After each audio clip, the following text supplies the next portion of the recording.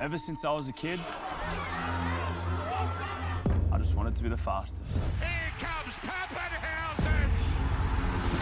But there's fast, and then there's really fast. This is what dreams are made of! In 2024, Greyhound Racing New South Wales will conduct more than 12,000 races at 26 different tracks and distribute in excess of $55 million in prize money and trainer subsidies. Greyhound Racing is the fastest sport on legs, and Greyhound Racing New South Wales has some of the richest races in the world. Like the Country Classic at Dubbo, the Group 1 Golden Easter Egg here at Wentworth Park, there's a 7:15 at Ladbrokes Gardens and the Thunderbolt at Grafton. But the biggest is undoubtedly the $1 Million Chase, a race that creates iconic moments and instant millionaires. Mystic Ride digging in, a dream, now a reality! This is greatness from a champion! J&J just in front, J&J for Queensland has won the $1 Million Chase! It is the fastest sport on legs, And that's why Greyhound Racing is my buzz. It may have been a wet and wild day in the Harbour City, but that certainly hasn't dampened our excitement ahead of a massive evening of greyhound racing. I'm pleased to say the rain has cleared, the forecast is reasonable, and Wentworth Park is looking a treat ahead of the big night, the 2024 Ladbrokes Golden Easter Egg Night. Curators, stewards and ground staff have been hard at work getting the track in order, and I'm pleased to say we are a systemed go. The egg is the big one, but for some, just having a runner on Golden Easter Egg Night is all that matters. There she is, the jewel in the crown of old Sydney town, Wentworth Park. My name is Simon Orchard, and I'm pleased to bring you our special coverage right here from the heart of Sydney ahead of what is a massive, massive night, the 2024 Ladbrokes Golden Easter Egg Night. Alongside me, as always, Tim the Battler Newbold, and Jared Timms joins us from Ladbrokes as well. Battler, I'll start with you. The egg's just special, isn't it? Yeah, good evening, Simon. Good evening, everyone. It sure is. It's not the richest race in New South Wales, but it is the most prestigious. It's got a long history, and tonight we might just see the shortest price greyhound in history, favourite, in the Golden Easter Egg in McKenna. She's been very, very heavily backed in recent days. An absolute star through the heats and semi-finals, the second ever fastest run here at Wentworth Park behind Shaky Jakey in the heats, and then backed it up with a 29-28 performance in the semi-finals. Jared Timms is here as well. I'm surprised you dragged yourself in, mate. I thought you were still celebrating after the Sandgroper a couple of nights ago for Ladbrokes. Yeah, well, I was actually supposed to be there tonight, Simon. Unfortunately, with the inclement weather that has brought us back to, well, this week for the Golden Easter Egg tonight, I've missed the junket, unfortunately. So hopefully, for my first trackside experience of a Ladbrokes Golden Easter Egg, we're up for a good night here. Yeah, we'll try and have a bit of fun here tonight. We bring you all the coverage, as I said, from Wentworth Park, the Ladbrokes Golden Easter Egg Night. It's a night not to be missed. Wherever you're watching at home, in the comfort of your own lounge room, if you can get down to the track, make sure you do. There's plenty of entertainment happening down here in the Wentworth Park precinct. It's not just the three of us here, though. There's a fourth member of our team. He'll be trackside throughout the night to get all the action and reaction. I speak, of course, of Mick Cowley, and we say a big hello to him. Thank you, Simon. Great night here tonight, Wentworth Park. I'm down at the kennels at the moment. This will be a hive of activity all night, but later on I'll be over there interviewing all the winners. I get the good job. I get to see all the happy faces when they come back after winning lots and lots of prize money, particularly that Golden Easter Egg. Will be a beauty, and we'll chat to the winners straight after the race. Should be a fantastic night. The weather's holding at the moment, a little bit of rain early, but hopefully things will be perfect when we do get the race card underway very, very soon.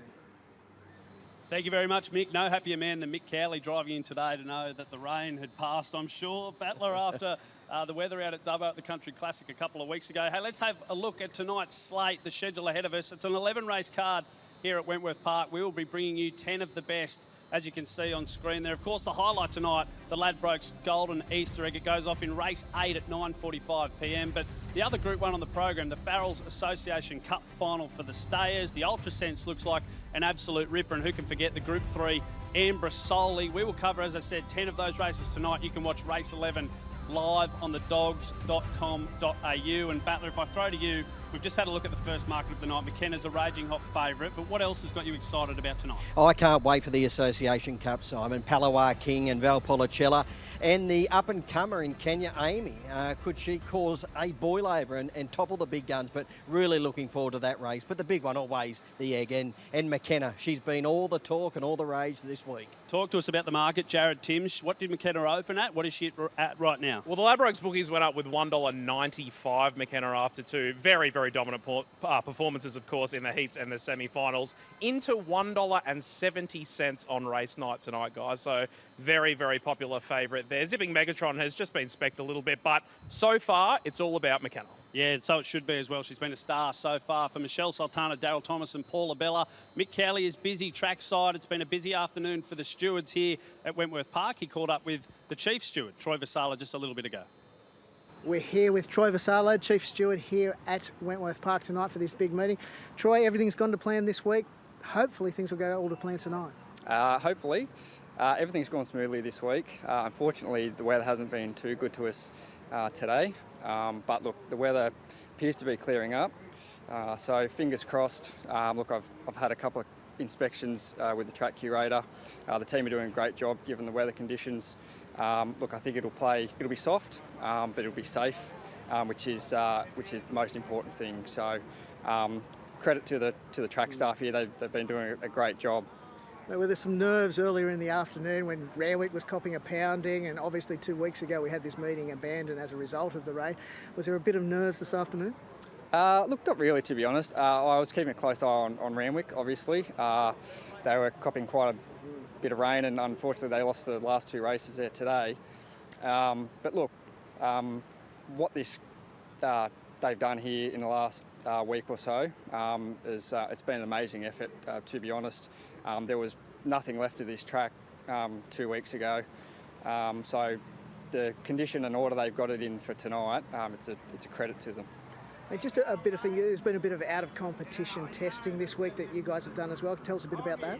We've been very proactive in our approach to out of competition testing, particularly in the lead up to the feature events that we have tonight, the Association Cup and the Golden Easter Egg. So throughout the week, I think we've got about 40 plus out of competition urine and hair samples. And look, I must thank Queensland and Victoria for assisting us with that process as well. They've been very good to us, but look, we've been very, very active in that area. And look, I think it's very important that we take a very proactive approach, given the prize money that's on the line. But you know, we hold ourselves as one of the leading jurisdictions, and I think leading from the front with our out of competition testing sets the standard and sets a good example. And I guess ultimately you're hoping for a very quiet, non-event sort of evening for you from a steward's perspective. Yeah, look, that's what you aim for, but look, you just never know what's going to happen, unfortunately. But look, fingers crossed the night goes smoothly. But look, we'll continue to monitor the conditions, the track, and look, if we have any doubts, look, we'll reassess then. But currently, the track's safe. We're happy with it, so it's game on from here. Here's to a great night racing. Thank you. Thanks, mate. Cheers. Mick Cowley there with War and Peace with Troy Vasala trackside. Gee whiz. The Chief Steward. Geez, a young Chief Steward as well, Battler, but good on Mick for finding out all the good oil. As we said, a busy afternoon for the staff looking after the track here at Wentworth Park. So much rain dumped here today. Talk to us about how that affects the track, what they're looking for, and how it affects the greyhounds tonight. Well, it's probably hit at the right time, early afternoon, so they were able to let the rain sort of soak in and then get in and do any sort of repair work on the track. But they've done a tremendous job, the track staff here, along with Greyhound Racing New South Wales staff, getting the track in the order it is tonight.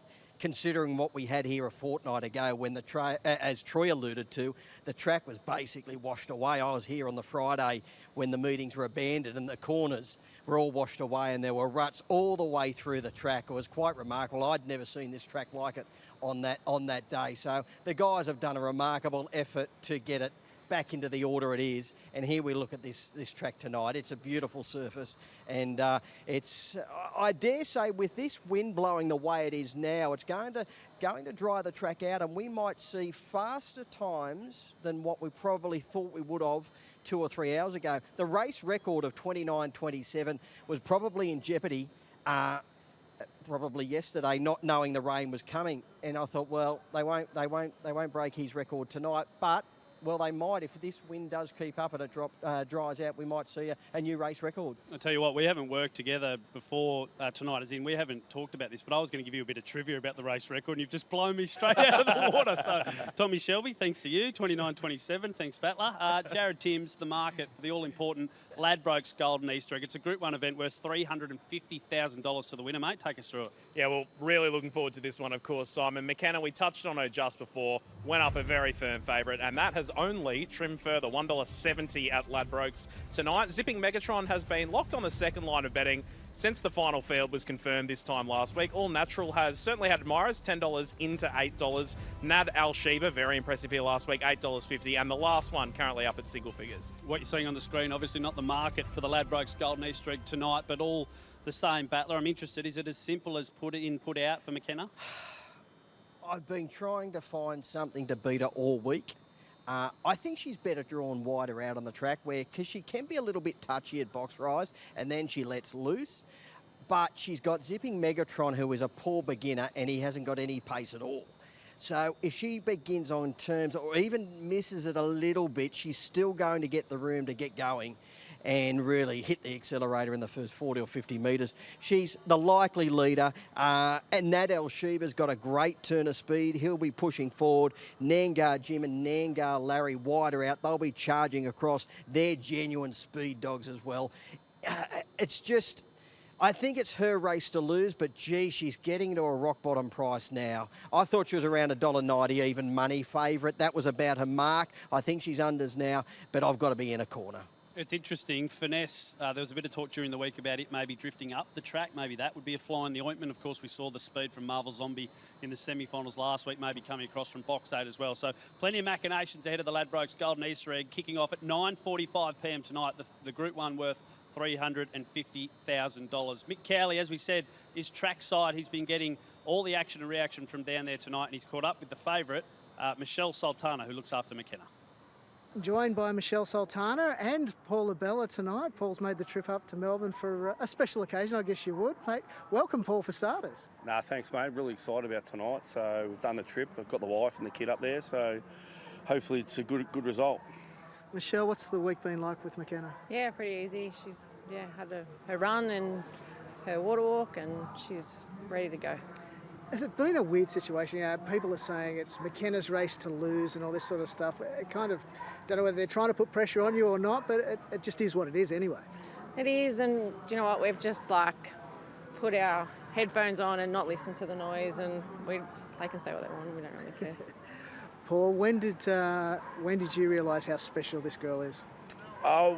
We thought she was special from day one. That's why we put the offer in to buy it, to be honest. And then she did come on season, and then I gave her her first few trials back, and it was her third trial. That's when she broke the record at Shepparton, and I've put some fast dogs, and on a trial day she broke the record, and I rang up George and I said, wow, what have we brought here? So yeah, and things have been.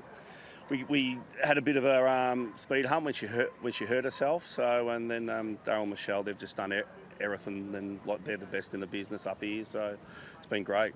That plan to send her up to Daryl and Michelle, a few trainers wouldn't do that. They'd do the trekking and so forth. What made you decide to go that way? I raced here January last year with a little girl called Cruise Mode who George owned, and we brought her as well, and she went terrible, to be honest, and I felt terrible for the owner because he had all his family here, and then I just thought, you know what, that's it. And Daryl and Michelle, and I said, I rang Daryl up. I said, that's it from now on. I'll just send the dogs to you. And all Daryl said was, can you send them so they can settle in? And yeah, it's been brilliant. And I think we've won a Bulleye Cup, haven't we? And Aston Ulysses won a Pink Diamond. So it's been great. I can't complain. Michelle, what's it mean for you guys?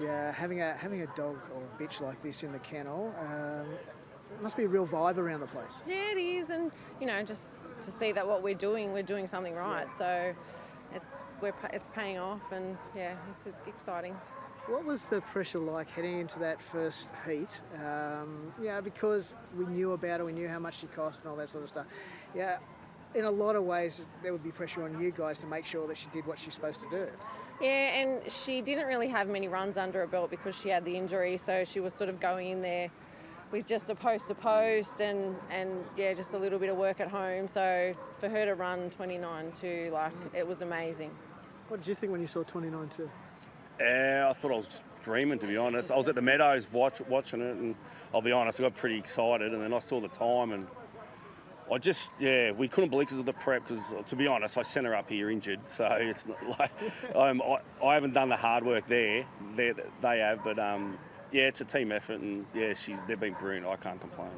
Now, you guys have had a fair bit of success over the last 12, 18 months. What would a race like this, a victory in a race like this, mean for you? Oh, is there any better? Or maybe the $1 Million Chase, but yeah. Well, it's the one that all trainers want to win, the Easter egg. There's races worth more, but this is the iconic one, this and the Melbourne Cup, I guess. I think this one means a lot more. It's been around for a lot longer, and a lot of great trainers have won it, so for us to win it, it'd be amazing. Nerves? I'm okay. I don't know about Daryl, but... Is Daryl here tonight? Yeah, he's here. Gets a bit nervous, doesn't it? Oh, he's okay. It's just been, I think with the extra week, it's just, we just want it done now. What about you, Paul? Any nerves tonight? Yeah, because I'm not boxing her. It's always you, and that's nothing to the shell. We dreamed about this. We got here. We're still here. We got one run to go, and it's just everything. George brought her. One of my best mates, Anthony, has a party. He owns Whiskey Ride. I see Whiskey Ride every day when I go to Anthony's, and he's the father. So it's a big picture. It is, and if we can pull it off, and I'll be honest, to win it with Daryl and Michelle and George, that's better than winning it by myself, because you win it with mates. But then it comes down to me, it's about Bonnie or McKenna. It's about her. She's special, mate. And if she does get beaten today, that's life, and we push on, and we got the rest of the year. And I'm telling you, every trainer in Australia would love to have her. So let's see how we go. 100%. Good luck to you, Michelle, to you, Paul, and of course to McKenna. Fingers crossed I'll talk to you after the race. Okay, thank you. Thank you. I'll be jumping the fence. Thanks. Cheers. Good luck. Paula Bella and Michelle Sultana with Mick Cowley there. Great interview. Imagine if Paula Bella jumped the fence and ran down the straight here at Wenty Park. Scenes reminiscent of Pete Lagagione jumping up and down during that big race a couple of years ago. McKenna, look, the market certainly favours her. What about the heat and semi-final performance, though, Battler? What did you make of it? Oh, the heat performance, 29.20, was just unbelievable. But this is the semi-final last week, box 6. She began cleanly, and then she just showed that amazing turn of speed she's got. She ran 5.39 opening fraction to the back in 13.63. Then 17.65 top corner, home at 11.62, 29 and 28 overall. The week prior, she began only moderately, but then she really whooshed. So it was good to see what she did between the two runs. She was much better away last week in the semi-final. When she's got that room to move, she's just got an amazing turn of foot.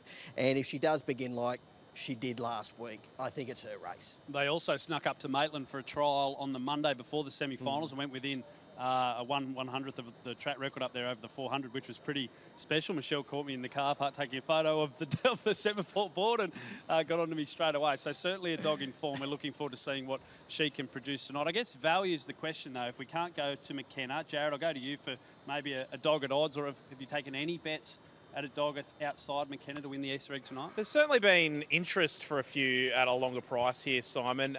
All Natural is one, actually. The Ladbrokes bookies, I beg your pardon, went up with $10 into $8 on race night. There's been specking for Finesse as well, actually. Went up a $17 chance into $13 on race What do you night. make of All Natural, Battler, the brother of J.S.J, and it's probably existed in the spotlight, I think it's fair to say, during their careers? I think he's got a tremendous chance. I've actually got him in for second position, All Natural. I think he's the value runner in the race, without a shadow of a doubt. He was actually $11 or $12 real earlier in the week, not long after the box draw was done.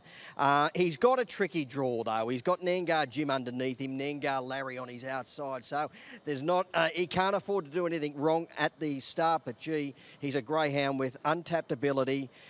He's better now for a couple of runs around Whitworth Park. He's won one and finished runner-up at his other run. Just a tricky draw, but I had to put him into my numbers just due to the value. He is the value in the runner, for the value runner in the race for sure. Certainly a lot of wonderful storylines in the race. Nat Al-Sheba is another one. We know Pete Lagagione from, of course, winning $2 million chases, but interesting to read this week. Never won a Group 1. And Nat Al-Sheba, we know, named after the district that Pete lived in when he trained in the Middle East. It's a heck of a greyhound, and it's got a heck of a chance tonight, doesn't it? Yeah, sure does. He's another one with a great acceleration. He'll be vying for the lead if he does get away in a clean note. He's run around the 5:39, 5:40 opening fraction. If he can repeat that, he'll be looking for the lead, and if he does get to the lead, he'll be awfully hard to run down. Greyhounds in the stirrup area for race 1 on the program tonight. Of course, the Ladbrokes Golden Easter egg, 9:45 p.m. We've mentioned it a couple of times, $350,000 up for grabs. The last greyhound I want to quickly touch on, Nangar Larry. Mitch Beer, we've seen the involvement with him during the week. Battler, just a quick word on Nangar Larry and his hopes? Yeah, he's another with a great turn of pace as well. He's been racing really, really consistently. If there is any jamming or jostling underneath him over toward the inside, he could be right in the sweet spot through that first turn and get the fly. He's a genuine winning chance, but he does need to nail the jump. All right, we're still a few hours away from the Ladbrokes Golden Easter egg, but race 1, just under 5 minutes. The lure is whizzing around behind me. We're going to throw to Jared Timms from Ladbrokes for the first market update of the night. Very, very popular favourite here in the first time. One of the best back dogs of the night so far. In fact, Tyler Fly High, our bookies went up with $1.55. Currently a $1.45 favourite, and is the market mover, in fact, at that price. There has been some interest for what she said, $5.50 at Ladbrokes, $7 about Quick to Judge, and we're looking at double figures and longer for the rest of them. Peter Rogers trains, of course, knows a thing or two about winning the egg. He's the defending champion with Simply Limelight last year. Battler, as we look at the speed map for race 1 here tonight. Yeah, greyhound number 5, What She Said, will be charging across looking for the lead. Chad's a Star's got a good turn of speed, and Quick to Judge in box 2 will be hunting up. Tyler Fly High is a greyhound with no early pace at all, but he is very, very strong, and he's got a big engine. We're going to go to Mick Cowley now. He's got a live interview with Mark Davidson, who's got Quick to Judge going around in the first. Mark, welcome to Golden Easter egg night. A runner in the first race. Mate, tell us about Quick to Judge. Mate, he's desperate for the fence. He should hold his position early. He's pretty keen to go, as you can see. He's just gets himself a little worked up. So, yeah, look, Peter's dog's going to be hard to beat in the 5, but he's in a good box and expect him to run a decent race. Mate, best of luck tonight. Thanks, mate. Cheers. Mark Davidson there with Mick Cowley coming off a treble at the Gardens yesterday. Him and Mel, great Nova Cashews, great friend of ours. Battler as well, so he's got Quick to Judge going around in the first. We might as well start with it because Hard Choice has been scratched from box 1, so Quick to Judge jumps from box 2. Not a great winning strike rate, but has been around the money a fair bit. Yeah, spot on. Did run 29.63 when runner-up at the Gardens 4 runs ago. Has been here 16 times. Not a bad record, 2 wins and 6 minors. Has got the early pace to use box number 2 to advantage. And as Mark just said, then desperate for the inside. So he's got that tonight, drawn box 2 with a vacant box underneath him. Tyler Fly High is in box 3. It's the dog's tip tonight. If not the shortest dog of the evening, it's going to be one of the shortest going around. Yeah, and he's the quickest greyhound of the race. He's a moderate beginner, hasn't got a great turn of early pace, but he's got a booming finish. He's really strong. He's well drawn over nearer to the inside. He's another desperate railer. If he gets the right runs working into the back straight, he's the greyhound to hold out. What can you tell us about Chad's a Star having its first run at Wenty Park tonight? Yeah, really pacey customer, has built a pretty good record, winning 4 out of 10 around Bulli, up the Richmond Straight. Quick beginner, will roll forward, the value runner in the race for mine. What She Said for Kenny Markham gets the squeeze box, currently $5.50 with Ladbrokes. Only one run here will be better for that outing. Has got really good form on the provincial tracks around Nowra and Dapto. Another with a good turn of speed, and she'll be pushing forward with Chad's a Star in the early stages. Another scratching this morning. Kaiser Nismo comes out. Unleash Zach comes into box 6. Yeah, this greyhound would need to improve on recent runs, Simon. I can't have him tonight. Reality Tears, box 7, ran into Bandit Bluey last start. Tyler Fly High is going to be pretty quick, but I don't think it's at Bandit Bluey standard, Battler. Yeah, went around at 100 to 1 last week. Reality Tears began slowly, then checked shortly after the jump, and never in contention. I could throw him into the wider multiples if you are playing that way. And Coit, named after Russell, of course, hasn't won since June last year in box 8. Yeah, has only won the 3 races from 35 outings, but has run 19 minors. Another, if you are looking for the wider multiples, you could certainly throw Coit into that. A lot of interest in Tyler Fly High. Jared Timms, will go to you for a market mover ahead of race 1 here at Wenty Park. The market mover and the lion's share of interest all week here has been with Tyler Fly High, Simon. Fair enough. Battler, who are you going to bank for race 1 tonight on this big card? Got to be with the favourite Tyler Fly High, suited by the smallish field here. As I just mentioned, he's a greyhound who hasn't got a great deal of early pace, but he's really, really strong. He's a desperate railer. He's got box number 3. Greyhound 2, 4 and 5 should be out in front in the early stages. Look for him just poking up on the rails through the first turn, through the catching pen, and then the leaders better look out because he's got a booming finish. I'm with Tyler Fly High as well for what it's worth, but certainly very short at the moment. Jared Timms, one last market update. Is there anything getting some love from the punters out there? Well, interestingly, the Bandit Bluey form that you've just touched on there might be touched by the punters here, because Reality Tears has just gone $14 into 11, but Tyler Fly High is going to start a very, very popular favourite here. There we go. Pete Rogers, of course, a wonderful, wonderful night last year with Simply Limelight, taking out the golden Easter egg. He's since been retired and starting his stud career, so we wish him all the best. Race 1 from Wenty Park. It's a New South Wales GBOTA welcome to Wenty Park. Wonderful win, 5th grade. It's over 520 metres. We throw to Matt Jackson, who's going to be calling all the action here tonight. So runners are moving up, getting set first on the program tonight. First on an iconic night of greyhound racing, Golden Easter Egg night here at Wentworth Park. Green light on for the first. $1.60, Tyler Fly High. Jumps the favourite, $5, what she said. And there looks to be an issue with the lure here. Green light got turned on. No sign of the lure, so these runners will be backed out. The vet will no doubt have a look at them, and then we'll find out what the issue is. But perfect start to a perfect night, some would say. 170, Tyler Fly High favourite. We're in a holding pattern. Hopefully no long delays before race 1 gets underway.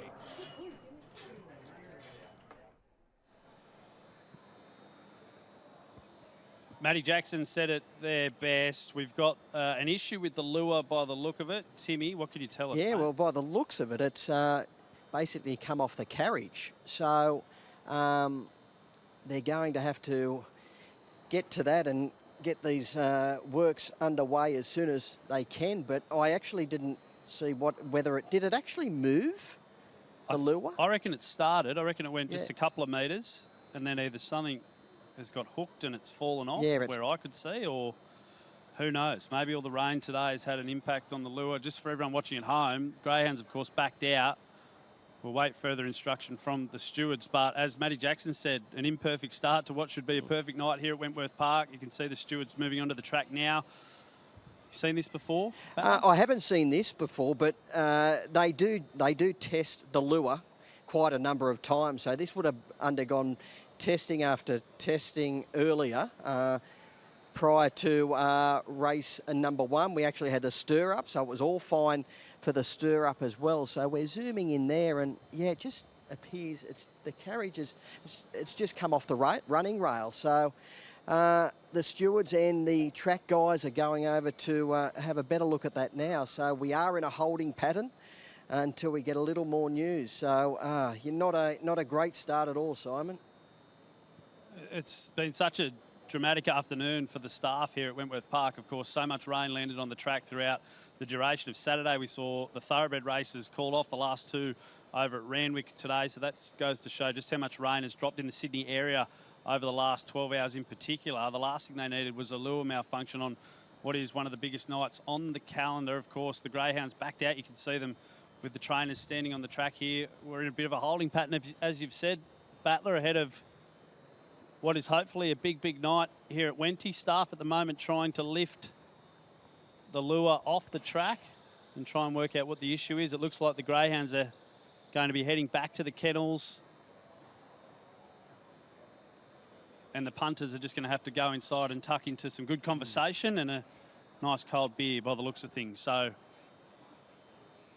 it looks like we're going to come back to us up here high in the stands at Wentworth Park. So Simon Orchard, Tim Newbold, and of course Jared Timms from Ladbrokes here, just waiting to see what happens with the lure at Wentworth Park. If you're watching at home on the Dogs platforms or live on the Ladbrokes app, we say a big cheerio to you. The Ladbrokes Golden Easter egg, of course, the big race tonight, 9:45 p.m, but a bit more drama to add into the mix, Battler. The lure has seemingly fallen off as it approaches the home straight here at Wentworth Park, and we're just trying to work out now exactly what is happening. So Matt Jackson giving some instructions over the PA. But So all races are back one. And we will have a new starting time for race 11 on the program. So all races back one. Okay. Matty Jackson's just saying now. There we go. So we're going to have a look forward to our feature race, the Ladbrokes Golden Easter egg. Of course, so many different stories to come out of the week. We've already talked to Michelle Sultana and Paula Bella with McKenna. They've had a wonderful record of sending dogs up here, haven't they, Battler? Panadero Warrior won the Bulleye Cup last year. Aston Ulysses has been a really good greyhound long into its career. This is just another success story for them. Yeah, absolutely. And she's been awesome since she's arrived in Sydney for the Heat End semi-final, 29-20, 29-29. And she's a deserved favourite in the big one, Simon. Jared Timms from Ladbrokes. It's been interesting watching the market throughout the week. Of course, McKenna opened a really short favourite. People are asking me, well, if I don't want to back the favourite, who's the dog to go for? Are you seeing much traction for any other greyhounds in the big one? Well, there has been at least a sprinkling of interest, Simon, for everything in the field. Obviously, a field of this quality is going to attract plenty of attention right across the board. McKenna is quite clearly the best backed at Ladbrokes. Zipping Megatron has held firm on the second line of betting all week. Did actually touch as long as $6 just before, just wound back into $5.50 now. Nat Al-Shiba's an $8 chance and tied on the third line of betting with All Natural. A dog we haven't talked a lot about yet, Battler, is Nangar Jim, of course, the dual Group 2 winner now, Tamora Cup, and of course winning for Joe McFadden down there. What about his early pace and how is that going to impact this race from box 5? Yeah, he's got a great turn of speed. He's one of the leaders. He can carve out low 530s here at Wentworth Park. As you said, he's pretty much more known as a big one-turn greyhound. That's where he's made all of the big finals, but he's done well to get through to the Golden Easter egg. Look, the issue with him is putting the overall time on the board.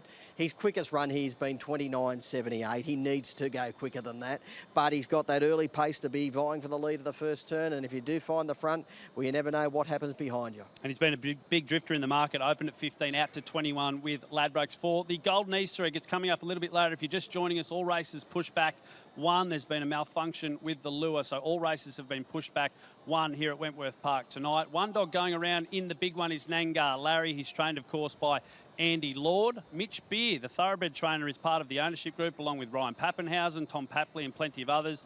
And our own Mick Cowley went down and caught up with Andy and Mick down there at Gunning during the week.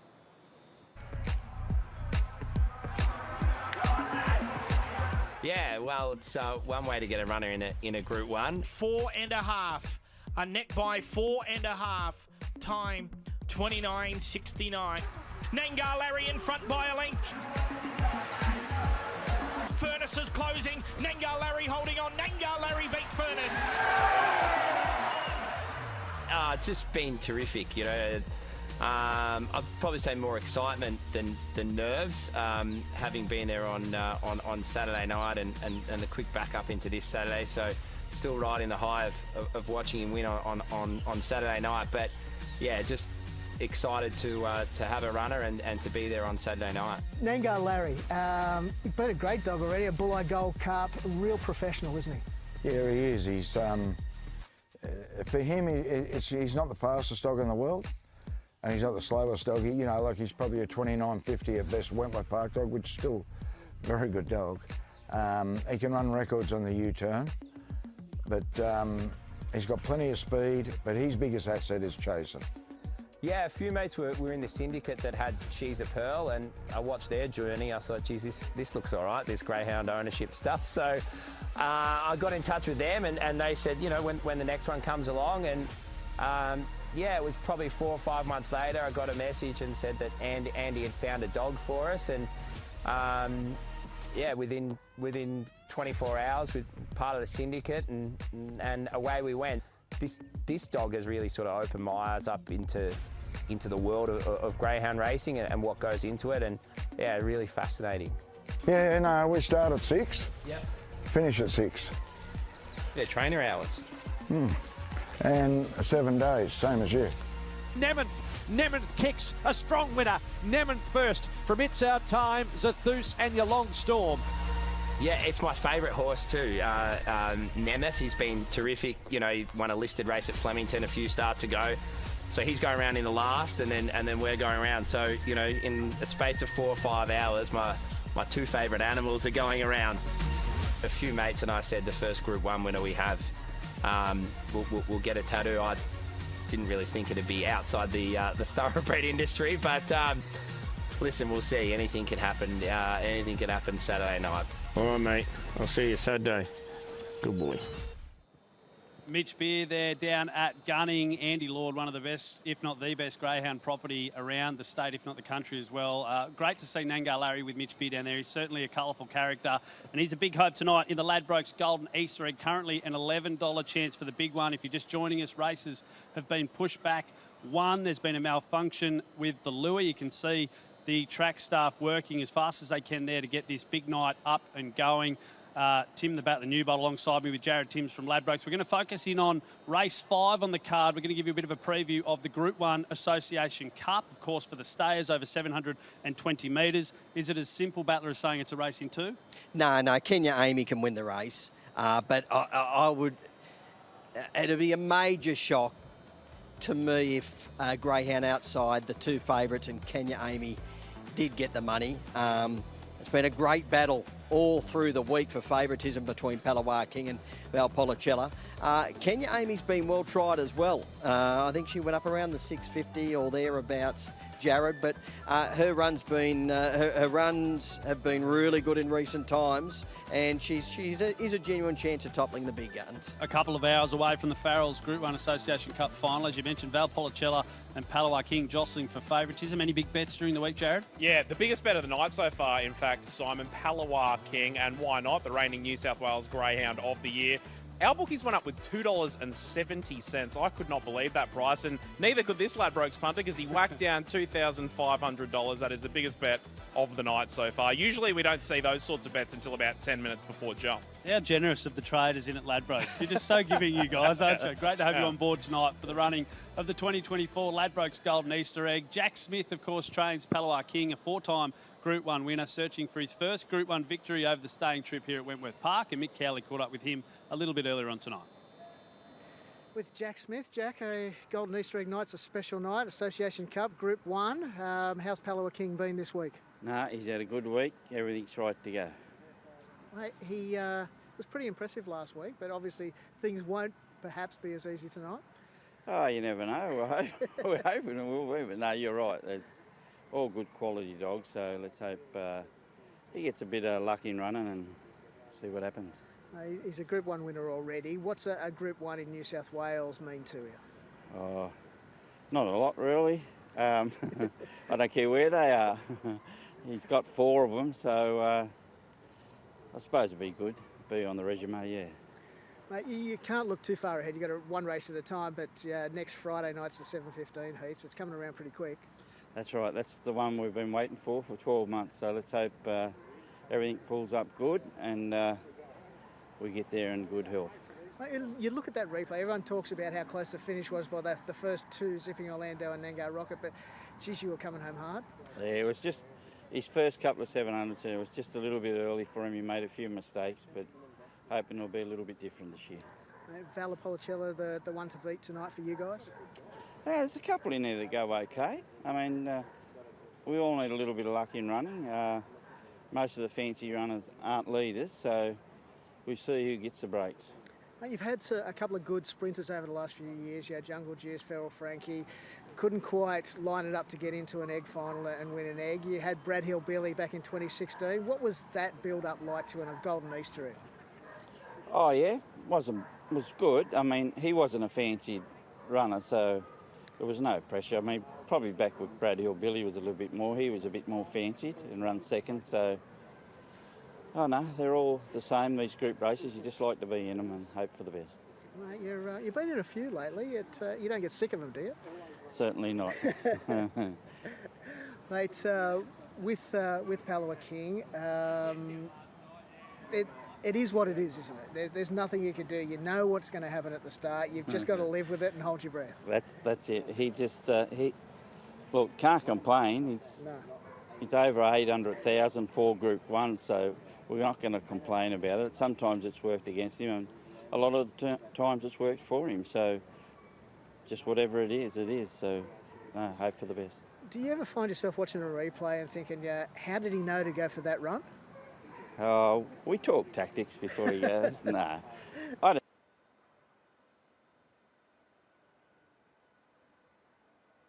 And he can think about it, whereas, some, I don't know, other dogs just charge in. Well, he used to in the early days, but he's learnt to race better, yeah. Is he like that at home? Yeah, he's smart. He knows what's going on. Mate, it must be fun to trade dogs like him. Oh, yeah, it is.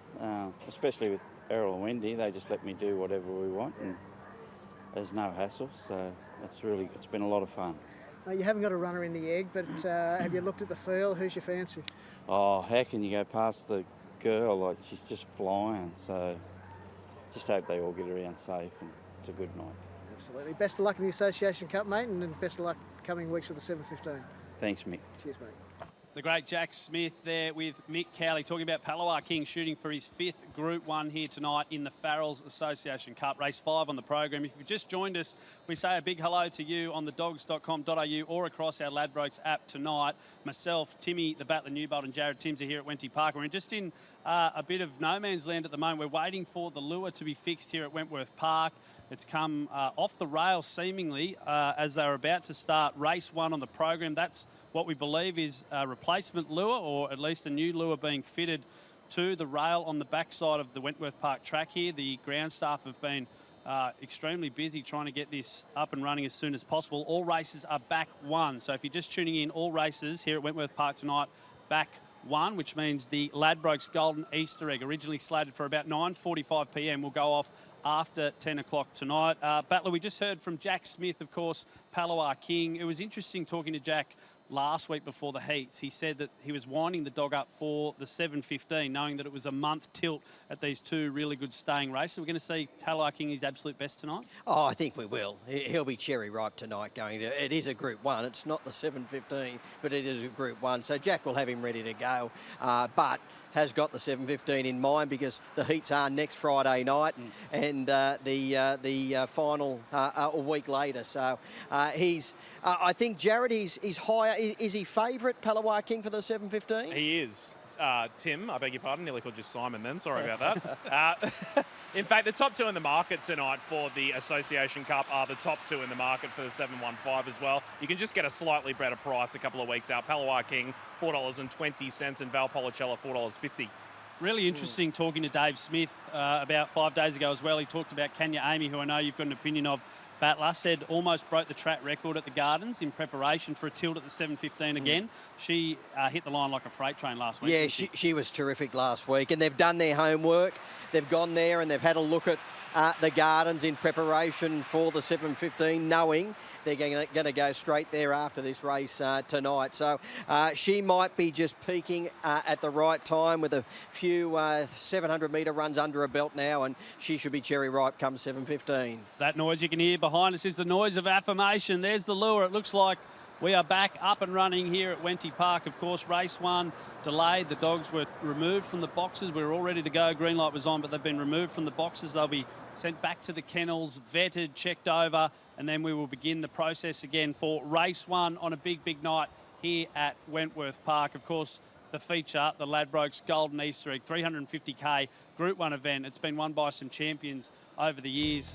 Battler, there's a look at the market ahead of race 1. It's all about Tyler Fly High for Pete Rogers. Winning the Golden Easter Egg last year was simply Limelight, a dog with plenty of ability. You go down the page to What She Said, probably the only other greyhound in the market at the moment, and Mark Davidson has Quick to Judge, jumping from box 2. We heard from him just before the race was about to commence about 20 minutes ago. He said that Tyler Fly High is going to be the dog to beat for sure, but no price at the moment there for Tyler Fly High. Battler, I want to ask you about Golden Easter Eggs of years gone by. Of course, called some as well, but do you have any long-lasting memories from Egg Night? Oh, Brett Lee in the early 2000s.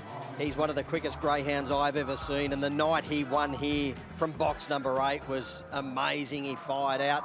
Another memorable victory was Cyrus, the Virus for City Swain. Oh, they had a huge crowd here that night. They were crazy, the crowd that night. And probably on a personal note, more Fernando Bale, I called his Golden Easter Egg back in 2015. It was the first Golden Easter Egg I called, and we only know, well, we know what he then went on to do on the racetrack and then has since done as a sire at stud. So, yeah, on a personal note, Fernando Bale, but Brett Lee, Cyrus the Virus, incredible victories years and years ago now. Some great memories there from Timmy the Battler Newbold. A late scratching here in race 1. Coit, the 8, is out. They've gone back to the kennels. It's been vetted and it has been scratched from the first here at Wentworth Park tonight. Of course, it is the New South Wales GBOTA Welcome to Wenty. It's a 1-4 win restricted race. It's a 5th grade over 520. Let's work our way through the runners if you want to have a bet. Hard Choice has been scratched from the 1, so let's begin with Quick to Judge again. Battler, it's a bit like deja vu here. This greyhound's perfectly drawn in box 2, has basically got box number 1 with a vacant box underneath it, has got the early dash to use that inside draw and will be punching for the lead. Tyler Fly High was $1.50 with laddies when the race was about to commence about 20 minutes ago. Now $1.65, the dog to beat. Quickest greyhound of the race, only needs a green light or two through the catching pen into the back straight, and he's the greyhound to hold out. He hasn't got much early dash, but he's super strong and he's suited by these smallish fields. Chad's a star in box 4. What can you tell us? Really pacey type. Quick beginner, has been winning really well at Bulleye and Richmond up the straight. New here, so first time here at Wentworth Park, but in the care of John Callaghan. I dare say the greyhound has trialled here, should roll forward, and the best roughie in the race for mine. What She Said opened at 6 into 480. There's been some money for What She Said. Yeah, has built a really good record, been in the money of 10 of 14 runs. Another one with a good turn of speed. She's the likely leader in the race. Reality Tears, what can you tell us about Reality Tears? $11 with laddies at the moment. Yeah, moderately away at its latest run, then check, so just put a line straight through that. I think a genuine place chance and throw into the wider multiples. We've mentioned Coit has been scratched. We're both with Tyler Fly High. Let's throw over to Matt Jackson. Hopefully this time we can get race 1 on Golden Easter Egg Night off to a great start. Here he is to call the action. So the runners are moving up. First on Golden Easter Egg Night here at Wentworth Park. And the green light is turned on. We hold our breath. Lure's on its way.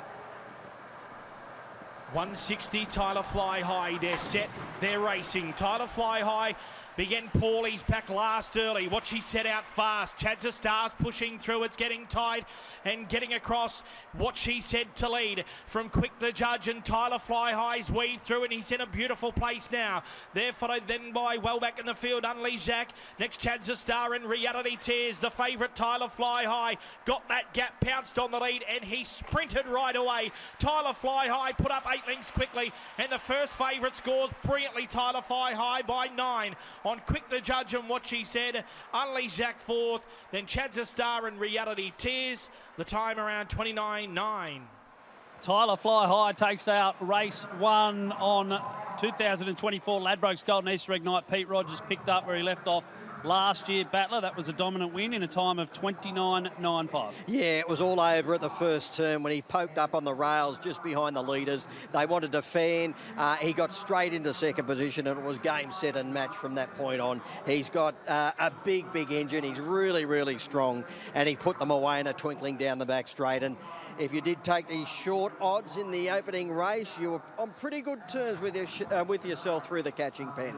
There he is in full flight. Tyler Fly High. It looks like Quick to Judge has got up for second position. Some nice place odds there if you back Quick to Judge. And then What She Said runs into third for Kenny Markham. There's the numbers, 3, 2, 5 and 9. The time, 29.95. I know it's early, Battler, but what do you make of that? That run home time, 11.44. They basically don't get home any quicker than that. So Tyler Fly High, no doubt in the world, that greyhound, I would say will get up over 600 metres very, very soon, and then who knows, might even get up to the 700 metres at some point in its career. But 11.44, sensational run home time. As I said, they don't really go much quicker than that here at Wentworth Park coming home. Out of Serena Fly High, side by Superior Panama. Win number 5 tonight at start number 26. It's not a brilliant record. It doesn't jump off the page, but certainly a dog with some ability and maybe one for the Black Book as you move forward. It looks like Mick Cowley has caught up with Pete Rogers after the first here at Wenty Park. I am with Peter Rogers. Pete, congratulations. A nice way to start the evening. Yeah, it is a good way to start the evening, but it's unfortunate we had that mishap. But, you know, all the work that the GBATA guys have put in to have this run well tonight, these things happen. I know that from being a past chairman of the Richmond Club, but yeah, really good win for the dog. He's hadn't had a lot of luck the last few starts, has he? Well, you see the run home time. The dog's a stayer. They come from a staying line, the Serena Fly High line, and it's just you just try to pick off every race you can pick off with them till they go up to the staying rank, But he'll be set now for the Bob Payne Winter Stakes, along with his kennel mate Superstar Ethics. So they'll both be going to that. This is a special night for you. Last year, those memories. Oh, just unbelievable, and I'm putting him in box 3, and that's what I won the egg from box 3, and it's a bit surreal, but I always have a lot of luck, and I always have, right to back when I won the inaugural Magic Maiden final with Country Zulu. Nearly always get a winner on Easter egg night, and it's been very, very good to me. It really has. There's a heads up for the punters, 12 months' time, perhaps. Well, I don't know. We'll just see. There's a couple of lovely young dogs coming along at home, and we'll just see how they go. Just quickly, you mentioned stepping up to distance. Are there plans for that? Have you picked out any race or just take it as it comes? Well, you'd be probably looking at some of the races that in Brisbane as the state of origin rolls around and the Winter Carnival comes up there, and that's a few months off, so you've got a little bit of time to put that into them. Also, like on Wednesday night we checked the radar. We've been getting her going over the distance, and she's another Serena Fly High, and she broke the track record. She'll go to the Gardens now. And don't let her near you. I'm telling you now, just don't let her near you. But it's all good. It's all good for the sport. And other thing too, I'd like to wish every person that's got a greyhound in the Easter egg tonight the best luck and the best outcome they can possibly get for their greyhounds, because it took me 51 years to win it. I did. And it was worth the wait, wasn't it? Oh, absolutely worth the wait. And he's still at home and he's serving bitches, and everything's good with him. Everything's good. And he'd still be in it. He's not 4 until June, so everything's good. Yeah, everything's good. Congratulations on the winner tonight. It's not the big one, but it's a winner. It's a winner. Any winner's a winner. Absolutely. Well done, mate. Thank you. Cheers. Thank you, buddy. Pete Rogers there with Mick Cowley. Here we go, slow-mo shots from the head-on as they jump out of the boxes. Tyler Fly High from box 3. Talk us through it, Battler. Yeah, Greyhound Too Quick to Judge and What She Said both began brilliantly. They were vying for the early lead. Tyler Fly High, he began poorly, but you can just see him dive over toward the inside as they go through this first turn, and they just fanned a little as they go through the catching pen, and he got that beautiful run through into a stalking second position, working to the back straight, and it was game, set and match at that point. He's got a huge engine, and that run home time out of this world, 11.44 the run home time, which is absolutely sensational. And shows that the track is in good nick as well still, considering all the rain we've had here today. Pete Rogers there spoke about the future of this dog as maybe being over the staying cape. But the thing I love about that interview with Pete, everyone here tonight will have a story about the egg, about a dog they backed, about a dog they trained, about a dog they had a bet on. The egg just brings everyone in the industry together, doesn't it? It sure does, and it was the #1 race here in New South Wales before the $1 Million Chase. The $1 Million Chase has got the big prize money, the $1 million to the winner, where the egg, it's got a long history, it's prestigious, and up until the MDC, it was the race everybody wanted to win here in New South Wales. And for many, it probably still already is, if you want to put the money factor out of your head. I know what I'd want to win, to be blunt. A maiden at the Gardens? No, over the 2 races, certainly the MDC, but there would be trainers out there, they would love to win a Golden Easter egg. It's a unique series, being a 3-week series, and it takes a tough dog to really go through heat semi-final and take out the big ones. So, yeah, it was. I know Peter, as he said, he'd been in the industry for 51 years, and it took him that long to win the Golden Easter egg, but it was certainly well worth the wait. Yeah, it's one of those races, isn't it? I talked to a couple of trainers during the week. They mentioned the likes of the Melbourne Cup or the Derbies and the Futurities as the races with a lot of history, a lot of prestige. It's still got a place in everyone's heart, don't they? Oh, absolutely, absolutely. But yeah, 350 grand, nothing to sneeze at. It's not $1 million, but it's great prize money. Yeah, absolutely. $1 Million Chase coming later this year as well, and who can forget $500,000 going off at the Gardens in just under 2 weeks' time. The 7:15, the heats start next Friday as well. Let's update the divvies after that race 1. It looks like Tyler Fly High, $1.50 it ended up jumping with, so a good winner there. We're going to go to race 2 on the program here at Wenty Park tonight. If you're just joining us, it hasn't been without drama. Of course, so much rain in the Sydney area throughout the day, and then just ahead of race 1, the lure, would you believe it, dropped off. It looks like the rail. Batley, you've got some photos right in front of us. Tell us what you're looking at. Yeah, a few of the track boys actually sent photos through. So, yeah, the carriage actually just fell completely off the rail. The world came loose. So it's a brand new carriage on now, as well as a new arm. So the world just simply gave way, and that's why it fell off the rail. And anyway, it's been rectified. New carriage, new arm, and we're ready to go for the remainder of the meeting. Yeah, wonderful work from the staff here at Wenty Park who've been in overdrive all afternoon. Race 2 on the card is not far away. It's about 9 minutes from now. Let's go to Jared Timms from Ladbrokes to get an update ahead of race 2. Where's all the money going, my friend? Another very, very popular favourite here, Simon. Trunky Chief. Beg your pardon, just falling over my words here. The breeze is getting to me. $1.65 opening price and $1.65 on race night. Spring Breezing is a $4.80 second leg, $5.50 About He's Thunderous, $12 Backline Pie, out from an opening price of $9. And if you're looking for something at huge odds here, Simon and Battler, Sister 3 went up a $101 chance into $41 and is the Ladbrokes market mover. There you go. Is it weird that my mind went straight to Chief Wiggum when you said Chunky Chief? Police No, Chief I think Wiggum? that's fair. That's fair. One of my favourite shows growing up. Speed map for race 2, Battler. Yeah, Spring Breezing's got a good turn of pace. It'll be charging over Chunky Chief.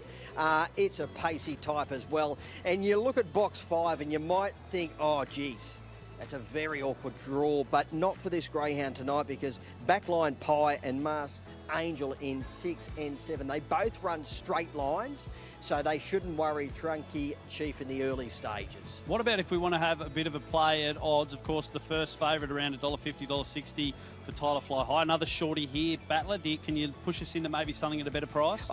Greyhound number 1, he's Thunderous, is a capable greyhound, but like, I've got it in second position, the toppy, but did run quick time at the Gardens 2 runs ago, but a steady record around here, which is a worry. Yet to win in 8 runs, has run a couple of minors, but look, I'm in the corner of the favourite here. I think it's his race. He only needs to step cleanly. He's got the pace to lead with those 2 greyhounds on his outside running a bit of cover. The Dogs form expert has told you to stick He's Thunderous up your jumper. Hasn't even included it in the top 4, but he does like Trunky Chief at the short quote. There's Trunky Chief on camera at the moment, trained of course by Anthony Godden. This is another restricted 1-4 win race. It's 520 metres here at Wentworth Park tonight. We're 7 minutes away from the action. Of course, if you're just joining us, all the races have been pushed back one. Lure malfunctioned just before the first was about to get underway.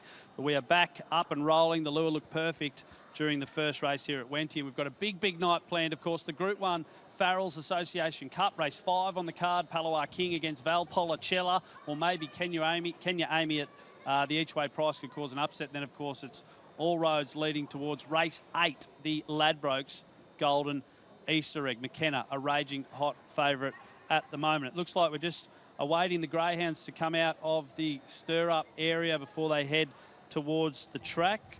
We're going to update the egg market with Jared Timms from Ladbrokes. Have we seen any movement in the last half an hour or so? McKenna, $1.65 when we last caught up, Simon. Currently a $1.65 favourite as well. Zipping Megatron just firmed back in a little bit from that $6 quote before. Now a $5.50 second. A leg. Nat Al-Sheba, rock solid $8. Likewise, all natural. A little bit further down the order here. Nangar Larry, still an $11 chance, but it is all about McKenna early doors. The market's on the screen, Battler. Finesse in box 1. Box 1 means a lot in big races. Have we overlooked that greyhound at all?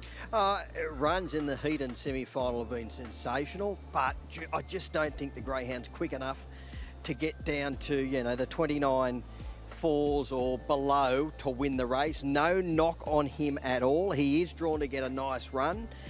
He's in superb form, running career best runs, but he does need to really get down to lower figures than what he has in the past. His PB here is 29.71. He's got to be running at least 29.4 to take it out. What about Zipping Megatron? Of course, burst onto the scene at the back end of last year. I think missed the Derby, if I'm correct, with injury.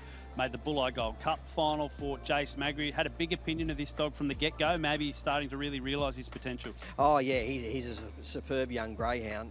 The issue with him, he's a moderate beginner and he hasn't got a great deal of genuine early speed, but he's strong. He's going to rely on a little bit of jostling and jamming and bumping up in front, but if there is, he'll be back on the rails. He'll be looking for a run, and if the runs do come at the right times, he could certainly steam over the top. It's a bumper field for the Ladbrokes Golden Easter Egg final coming up later on tonight. We're going to throw back to Mick Cowley, who's with Greg Board. He trains Spring Breezing coming up in race 2.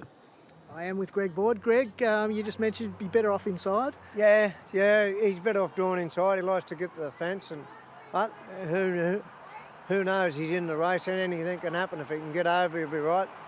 Pretty hard to beat the odds on Pop, but you never know what can happen. He's got some good form, particularly the Goulburn form. Yeah, he has won here. He's won here in just a tick over 30, so he's going to be compatible. Yeah. Mate, they're stirring up, so I won't keep you. Good luck tonight. I hope you can beat that favourite. Righto, thanks very much. Thanks, much appreciated. There he is, Greg Board with Mick Cowley, father of Scotty Board, grandfather of Josh Board, and of course J.L. Patea, a nephew of Scotty as well. It's a pretty good kennel out there in the Central West, Battler. Yeah, they've been in the game for a long time. Great trainers, trained many winners over the years, and there's no doubt Spring Breezing will be ready to rock and roll tonight in the care of Greg.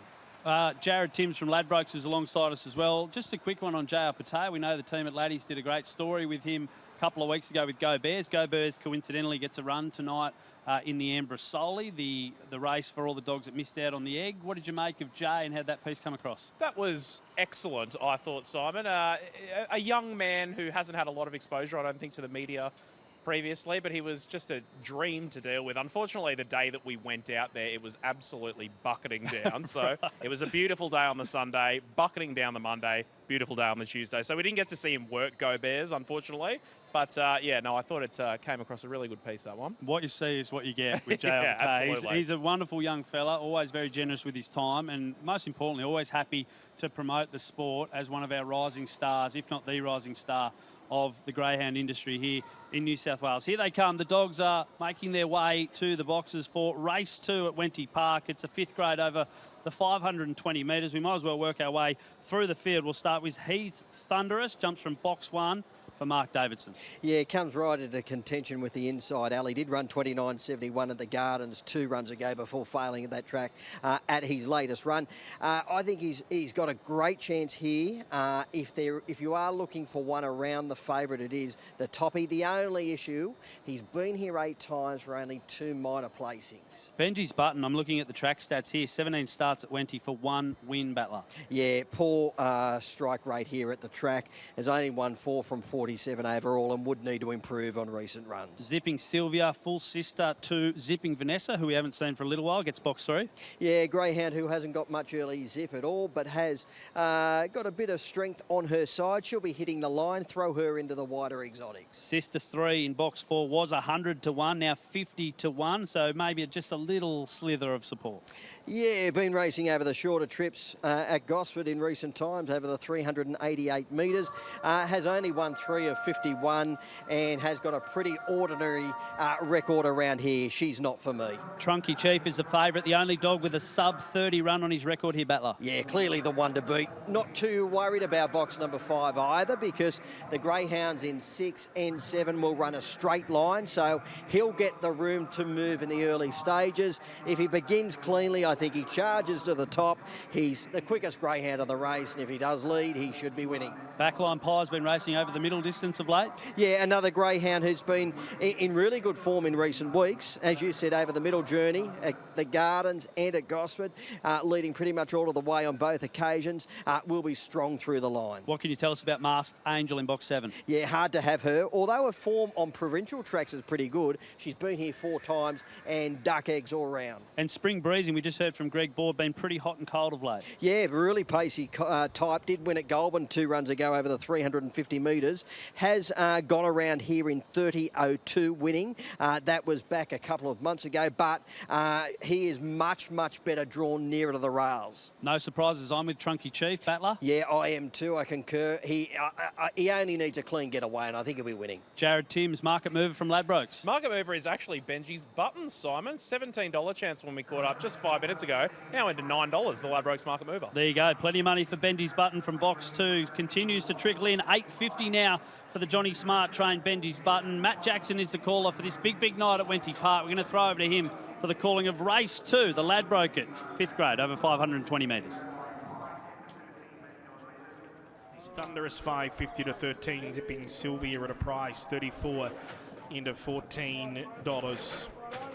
So Trunky Chief demounts the favourite. Things to go his way early from that middle drawer, but he's the clear dominant favourite. 175, green light turned on. Race number 2, favourite box 5, Trunky Chief. Set, they're racing now. He was away just fairly, Trunky Chief. Benji's Button out fast, leads to the first corner from Heath Thunderous pushing through. Getting up on the rails, Zipping Sylvia and wider as Masked Angel. They're followed by Trunky Chief, the favourite 5 off the lead. Next back line, Pie, Sister 3 and Spring Breezing. Off the back, Benji's Button, led it by a length, Zipping Sylvia, who went for an inside run where there wasn't a lot of room. So she comes to the outside and she's finishing it hard. Zipping Sylvia's grabbed the lead. Zipping Sylvia 2 strong beats Benji's Button and Trunky Chief. 4th, Heath Thunderous from Spring Breezing, Masked Angel, then Sister 3 and backline Pie. The time around 30 seconds. Zipping Sylvia overpowers Benji's Button in the shadows of the post. Zipping Sylvia trained by Tyler Ginn. A nice winner here in race 2 on Golden Easter Egg night. The time 30 and 02. It looks like 3, 2, 5 and 1. So 3, Zipping Sylvia from Benji's Button. Trunky Chief, got to be said, a bit luckless in 3rd. And then Heath Thunderous runs home into 4th. Battler, what do you think of that? Yeah, all honours to Zipping Sylvia. She got into a striking position mid-race and she's got a bit of strength on her side. And she just handled herself beautifully, hooking to the outside, turning for home, and she was just a little too strong for Benji's Buttons. And Trunky Chief didn't begin that badly, but I don't know whether he might have just had a bit of a stumble shortly after the jump, and he was in a world of pain at the judge on the first occasion. And his run to finish 3rd at the end was really good, but if you took the shorts, you don't think it was too good at all. I'll tell you what, Zipping Sylvia, as we said, full sister to Zipping Vanessa, just powered over the top of Benji's Button late. And both dogs in the frame there, first and second. Jared, subject of good support in the market as well, by the look of it. Certainly. Benji's Buttons, in fact, nearly landed the all of that late push that we spoke about there. Ended up leaving $8. $23 Zipping Sylvia opened into 11 for the winner of race number 2. Tyler Ginn is the trainer. Mick Cowley looks like he's found him down there trackside.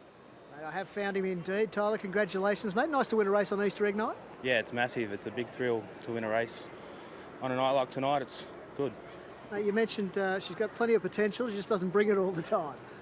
She's got huge potential, this dog, and she's frustrating too in a way because she does have a lot of potential, but she just doesn't bring it on race night, like you said. Mate, she certainly dug in there on the straight there. Yeah, she's very strong. So when she got to the third down the back straight, I was pretty confident. I was just getting around the leader. That was the hard part. Yeah, 100%. I was a bit worried that she wasn't going to get in, but like I said, I was always confident in her.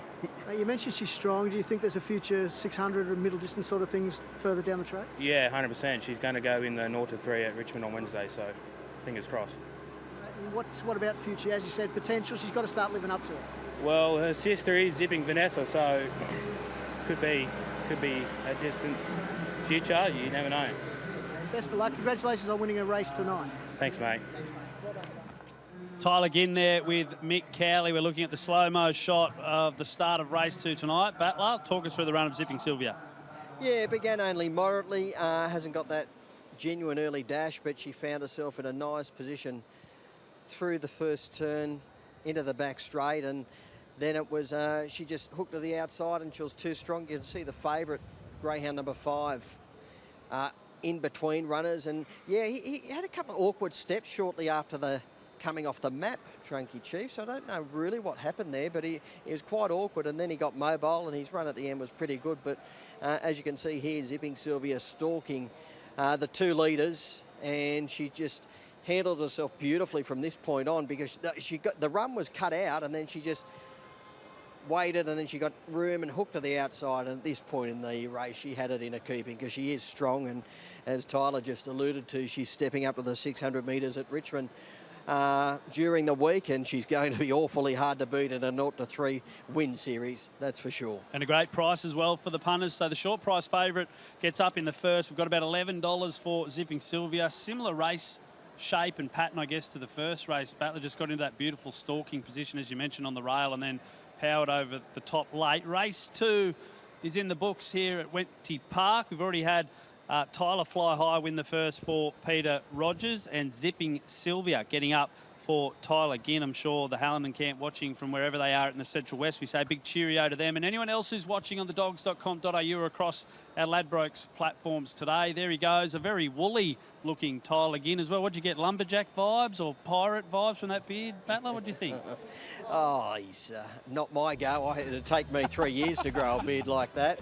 But he's looking well, Tyler. He's a good character. He's a happy man at the moment, that's for sure. And does a lot of hard work, a lot of the grunt work as well for the mighty Hallinan team out there watching on at home, I'm sure. Race 2, there's the divvies from Wentworth Park here tonight. Zipping Sylvia, of course, from Benji's Button. Trunky Chief, back to the drawing board for Anthony Godden, and He's Thunderous for Mark Davidson. Let's take a look at the market for race 3 on the card here tonight at Wenty. You can see greyhounds in the stir-up area getting ready for race 3 on the program. There it is, the Simply Limelight at stud, 720 metres. A staying race, and good to see Simply Limelight represented here after winning the Golden Easter Egg so well last year for Peter Rogers. A favourite there in One More Beer. That's the tip for me. Gary Stewart, I think it's a brother to Off the Richter, who's a promising staying type as well. We're going to take a quick break. We'll be back on the other side with plenty more on 2024 Ladbrokes Golden Easter Egg Night.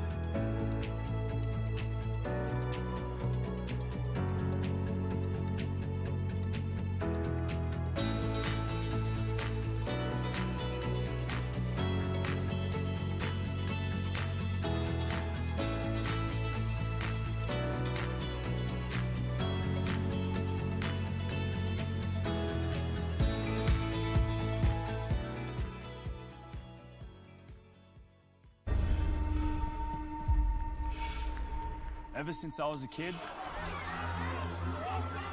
I just wanted to be the fastest. Here comes Pappenhausen! But there's fast, and then there's really fast. This is what dreams are made of! In 2024, Greyhound Racing New South Wales will conduct more than 12,000 races at 26 different tracks and distribute in excess of $55 million in prize money and trainer subsidies. Greyhound Racing is the fastest sport on legs, and Greyhound Racing New South Wales has some of the richest races in the world. Like the Country Classic at Dubbo, the Group 1 Golden Easter Egg here at Wentworth Park, there's a 7:15 at Ladbrokes Gardens and the Thunderbolt at Grafton. But the biggest is undoubtedly the $1 Million Chase, a race that creates iconic moments and instant millionaires. Mystic Right digging in, a dream, now a reality! This is greatness from a champion! Day is day, just in front, day is day for Queensland has won the $1 Million Chase! It is the fastest sport on legs, And that's why Greyhound Racing is my buzz.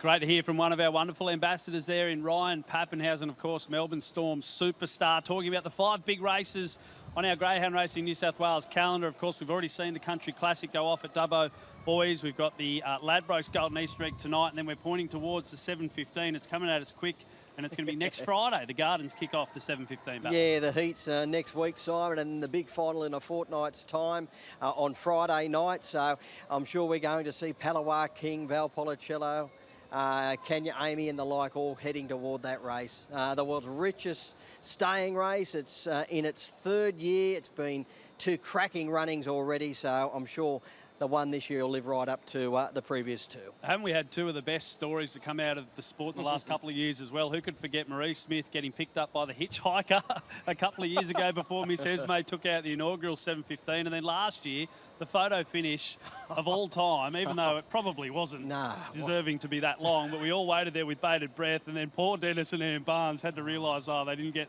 the biscuits, but it went to Minnie Finn, who was singing. What was the song that she was singing out on track? Sweet Caroline, yeah. That's right. And you and Duke were freezing cold all night. Yeah, and the year before too. So I hope we've got a bit better weather in the next couple of weeks. Looking forward to that. Jared Timms from Ladbrokes will be there as well. We've got a sportsman's lunch in Calcutta that I'm sure you can't wait to sink your teeth into, mate, as well. Really looking forward to that, actually, Simon. Who have we got? We've got Mark Waugh. We've Paul, got the Chief Harrigan. the Chief, of course. We've got the 3 of us. That's what everyone's looking forward to, and surely. Jimmy Cassidy as well. So we can't wait to get up there. Thedogs.com.au if you want tickets. Let's turn our attention to race 3 on the program here at Wenty Park. If you're just joining us, all races have been pushed back 1. We had a slight lure malfunction ahead of the first, but now we're back on track and we're surging towards the big one later on tonight. Race 3, as I mentioned, it's over 720 metres. It's a race for the stayers. We don't see a lot of these restricted win race for the stayers, Battler, but I reckon it's a good stepping stone to potentially Association Cup or 7:15 runners of the future. Yeah, Simon, there's a couple of greyhounds in this race which went around in the heats of the Association Cup. I refer to One More Beer and Skinny One, but they were outclassed in that race, and they'll find this a heck of a lot easier tonight. And as you can see by the betting, they really dominate betting. Yeah, can we have a look at the market? Jared, can you tell us who they want to support, the punters out there? Really, really good push for One More Beer today, Simon. In fact, he won at $2.50. That was the second line of betting into $1.90 favouritism. So we've got another odds-on favourite here ahead of race number 3. Skinny One has certainly had admirers as well. Went up $2.40 into $2.35, but that does see him onto the second line of betting. And they are about the only 2 that the Ladbrokes punters have been piling into. Let's be honest, boys. We've all pushed for one more beer, right? We've all had moments during our life where we've been desperate for just one more beer. Battler speed map, it doesn't really matter in these staying races, but talk us through it. Yeah, One More Beer will roll forward. Skinny One from the outside alley will get fresh air early. We'll be charging across, and Joanne Flo from box number 2 won't be too far away in the early stages. We're just a tick over 5 minutes away from race 3 on the program here tonight at Wenty Park, the Simply Line Light at stud. Staying race over 720 metres. Let's take a look at our runners. Mick Cowley is our man on the track tonight. He spoke to Gary Stewart just a few moments ago about the favourite, One More Beer.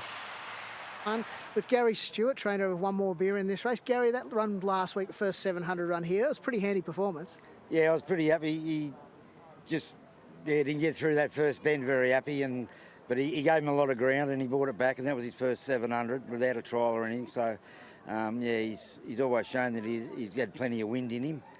So, I was wrapped in the run, that's for sure. Like, he was never going to catch the king, like 15 lengths in front, but when he even lost sight of the bunny and he was still just chasing hard and running down a couple of handy pups, and like another couple of strides, he's nearly over the line and in the big one. So, I was pretty much very excited and happy with the run, Mate, that was the thing, as you said, didn't have sight of the bunny, but kept chasing the first time around the 700. Yeah, the whole litter's doing the same thing. They're just chasing hard and doing everything right, and so, I'm pretty wrapped in his run. Mate, always going to be a stayer? I picked it a while ago. I don't like doing that, but I said that my nephew owns him and a couple of his football mates, and I did say to him a while ago, I said, fair enough, he's not showing too much on the clock, but his run homes are sensational, and his brother off the Richter, well, he's proven what he can do, and he's even getting better at the moment too. So he's right up there with him. So I've always sort of picked it a while ago. But anyways, Mate, depending on what happens here tonight, you're going to have a throw at the stumps with the 7:15. Yeah. He's got to pull up well and run a good race. Yeah. So, but him and his brother will be going up there next week, and I actually trialled off the Richter up there yesterday. Mate, congratulations on that run for last week. Good luck tonight, and I'll let you go and hopefully talk to you after. Yeah, thank you very much, and cheers. And a little cross. Gary Stewart there with our very own Mick Cowley, who's doing a wonderful job trackside here at Wentworth Park. The dogs are making the walk to the boxes for race 3 on the card. Let's work our way through the runners. We might as well start with that one on screen. Ultralight Ebby, never been over the staying trip battler. Yeah, making his debut tonight over the 720. Look, he's been okay at his past couple of runs at Maitland over the 565 metres, finishing in the minor money, but does step up in class here. Could only include in the exotics. Joanne Flo was quick out in the Association Cup heats last week, and I thought luckless in the run. She didn't get any luck at all. She'll find this much easier. She should roll forward in the early stages. Recent form doesn't read well on paper, but she is better than that. She's one of the likely leaders. One More Beer, currently $1.95 with Ladbrokes, deserved favourite for the race. Yeah, sure is. Big motor, huge motor. He found trouble in the early stages last week and he lost plenty of ground, but his run after that was really good when he finished fourth. As Gary just mentioned, he was probably a bit unlucky not to make the big final. He was beaten 15 lengths by Palawa King, but certainly not disgraced. He is clearly the one to beat for mine. Pick your own price for Ferrari Driver. We might go to Despicable Power in box 6 for Sarah Easy. Yeah, only one run over the 700 metres here at Wentworth Park, finishing out of the money. Did finish fourth over the 722 at Richmond 2 runs ago. Another who I'd throw into the wider multiples. Sugar Jack in box 7 for Rob Brown. Yeah, old timer has only won 4 of 115, has run 30 minors, but this looks a little too tough. And Dave Smith reckons this Harry Sarkis trained Skinny One is a promising star in the making. Do you agree? Yeah, I do. She's really lightly raced, but she's built a really good record. She's got a 50% winning strike rate. She went around in a heat of the Association Cup last week. She finished well down the track, but she was slow out and she was never in the hunt. Look, she'll be better for the run in top grade, and she is the main danger to the favourite. Jared Timms from Ladbrokes, market mover, my friend. It's One More Beer, Simon, now a $1.85 favourite at Ladbrokes. There you go, Battler's Banker. Yeah, One More Beer. Clearly on top here from Skinny One. I'm the same. I think we've backed the same dog in the first 3 races. Hopefully One More Beer can give favourite backers something to cheer for as they make their way to the 720 metre boxes here tonight. Of course, one of a couple of staying races on the card, the Group 1 Farrell's Association Cup coming up in race number 5, and then of course the Ultra Sense, a belter of a race, the Ambrose Solely, the Group 3 event, and then of course the Group 1 Ladbrokes Golden Easter Egg. We're just under a minute away here. We might go back to Jared Timms from Ladbrokes just to see if there's any movement at anything at a bit of a price here for the punters. Well, there's really only 3 that they've locked in on here, Simon. One More Beer, $1.90, $2.50 Skinny One, and Joanne Flo. Of the ones that opened in the market, we haven't been able to punch a single ticket almost for Despicable Power. $5 out to $41 on race night. Yikes. Terrible drift there for Despicable Power. I reckon one that might paddle a little bit late, but we'll have to wait and see. If you're just joining us tonight, a lot of rain here today at Wentworth Park. The track staff have done a wonderful job to get the track in tip-top condition. It's been all systems go after a slight delay to race 1. It looks like the greyhounds are about to be put in the boxes. Matt Jackson's calling all the action from Wentworth Park here tonight. We'll throw over to him for the calling of race number 3. 260 about Skinny One, 550 Joanne Flo. Ultralight Debbie heads the others at $34. Despicable Power, $4 out to 61. Green light turned on. Race 3 tonight. Favourite drawn box 3, One More Beer. They're set and they're racing now. Beginning fast off the inside is Ultralight Debbie. He will go through and he'll lead at the first corner from wider Sugar Jack. Using the rail to go through into third as One More Beer, but he just wanted to veer out and he lost some ground. Skinny One was able to go by him and move up to second. Fourth, Joanne Flo. Sugar Jack back fifth from Ferrari Driver. And right out the back is Despicable Power. To the back straight, Ultralight Debbie left the rail. Skinny One went right through and is taken over now. Joanne Flo's run to second. They've broken away from Ultralight Debbie and then One More Beer coming to the home corner. It's Skinny One by 2. Joanne Flo the only danger. They corner. Skinny One a length in front. Joanne Flo's driving hard, will make it close, but just missed. Skinny One held on, wanted ahead to Joanne Flo. And cap away to Ultralight Debbie or One More Beer, who might have had other things on his mind. Then Ferrari Driver, Sugar Jack and Despicable Power after the big drift has tailed off last. We'll get a time through shortly here after the running of race 3. Well, it's a ding-dong battle down the straight, but it looks like Skinny One has just got up ahead of a fast-finishing Joanne Flo. The time 42:70. The winner, Skinny One for Harry Sarkis. There's a name, blast from the past. There we see the head-on footage of Skinny One getting up at a price of about $260 here tonight for Harry Sarkis. That didn't quite go to plan for the favourite, did it, Battler? No, the favourite was very, very disappointing, Simon.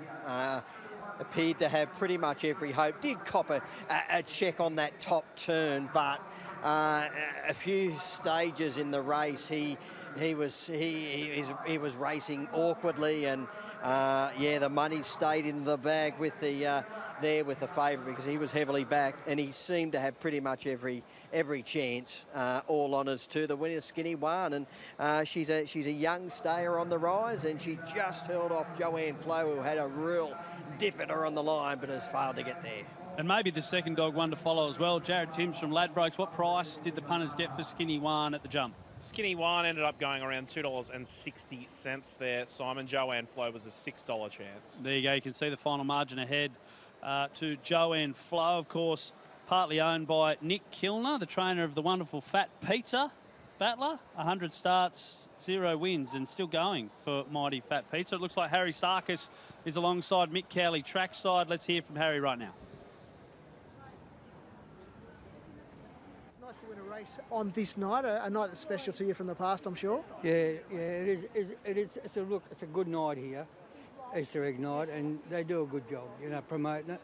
Mate, tell me a bit about her. She's lightly raced. You've stepped her up to 700 pretty quickly. Look, I always knew she'd stay from the very first day I trialled her, and I didn't want to get her knocked around in the sprints. She got knocked around at the Gardens in a sprint, and I thought, nah, I'll switch her straight over it. And she ran a real good time over the 600 at the Gardens. And, they all said I'm mad I'm putting her over it, but I'm protecting her. Would you think about putting her in the 7:15 heats next week or not? She's definitely in. Yeah, definitely in. I'm not going to shy away from it. I know she's young. She draws the inside, she'll be a lot better bitch too. She's only young, learning, But I'm heading to Sandown after that, just for a trial and come back and just get her used to, because she'll be a really handy stay in 3 months' time. Mate, good luck next week. Congratulations on tonight, mate. Thank you very much. Thank you. Cheers, mate. Happy Harry Sarkis there with Mick Cowley, Skinny One, taking out race 3 here at Wenty Park. We're going to have a look at our slow-mo replay from the start, and it looked like One More Beer was going to jump to the front and maybe run away at some stage there, Battler, but that's not how it worked out. Yeah, at this point of the race, got into third position and was clearly the one to beat at this point in the race, but I'm not sure what he did around this corner the first time. He was a bit awkward. and he sort of dropped back there, and that's where Skinny One made its run, and she railed through, took control through the catching pen, went for home, and she's just been able to hold off Joanne Flo. But Harry's not shirking away from the big big races, so she's only had 7 runs. She's won 4 of those, and she's going to take on the big guns in the 7:15 heats next Friday night at the Gardens. And, you know, throw them in, you never know. If she does draw inside, she's a progressive type, and she might well be able to make it through to the final. And one thing we do know about our staying ranks, not a lot of depth at the moment. It's probably... you disagree with me? You reckon we're thick and fast with stayers in New South Wales? I think when the fields come out on Tuesday, I think we're going to see, I wouldn't be surprised, 5 or 6 heats. I think it's going to be a really strong race this year. The big guns, Val Policella and Palawa King, Kanya Amy, but I think it'll be a pretty strong series. So she'll want to be pretty good to get through to the big final. We'll have to wait and see exactly who shows up there as well. Of course, Ritza Piper we haven't seen for a while, zipping Vanessa, zipping Orlando. Any updates on them? I do know Ritza Piper was going up to trial, I think, last week, or maybe the week before. I know Joe was looking to go. I don't know whether he did, but he was planning to. The other greyhounds, I'm not exactly sure of where they are at the moment, but yeah, so even with those ones we've just mentioned, throwing Ritza Piper, it's going to be a great series. Looking forward to that. Skinny One, the winner of race 3 here tonight from Joanne Flo. Ultralight, Ebby, and then one more beer for Gary Stewart. The favourite finishes in 4th. Let's have a look forward to the big one, the Ladbrokes Golden Easter Egg, the Group 1 worth $350,000. The favourite all week has been McKenna. Jared Timms from Ladbrokes, you are here. Have we seen any movement in the market? A little bit more again, Simon. Actually, $1.65 when we caught up just earlier. Now a $1.60 favourite. Very, very popular at Ladbrokes. Zipping Megatron still locked on the second line of betting. $6, $8 each about Nad Al Sheba and Nangar Larry. All naturals an $8.50 chance, and we're looking at $14 and longer for the final 3. Interesting you mentioned Nad Al Sheba for Pete Lagagioni. I believe Mick Cowley caught up with Pete a little bit earlier on tonight, got his thoughts ahead of the big Group 1 later on. Pete Lagagioni, another golden Easter egg, mate. How's the week been? Quiet, good. Yeah, look, everything's gone to plan. Hey, the box draw. What do you make of it? Obviously, McKenna's in 2. That's the key. But you know, if your guy can step. Look, I said it all week. It's McKenna's race to lose. She's boxed perfectly. 2 notoriously slow beginners on her immediate inside, immediate outside. Look, we've got to do everything right, and really the stars got to align and shine tonight for us. So, Right, but that's happened before. Yeah, Handsome Prince was a 20-to-1 chance in the $1 million chase. He did everything right, and you walked away with $1 million. mate, I'm not coming here saying we've got no chance. I'm just saying that if she does anything wrong, I think there's 3 or 4 dogs there that can really pounce on her tonight. And but look, you know, not taking anything away from any other dog. You know, she's the star performer, for tonight, and it has been the last 2 weeks, or the last 3 weeks actually. So look, mate, it's group racing. Anything can happen. I keep saying it's all won and lost at box rise. He's improved through the series, your bloke. Oh yeah, look, a little bit underrated, I think. And we've underestimated it too. This dog, he's had a chronic wrist injury, and we've worked through him. We worked with him and through this, and look, we've kept him on the fresher side. So we're learning as we go along. They teach you a lot, dogs. You just got to stand up and listen. You've won $2 million chases, training for other people. You own this dog yourself, you and Jody. It is the Easter egg. It's the one that trainers want. What would this mean if you would win a race like this? Well, let me correct you. The kids own this one, not me and Jody. Look, just for the kids, mate. It's a family thing. It started off as a family thing. It's going to end as a family thing. It's, yeah, look, what can I say? If we win it, I think we're all going to be lost for words, But if we don't, hey, we got next year. Mate, well, I hope you're not lost for words if you win it, because I'll be after an interview. We'll see how we go. Good luck tonight, buddy. Cheers, guys. Thank you. Thank you, mate. Pete Lagagioni there with Mick Cowley. Hard to imagine Pete lost for words, but I don't think he's ever been lost for words in his life, Pete. He's got a tremendous chance if he does get away like he can. He's got a moderate beginner in Zipping Megatron underneath him. He has run 5:44 here. He did that in his heat, that opening fraction.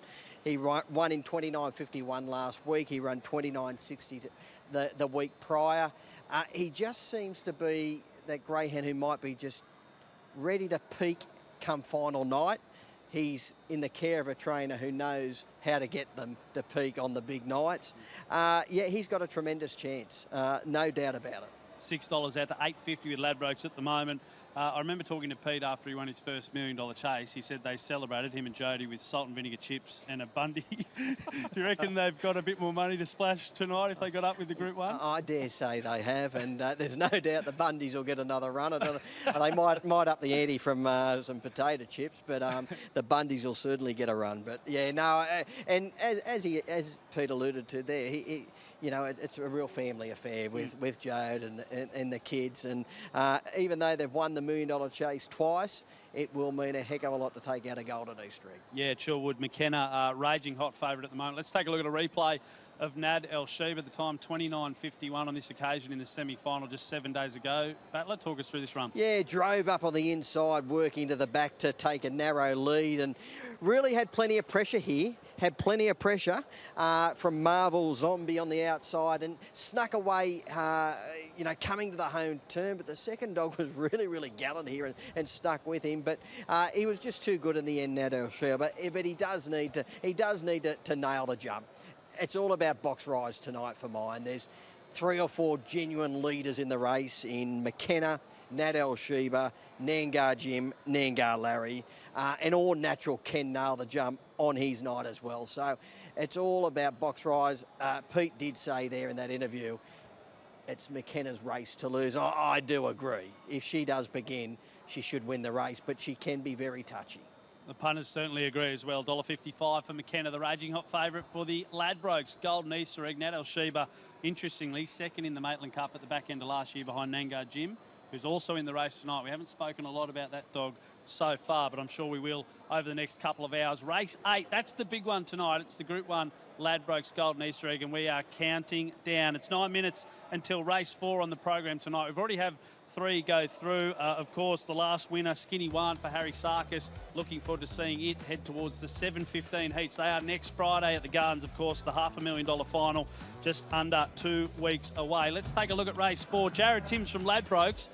You look like a Bundy and salt and vinegar chips sort of man, mate. Give us an update, please. I did spend a good portion of my youth and early 20s in Queensland, so that really does line up. Father Rick, a very popular favourite in race number 4, $2.70 into $2.50. Vencedor has gone the other way, $3.50 out to $4 a race night. Good push for Cumbria Kid today as well, actually. $6.50 into $5 and is the Ladbrokes market mover. $7.50 Coco model, but Father Rick, quite a well-backed and popular favourite here at Ladbrokes. Battler, can you talk us through the speed map for this race? Oh, there is speed to burn here. Vencedor the inside. A really, really pacey greyhound. Fascinate Trump will be going forward. Coco Model, Fascinate Mel. And then you've got Father Rick, who's wider out. He's got a turn of speed as well, but he's also strong. This is a really, really interesting race, but Vencedor should lead by the first turn. It's worth $10,000 to the winner. Father Rick has been a marvel, especially over the last 6 months. They've given Ray and Sharon Webster one of the rides of their life. Mick Cowley caught up with Sharon a little bit earlier on. With Sharon Webster, Father Rick in the Masters final. How's the week been since the heats? Oh, it's been really good. Yeah, he's just we've kept him fresh, just long walks every other day, and yeah, he seems really good in himself. He knows what it's all about now, doesn't he? He does. He does. Yes. How did he pull up after that? I know I spoke to you that night, and you were pretty impressed with the performance coming back to the 500. He's pulled up really well. Yes. Yeah. Does this dog ever amaze you with some of the things he can do? Oh, look, he never stops surprising us, that's for sure. He's just an amazing dog. He really is just the perfect all-round greyhound. And he loves to come to the track and he loves to race. That's why you're in the Masters now. Well, he loves the track, you know, like if you saw him at home, you would think that he was a real dopey, docile dog. He doesn't bark. He's just very conservative and that's what he does. He conserves his energy. And as soon as he sees the van pulling out, he knows that he's either going trialling or he's racing. And you get him to the track and he's just a different dog. He knows what it's all about. Box 7 tonight, any concerns? Look, I just hope the 8 doesn't cut across. Yeah, I mean, that's what I'm hoping for. But if he gets a clear run, then just, crosses over, maybe just past the first turn, I think it'll be all over Red Rover. The punters hope you're right. Congratulations on everything so far and good luck tonight. Thank you very much. Thanks, Sharon. Thanks. Sharon Webster there joining our very own Mick Cowley. Gee, Father Rick's had a run, battler over the last little period. Dapto Middle Distance Championship winner, Summer 600 winner, second in the Group 1 Rookie Rebel, and all at the marvellous age of over 4 now. Yeah, he's a ripping old greyhound, isn't he? 31 victories in 81 starts. He's won almost $300,000 in prize money, and he's been a ripping greyhound. He's got a tricky draw tonight. He's normally well drawn wide out on the track, but there's so much pace here in 1, 2, 3, 4. Just a little bit worried where he's going to land through that first corner, in my opinion.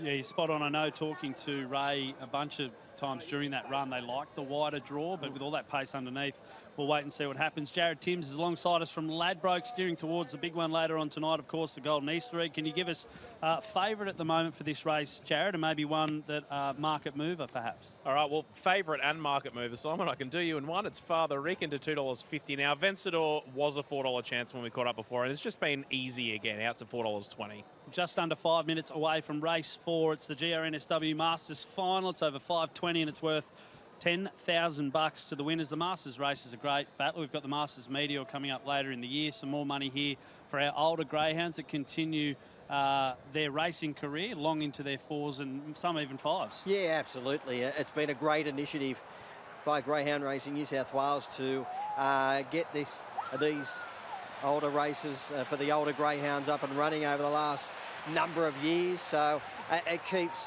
the greyhounds, as you just said, racing to 5 and some even 6 years of age. King Kinlock, I think, he might have been 6.5, approaching 7 when he recently retired. But yeah, it's great to see their careers,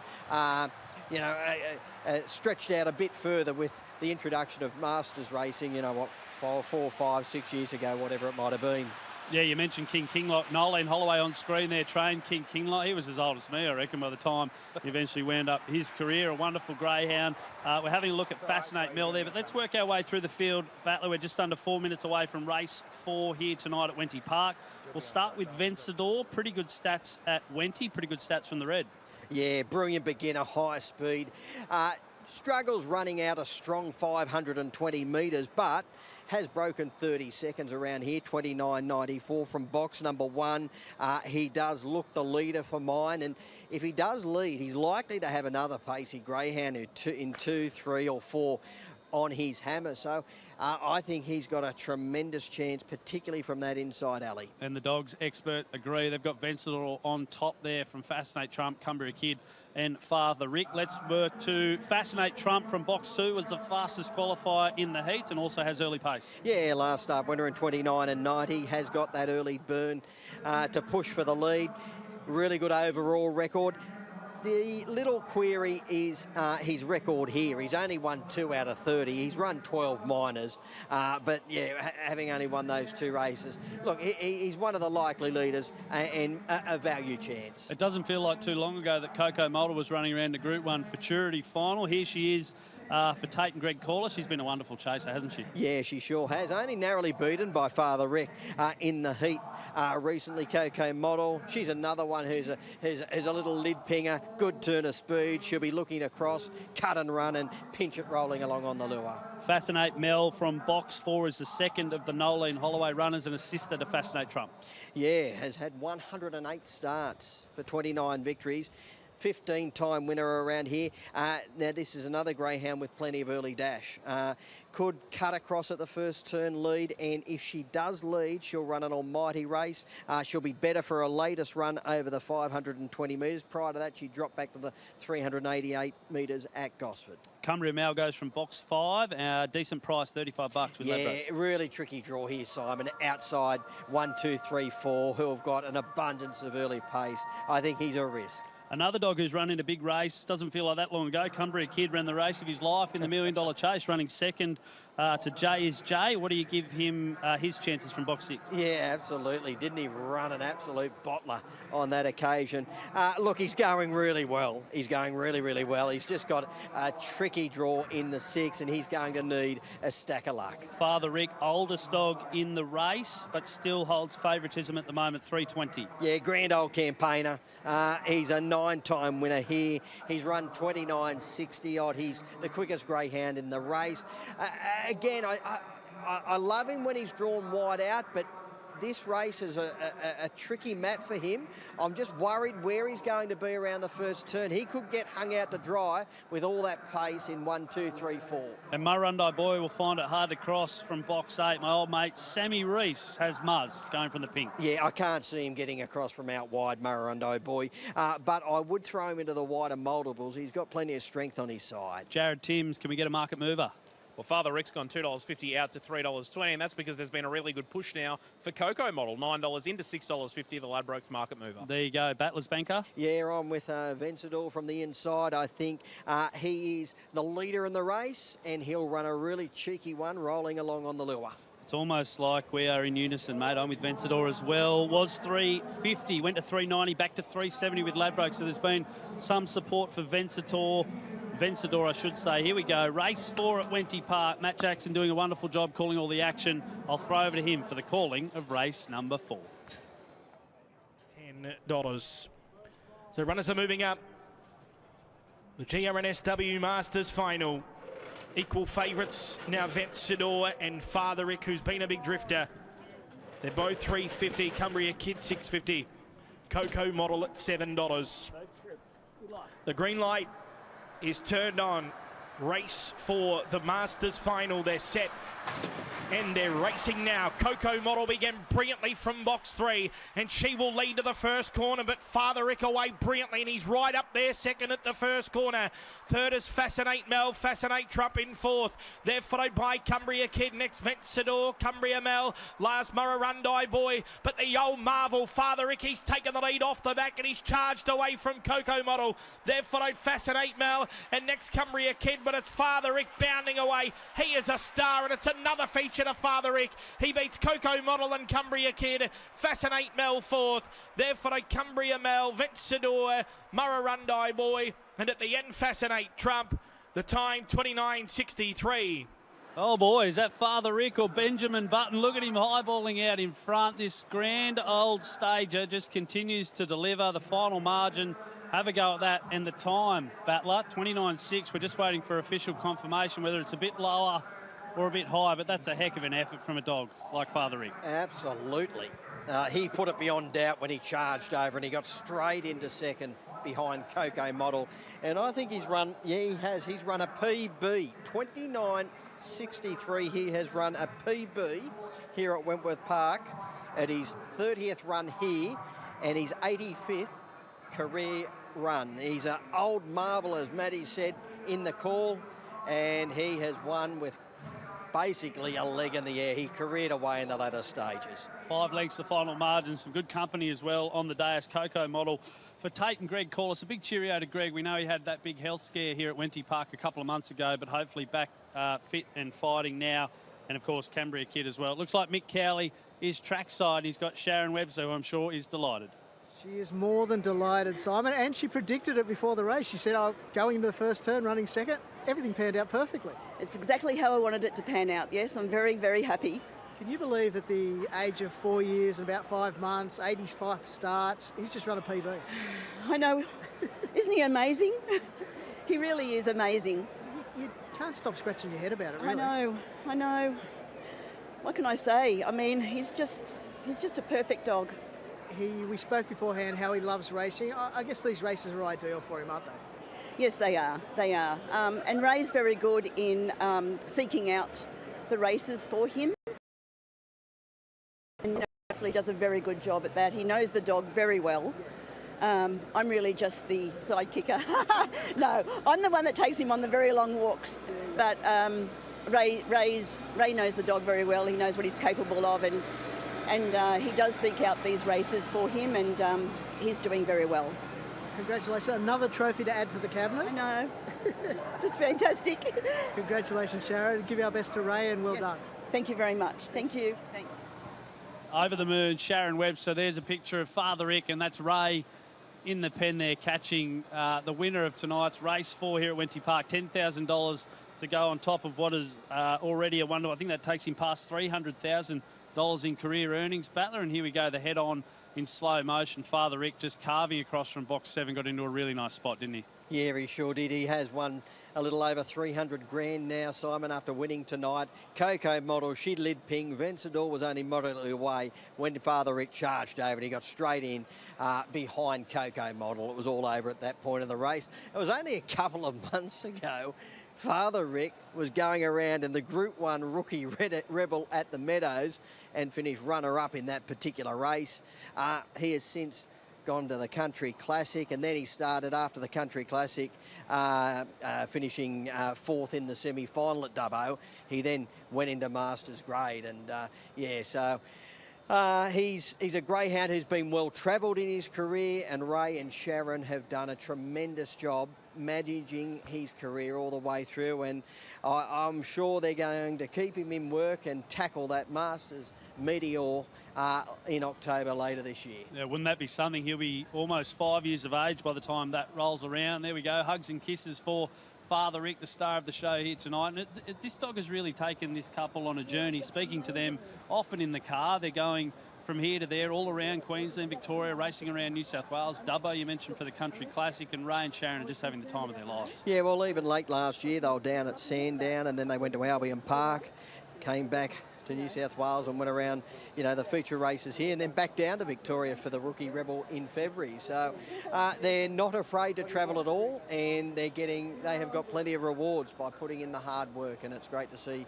him take out another big race tonight and go beyond $300,000 in prize money. Beautiful scenes here from Wentworth Park. There's the dividends from race 4, of course. Father Rick, another favourite getting up here tonight. It looks like Coco Model, Cumbria Kid and Fascinate Mel finishing out the numbers there. So let's get an update on the big one, the Ladbrokes Golden Easter Egg. It's race 8 on the program here tonight. It looks like it's going to go off just after 10 o'clock. If we get the market up, McKenna has been the favourite all week long. Still a very skinny price for McKenna. Michelle Sultana, Daryl Thomas, of course, doing the job for Paula Bella, Battler, who sent the dog up here. Paul is here tonight. We know George Alvaro, the owner, is very excited about the prospects of this dog. But, Jared, if we look at the market, what else have we seen some support for during the last 7 days? Just in the last 7 days, in fact, just this evening, we'll have a look at Nangar Larry now, because when we began the broadcast, he was an $11 chance. He's gone into $8.50 now. Of course, the lion's share of interest, they're just piling in, I beg your pardon, I'm getting so excited about McKenna, to back McKenna, $1.55 in the Ladbrokes market. $1.55 for McKenna. Battler, you're shaking your head. You can't back her at that price, can you? No, she's ridiculous. A ridiculous price now. So who do we go? Who are we looking at? Look, she's still my on-top selection. The value all week for mine's been all natural. He was around the $12 earlier on in the week. He's down to $8. You need to be looking to try and bet around McKenna at that price, but I'm sure when we get closer to the race, she'll get back out, because I can't see any of the big punters stepping into $1.55 about her now. They'll be looking to bet around her at that price. So I dare say she'll get out a bit. So the advice at the moment for people thinking, should I have a bet? Wait, is that your advice? Yeah, keep your powder dry if you want to back McKenna. And don't back myself or Battler. I don't think we're hitting with any great success so far in the car, but maybe the best is still to come. We're not far away from the Group 1 Farrells Association Cup. It's the next race on the program, and Palawar King and Val Policella, two of the best stays in the land. They are going to go head-to-head. It looks like we've got an interview coming in for Hayley Moffat. She's going to be training or walking out Nangar Larry tonight, of course, trained by her father, Andy Lord, and Mick Cowley caught up with Hayley a little bit earlier on. With Hayley Moffat, Hayley has Nangar Larry for Andy and Jodie Lord in the final. How's the week been for Larry and the rest of the team? It's just been a normal week for Larry. Worked as normal, everything as normal, but a very good week, yeah. What about you? Yeah, you're handling a dog in an Easter egg final. Do you get nervous, excited, pressure, anything like that? No, I just feel like I've been around the world with this dog. So it's been group final after group final, and it's you can always put him in the boxes and expect him to put in. So. You showed your excitement when he won the Bullo Gold Cup. There's a little bit of step up from the Bullo Gold Cup to here. What would this mean for, I guess, the owners particularly, because there's such a great group of guys? Oh, I suppose it'll bring them back for a few more dogs. Hopefully for Dad. I was going to say, you sound like your dad now. Larry's, as you said, a lovely dog. Yeah, he's just a real trier, isn't he? Yeah, he puts in 100%. There was a few starts here, 3 or 4 starts back. He came from last and rounded the whole field up, and that was just through chasing. So. I guess it'd be nice come the first turn for him to be up there sitting around near the leader. May not be McKenna, maybe someone else. Sitting first or second with Jim, maybe a replay of the Bullo Gold Cup would be good. Yeah. And just coming home like a steam train. Your family's won a lot of feature races. They won this race with Pearl a couple of years ago. Does it still mean a lot, these big races? I think the Easter egg's still like the more prevalent race to win, like over the MDC, because it's been around forever. So since I was a kid. So yeah, this race it's up there. Good luck, fingers crossed, and I may talk to you after the race, hopefully. Thank you. Thank you. Ailey Moffat, fingers crossed there for Nangar Larry tonight. It's been a big year for Larry Battler. Of course, the Paws of Thunder running third behind Dutch Riot, then went to the Bullo Gold Cup, winning there, and then the Temora Cup as well. So he's been in and around a lot of the big races, hasn't he? Yeah, they haven't dodged any of the big races here in New South Wales. Happy to take them all on each and every time, and he always runs a big race. He's got the good box manners and the good speed, which does put him into those races, particularly the big one-turn races. But he's taken to Wentworth Park too. He's won 8 or 9 races around here and run quick time. So he's a greyhound who can handle 1 and 2 turns, and he's certainly got a good chance tonight. Yeah, interesting. Mick Cowley did an interview with Andy during the week, and he said he's a record-breaking dog around the 1 turn. Not the fastest dog around the 2 turns, but he's a tenacious chaser, and that's what they love about Nangar Larry. A price for Nangar Larry, if you're looking for that, in the Ladbrokes Golden Easter Egg, $8.50 at the moment. Is that right, Jared Timms, our good friend from Ladbrokes? Correct, Simon. Yep, $11 into $8.50 on race night. There you go, Nangar Larry jumping from box 7 in the big one later on tonight. We've got another Group 1 on the program, and it's just around the corner, the Farrells Group 1 Association Cup. This is for the stayers over the 720 metres. We're still a little bit away from this race, just a tick under 20 minutes, but we might as well have a look at the market. Who is the favourite and who do they want to support? I think that is an excellent idea, Simon. Orchard, Palawa King went up $2.70 into $2.10 on race night. That is your Ladbrokes market mover. Valpolicella, of course, popular as ever, $2.45. That is your second line of betting. And the only other one that they've really wanted so far is Kanya Amy. Went up a $5 chance earlier in the week, now $4.40 at Ladbrokes. But Palawa King, a very, very popular favourite. And deservedly so. Battler, 4-time Group 1 winner. Kanya Amy's the one who you highlighted earlier on in the program as maybe the other dog that could win. Al's Entity, we haven't mentioned yet, also trained by Paula Bella up here in the Michelle Sultana, Daryl Thomas kennel. Do you give it a hope with the early pace? Look, I think he's better for recent runs over the 720 metres, Al's Entity, but I've only got him in for minor money. The early speed is Sinrap Explode. Should roll forward in the early stages. What can do? Al's Entity won't be too far away. Valpolicella, I'd move her up a little bit. I think she'll be charging across and vying for the lead around the first turn. And Palawa King, we know his traits. He'll be out the back early, giving the leaders a big start, but we know what type of a finish he's got. And Tony Zammit said during the week, Valpolicella, he likes her boxed in the 8. We know she gets back a little bit as well, not as far back as Palawa King, but do you think that'll work into her favour, being in the wide draw? Yeah, she's got a good record from out there. She's been in the money in all of her 5 runs, wearing the pink rug. I think she can get across and just settle, third, maybe 4th here, and if she does, look out for her mid-race. She'll really let go.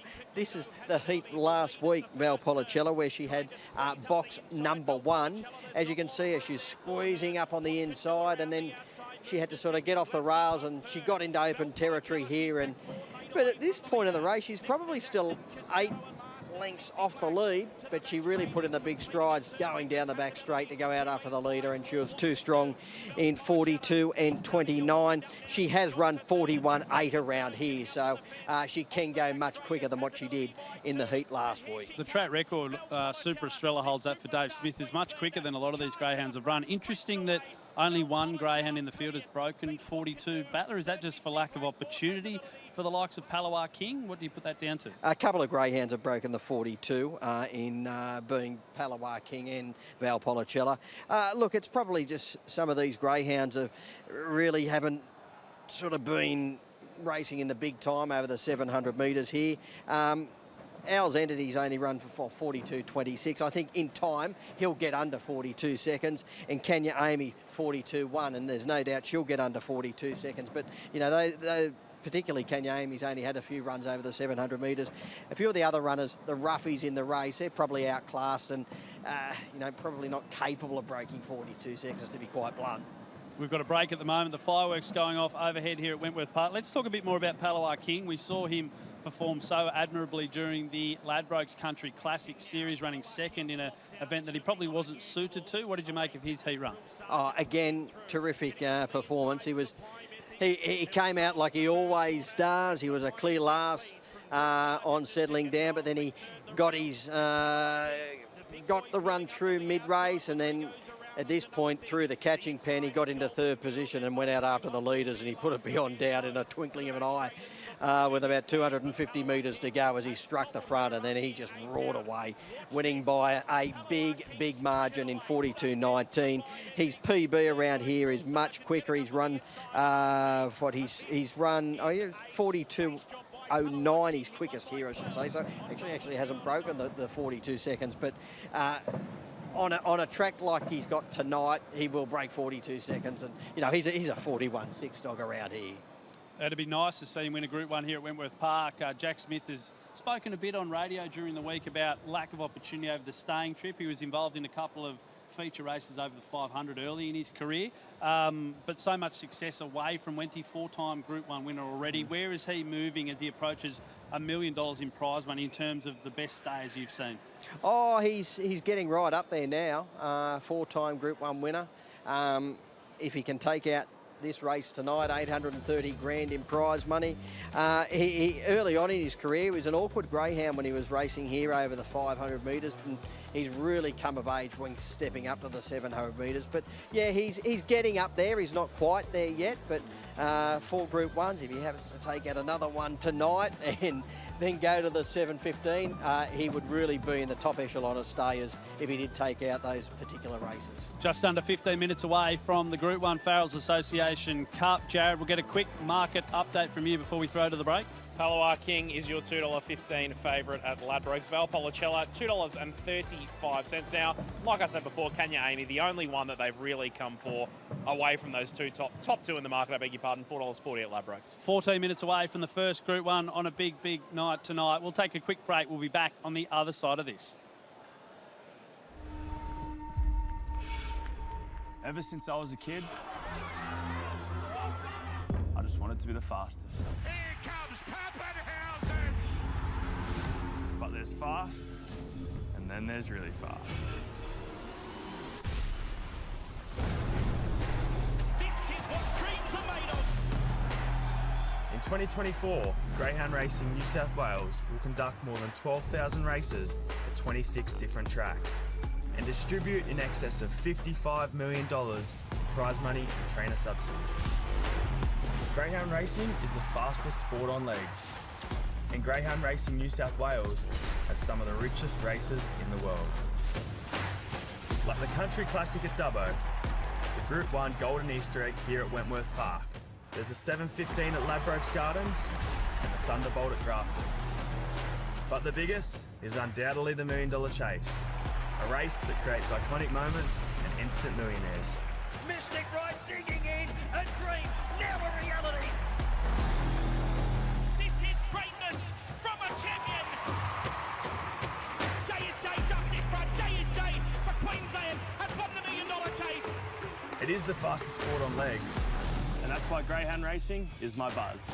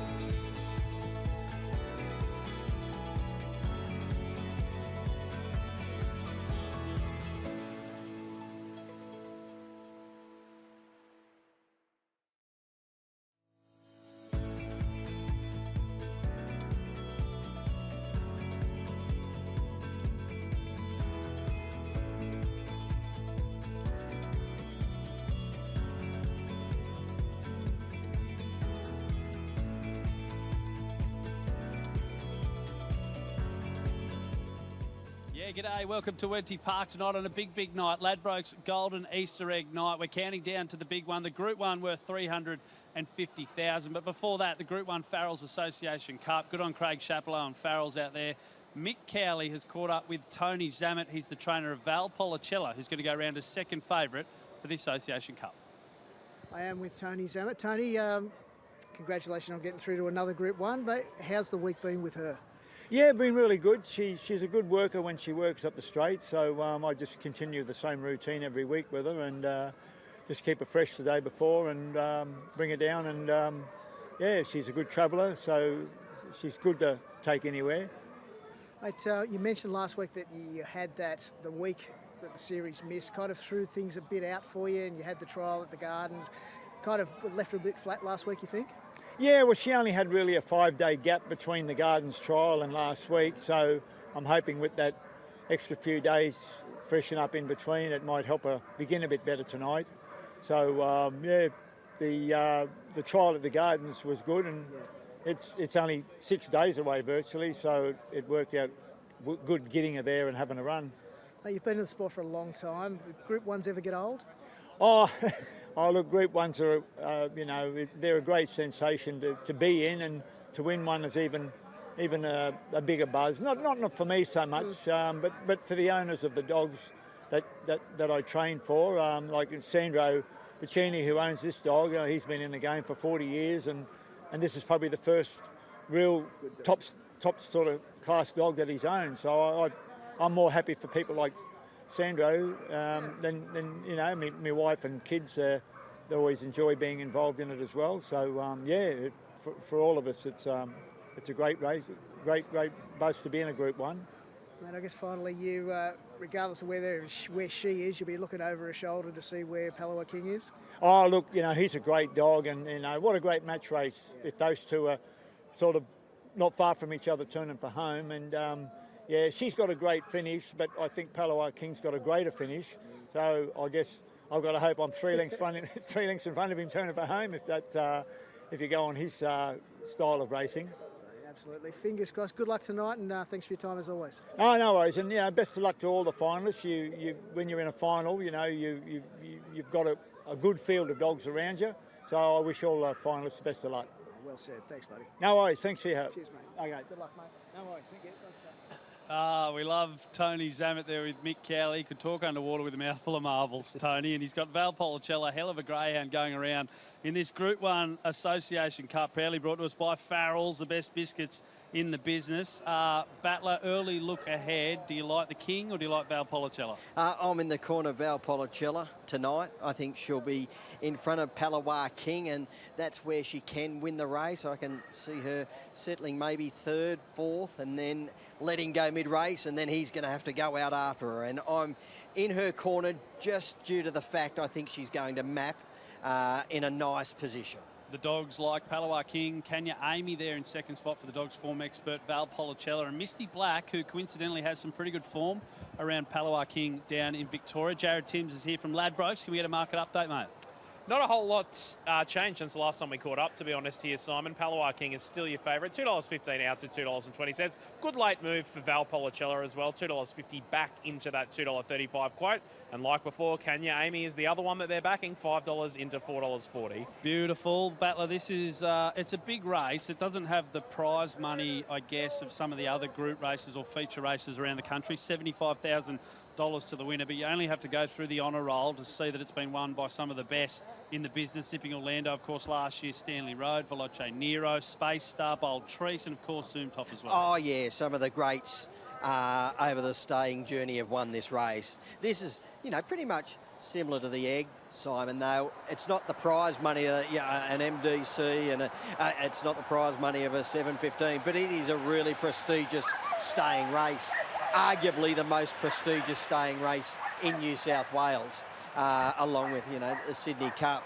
So, yeah, as the honour roll you've just run through, some champion stayers have won this race in the past, and we're looking at a near champion in Palawa King and Val Policella, who's an outstanding stayer on the rise. As we mentioned, the only Group 1 staying race on the New South Wales racing calendar. You're getting a look there at the field ahead of this big race. Wentworth Park doused in the floodlights, looking a picture after so much rain here earlier today. If you're just joining us on the dogs.com.au or across the Ladbrokes platforms, a couple of issues earlier in the day. So much water on the track. The stewards and ground staff have done a wonderful job to have us racing in peak conditions here tonight, and it looks absolutely superb out there in the heart of Sydney. Let's take a look at this field. Just over 4 minutes until we get into it. We'll start with the one, What Can Do, box one. A little bit out of her depth, perhaps, though, Battler. Yeah, I think so, Simon. No knocking her. She's racing really, really consistently. She was runner-up behind Valpolicella in the heat last Saturday night, but she was easily beaten. Her PB is 42.42 around here, and she needs to be able to break 42 seconds to be taking this out. Sinrap Explode for Shawnee Parnas in box two. The baby of the field was 9.5 lengths off Al's Entity in the heat. Yeah, the likely leader in the race. She's a little lid pinger. She does want to shift up the track a little in the early stages, but she was third behind Al's Entity, easily beaten in the heat, and it would be a major shock to see her salute tonight. She's another progeny of Flying Ricardo, who is doing some wonderful things. Of course, took out the Magic Maiden, or a progeny of his took out the Magic Maiden last week. Al's Entity has earned a check in 26 of 34 career starts and is running some decent races as well. Yeah, and he's better being fourth up at Wentworth Park tonight over the 720 metres. A really nice winner defeating Kenya Amy last Saturday night. He's another greyhound who'll roll forward in the early stages. I think he can get into the minor money. These are live pictures of our greyhounds heading to the boxes just over 3 minutes away from the Group 1 Farrells Association Cup Race 5 on the program here at Wenty Park tonight. Kenya Amy, intriguing runner. We've already mentioned, hit the line like an absolute bullet last week, and after having no luck early, I think she can settle a little bit closer tonight, Battler. Yeah, I do concur there, Simon. She should be able to settle a lot closer. She's been runner-up in both runs, track and trip, so she's better being third up tonight. She's the knockout greyhound in this race for mine to beat the two top liners. Jared Timms from Ladbrokes. Can we get an update on Kenya Amy's price, please? Kenya Amy is still on the third line of betting, Simon. $4.50 into $4.20 since the last time we caught up. There you go. Some good support for the Dave Smith caretaker trainer, of course, of Kenya Amy.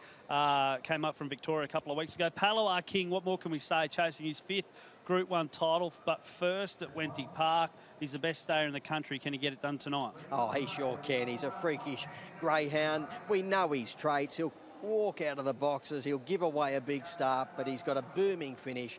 He just needs to get the right runs and get fresh air down the home running on the first occasion and through the catching pen. If he does, the leaders better look out. People who know their greyhounds will know Palawa King's racing traits, but for those who are maybe tuning in for the first time, Jack Smith reckons he could beat him to the post first time round. That's how slow he gets out of the boxes, but an absolute champion, and looking forward to seeing him go around again. The 6 is Misty Black, an intriguing runner for Shane Drummond. He brought 2 dogs up for the heats. I reckon maybe this was the second seed, but she's got her way into the final. Yeah, she's done really well to make her way into the final. She's been racing ultra consistently. She is only a 6-time winner in 48 runs. She's run a stack of minors, but I think this might be just a bit too steep a hill to climb. Big price for Misty Black, $46 with Ladbrokes at the moment. Opened at 20, now out to 51, so a big drifter, Misty Black. The 7 is Goulburn Girl, $81. Greggy Hoare, good on him for making a big race. He does a lot of grunt work and gets a lot of stayers into the races around the state, and now Goulburn Girl finds herself in a Group 1 final. Yeah, she's done really well to make it through to the big Group 1. I actually think this greyhound can make the race for Valpolicella, because Goulburn Girl can begin quickly, and she does want to cut to the left shortly after box rise, so I think she can make this race for Valpolicella. I don't think she can win, and I don't think she can even get into the minor money, but it's great that she's made it through to a Group 1 final for Greg. You mentioned Valpolicella. She jumps from box 8. She's also a Group 1 winner, and the only dog in the race who's gone sub 42, a PB of 41.80. Top flight Queensland stayer who's got an impeccable record around here. She's got a PB of 41.81. She was brilliant taking out a heat in 42.29. She can go much quicker than that. I think she's drawn nicely here outside Goulburn Girl, what I just mentioned. I think she'll rush down the outside. I think she can settle third or fourth, not too far behind the leaders, and then let go mid-race. Palawa King on screen there, of course, trained by Jack and Marie Smith, owned by Errol Hughes. They're saying he's bigger than the Beatles out there in Forbes. Such is the success of this wonderful greyhound. Jared Timms from Ladbrokes, a market mover, mate. We're only about 30 seconds away from this big one. It's Palawa King, but he's on the second line of betting now, Simon. Now, what I do want to touch on just quickly here is that we took a bet of $2,500 earlier in the night. We've since taken a bet of $4,000 on Palawa King and 4 on Valpolicella at $1,000. There you go. A couple of big bets for the King and Valpolicella. I think Kenya Amy, as Battler has suggested, maybe the only other danger in this race, but it looks like the two champs will fight it out at the front of proceedings here eventually. Important to note, Battler, they're both pretty slow out of the boxes, so if you are having a bet on the race, don't be alarmed as they come out near the back end of the field. Who do you like, Valpolicella? Yeah, I like Valpolicella. I don't think she's that slow out of the boxes. She can get away in a clean note, and she can show a bit of pace on her night, and the way she's drawn tonight, I think she's going to get a beautiful slide across. I like Valpolicella as well. I do like Kenya Amy as a big improver, one to look forward to for the 7:15. But here we go, the Group 1 Farrell's Association Cup. It's worth $75,000 to the winner. It's over 720 metres. I'll throw to Matt Jackson to call all the action. Els Entity at $11. So they're loading away. Group 1 over the 720. 240 Valpolicella. She'll bounce box 8. She's the new favourite. 250 Palawa King. 440 Kenya Amy. Green light turned on. Lures in motion now. Race 5, the Association Cup. They're set to jump. And they're racing now. Beginning well, box 3, Els Entity. He'll fire straight to the lead from Misty Black and using the rail. What can do to move to second? Up there, third handy is Kenya Amy and weaving through Palawa King. He's got to fourth down by the judge, and he is looming very large. Next in wrap, Explode Valpolicella from Misty Black and Golden Girl to the back straight, and Els Entity is a clear leader. But here he comes, the King. Palawa King's gobbling him up quickly. They're clear of Kenya Amy, next Valpolicella and Sinrap Explode. Palawa King, he's taken the lead around the home turn. He's sprinted clear. Kenya Amy's charging. Palawa King in front. This is his crowning moment. Palawa King beats Kenya Amy. Valpolicella third. Fourth in the race, Sinrap Explode. They're followed by Misty Black, What Can Do, Golden Girl. Els Entity got very tired to finish at the rear. We'll get a time, 42.06. All hail the King. All hail the King indeed. Palawa King takes out his 5th Group 1. He's put to bed the assertions that maybe he can't win here at Wenty Park. The time, 42.06. As soon as he jumped and posied up in behind the early leader, Els Entity, it looked all over bar the shouting, and he did what he does best. Battler, he powered home. Kenya Amy, an admirable second placing there. Valpolicella ran home into third, but it's all about the King. All about the King, and yeah, when he slid into 4th or 5th down the side on the first occasion, it was his race to lose at that point. He was the only thing that could get him beat if he ran up the backside of a greyhound. He was just too close, and he really let go down the back straight. Didn't he just pick up Els Entity, went past it like it was nailed to the rail, sprinted away, and I'll tell you what, Kenya Amy's run has been sensational to run him to 2 lengths.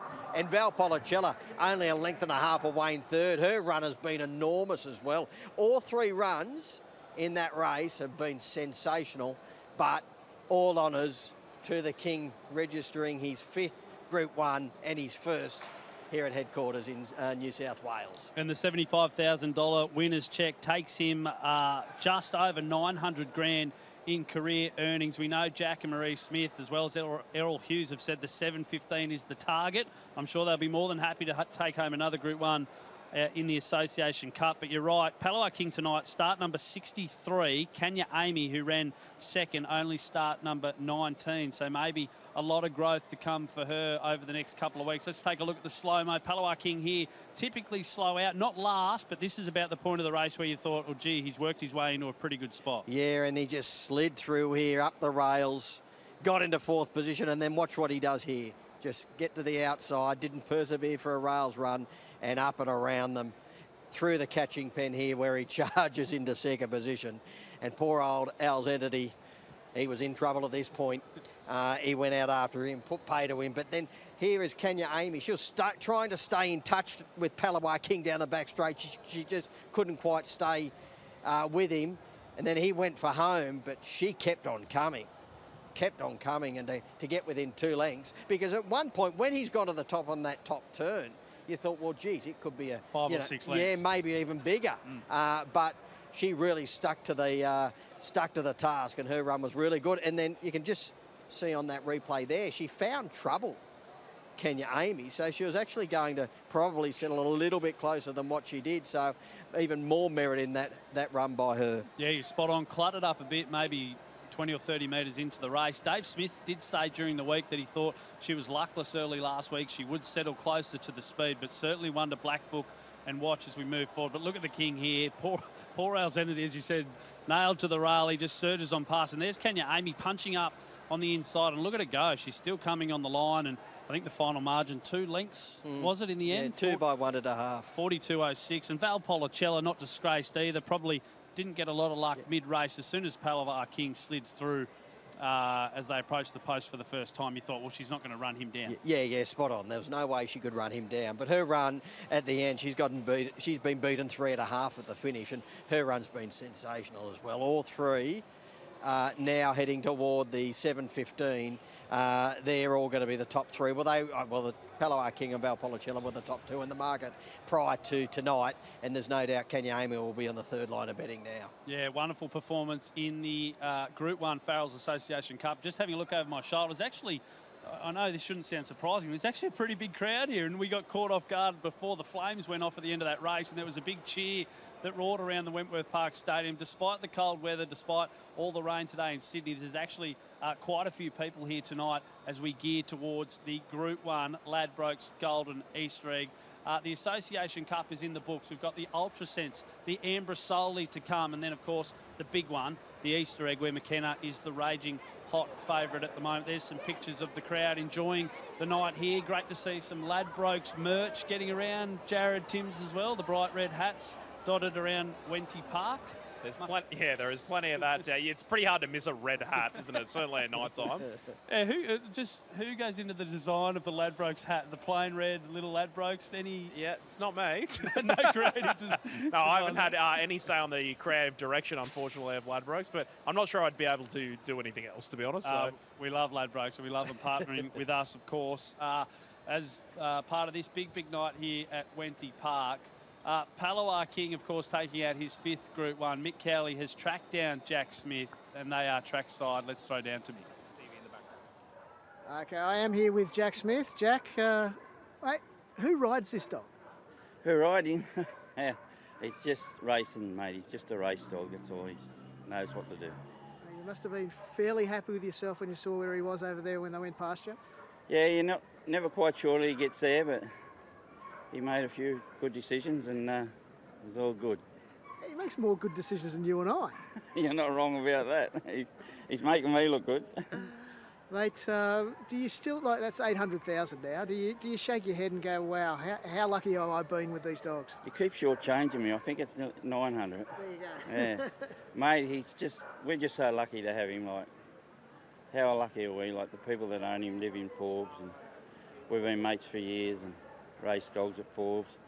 For a couple $100 back in the day, happy to do it. And here we are with a dog that's close to $1 million. It's ridiculous. As you said, Errol and Wendy, great people, real knockabout, local people. It's good to see them have this sort of success as well. Oh, for sure. They are, and it won't change them one little bit, but no one's kidding. The money helps, but they're just having the greatest time. How much are you looking forward to next week at the Gardens? Oh yeah, it'll be good. We're just hoping. He's just in the zone at the moment, so let's hope that's the one we've always wanted. But if it doesn't happen, don't happen. But he's going good, so that's what we want. And another Group 1 to tick the box as well. 5, can't complain. 1 in New South Wales, that might keep you quiet. All good, mate. Congratulations, well done. We'll chat soon. Good on you, mate. Jack Smith there with Mick Cowley. Cheeky jab as well for all those doubting Palawa King here at headquarters. Let's have another look at the race. Alzenity highballing out in front. We saw him run, I think it was the Derby maybe last year, so a 500-metre dog stepping up in trip, and for a while he looked like he might get out and pinch it, but the King just surged his way in like he so often does, Battler. Yeah, into the back straight. He had Al's Entity well and truly in his sights, and I don't know who's actually potting him in here in New South Wales. What have I missed?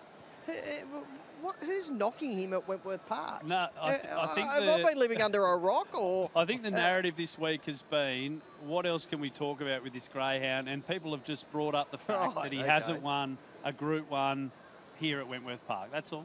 Okay. Until tonight, of course. Jeez, hard markers. Wow. Okay. Anyway, I just couldn't fathom what people were talking about. He's got a great record here. He's run some amazing runs, and now he's got a Group 1, so that'll keep him all quiet, whoever the knockers are out there. I don't think there's any knockers. I think when you talk about a dog like Palawa King, he dominates the conversation in so many races. So what question do you ask a guy like Jack Smith to get an answer other than the norm? I think that's all. I've heard some chats during the week about what's the record like at Wenty. Is that something that maybe grinds your gears? And he said, nah, I don't really care. So you can keep quiet. The record, he's had 5 runs over the 720, well now 6 runs, 3 wins, 2 minors. Anyway. Good on him. Move on. And great to hear about Errol Hughes, of course, as well. Great mates racing out there at Forbes. We saw a clip last year of the dog, another dog of Jack's going on to the local school. They've got such an affinity with the local community out there. They're great advocates for the sport. And one thing about Jack and Marie in particular, they're always happy to have a yarn. There's no better promoters in the game than Jack and Marie. More than happy to always jump on the phone or on camera, have a chat and promote the industry. It's great to see. The Master of Ceremonies here tonight is Ronnie Arnold. Let's throw down to him for the presentation of the Group 1 Farrells Association Cup.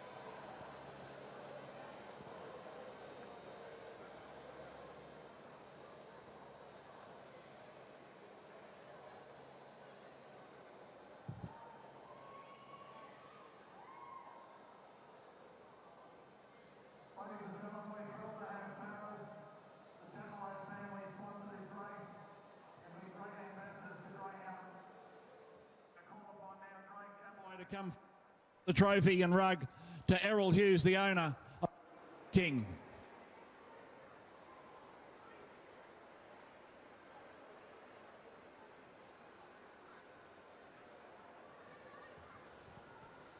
Errol, just very quickly, this greyhound's giving you and the Smiths are certainly a ride of your lives.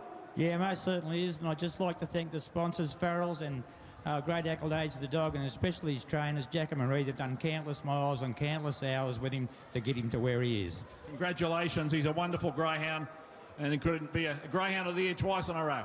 Well, I certainly hope so. It'd be good. All the best, mate. Congratulations, Jack and Marie. Our runner-up also now, Kanya Amy. Gary Minter will present forward for the trophy and rug on behalf of the GBOTA. And third prize to Tony Zammit and Sandro Bacchini.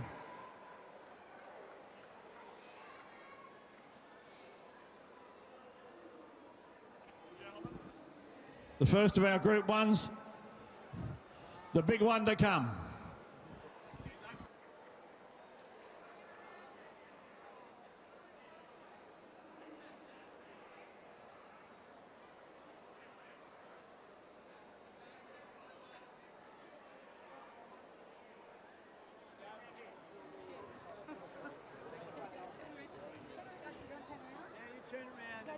You look at the man with the camera. You've got to smile for the camera.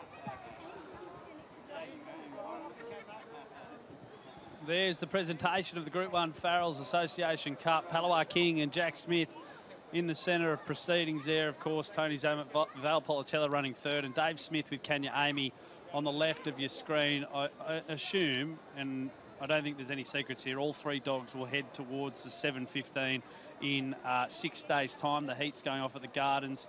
Battler at the moment, do you think they're the top 3 seeds? Oh, yes. Yeah, particularly Val Policella and Palawa King there at the head of affairs. And then now with Kanya Amy, what she has done throughout this series, she would be on the third line of betting, I'd imagine. Jared, have you got an update on the 7.15 there? Don't have an update yet, but Palawar King is our $4.20 favourite at Ladbrokes. Val Policella, $4.50. One other greyhound, like Wildfire. I know she has come up.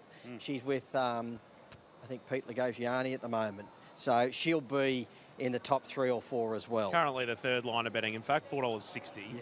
So like Wildfire's intriguing as we see pictures of Jack Smith here out on track with, it looks like owner Errol Hughes there with the Association Cup. Like Wildfire, of course, sold to Tim Aloisi in South Australia, went over and has been racing over there, almost undefeated. I think just one blemish on the record in 6 or 7 starts, and track record holder at both Gosford and the Gardens. A bit of an enigma, though, it must be said.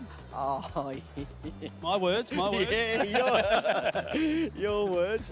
Look, yeah, can be a little bit challenging at times, but, oh, gee, when she does put it all together, she's an almighty greyhound that can run the hands off the clock, and if she turns up in best form at the 7.15, she's going to be awfully hard to beat. Yeah, like Wildfire, 26 starts for 18 wins. 5 races in the book here at Wenty Park tonight. The next one up, race 6 on the program, 10 minutes away, the Ozsure Ultra Sense final. I reckon this is one of the best betting races of the night. Jared, can you give us a market update for this race 6 at Wenty Park? Well, we went up with Stop at a $4.40 second elect, I beg your pardon, in the Ultra Sense final here, into $3.60 favouritism from the plum draw tonight. Speedy Pie locked on the second line, $4.60 into $3.90. Walisha Mist is a $5 chance, and locked on the third line with Camilla Keeping. Stop It is on track to start favourite, but currently a $3.60 chance. Battler Speed Map. Yeah, Speedy Pie from box number 3 will be charging forward. Stop It from the inside. Camilla Keeping will be coming across, and Walisha Mist can be touchy at box rise, but gee, when she does nail it, she's got a great turn of speed as well. Jace Magri with 2 runners in the race. Stop It from box 1, Speedy Pie from box 3. Leg speed, probably the only dog in the race who will be at the back of the pack. Walisha Mist is an interesting runner for a couple of reasons. Lukey Brown trains, but a really wonderful eclectic mix of owners, including Kathy O'Hara and, of course, Charlie Duckworth from the Chris Wallace stable. Mick Cowley caught up with them a little bit earlier on. I'm here with Kathy O'Hara and Charlie Duckworth, owners of Walisha Mist in the next race. Guys, how's the nerves like? Pretty nervous, to be honest. I'm worried about the box, but she was so good here last week, so we're sort of semi-confident, but just hoping for a clean getaway. I spoke to Luke earlier, and he said the box was the concern, but yeah, she was fantastic last week.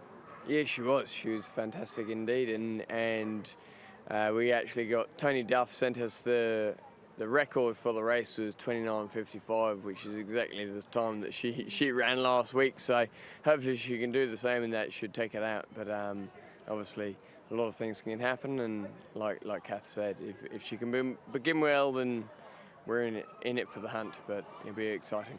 And the weather gods did you a favour. You know, a couple of races dropped at Randwick today, so you could get here in plenty of time.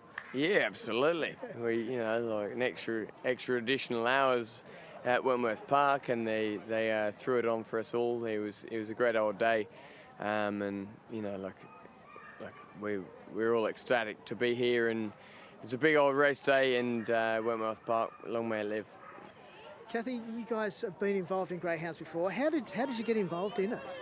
Well, it's actually through a friend of Luke's who inadvertently shoes my horses, my personal horses, my jumping horses, and Luke obviously does a bit of show jumping on the side, and introduced us and was like, do you guys want to go into this greyhound and Luke will train it? And we were like, yeah, sure, that sounds like a good bit of fun. And it started with one, and then it's grown into, I don't know how many it's grown into at the moment, but sort of endeavouring into like breeding litters and all sorts now, so we're fully hooked into it.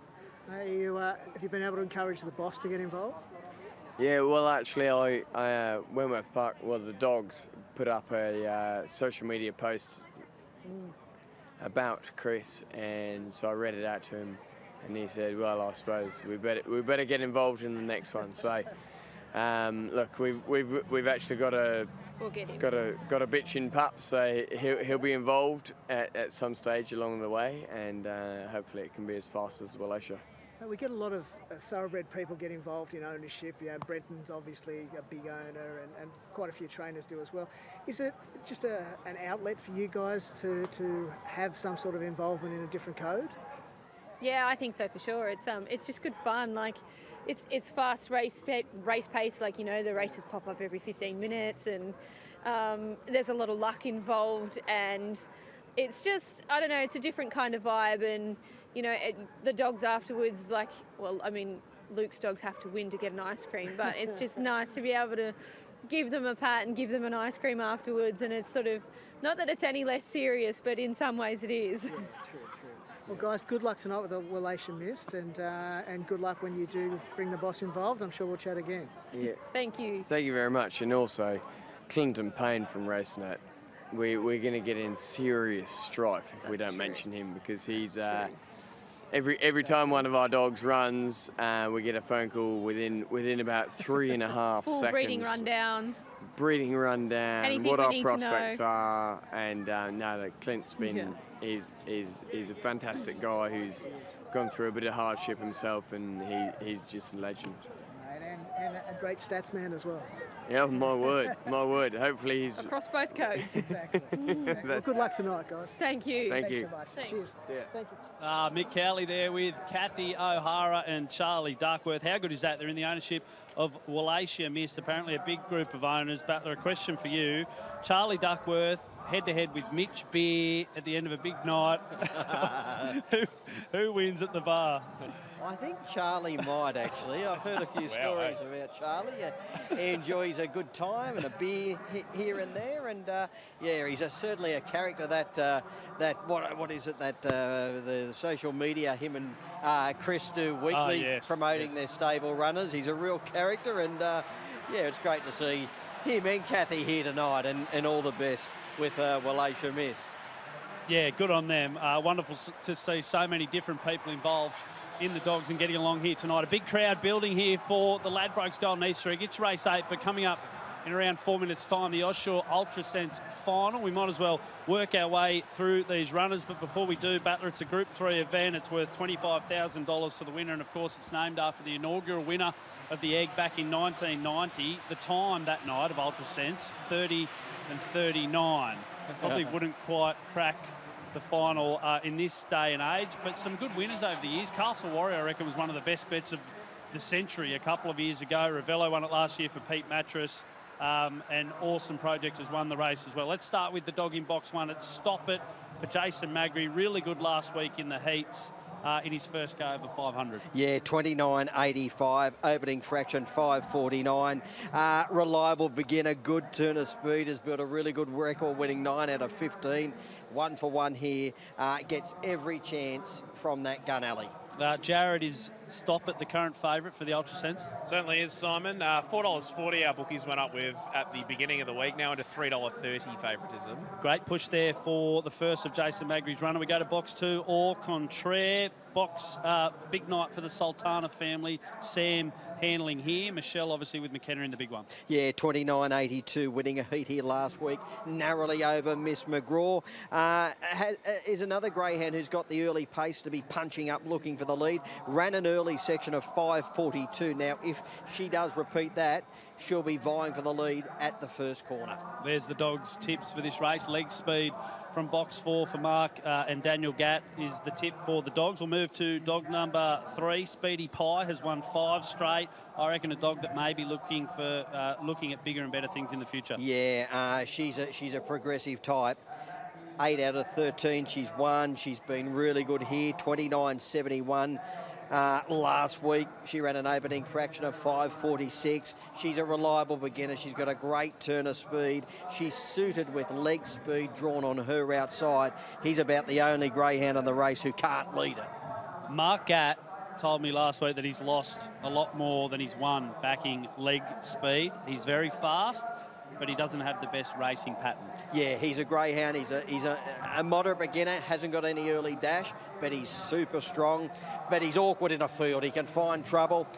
He's got a good chance here, a great chance, because there is a stack of pace in this race, and they could be all jostling and trying to lead through the first turn. Well, he'll be back over on the rails and just hoping for the rails run through the first corner. Betty Birdcage, a big price, but it's a wonderful story for Shane Poolbrook. He's had some ill health, but he's back here tonight, leading her out in the start number 119. Yeah, you're right. It would be a great story, but I can't see her winning tonight. Well, as you missed, we heard from Kathy O'Hara and Charlie Duckworth earlier on, fastest qualifier for the final. Yeah, absolutely lead-pinged and led all of the way here last week, 29.55 and an opening fraction of 5.38. If she begins like she did last week and she leads, she should win the race.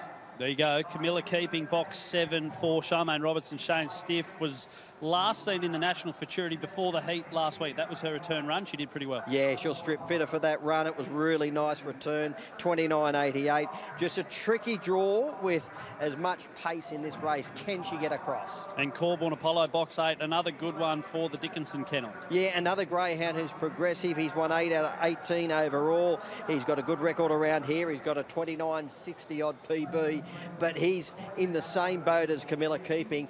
Will he be able to get across at the first turn with all this pace in this race? Ladbrokes market mover? It's Stop It, Simon. $4.40 into $3.50. I've heard that a few times before. Stop It, the Ladbrokes market mover.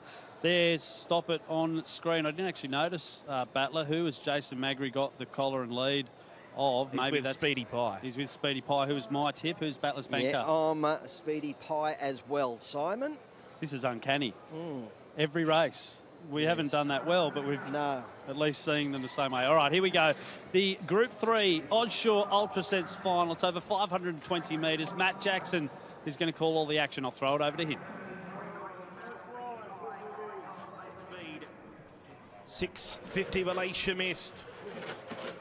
$8.50 about Camilla Keeping. $9.50 Au Contraire.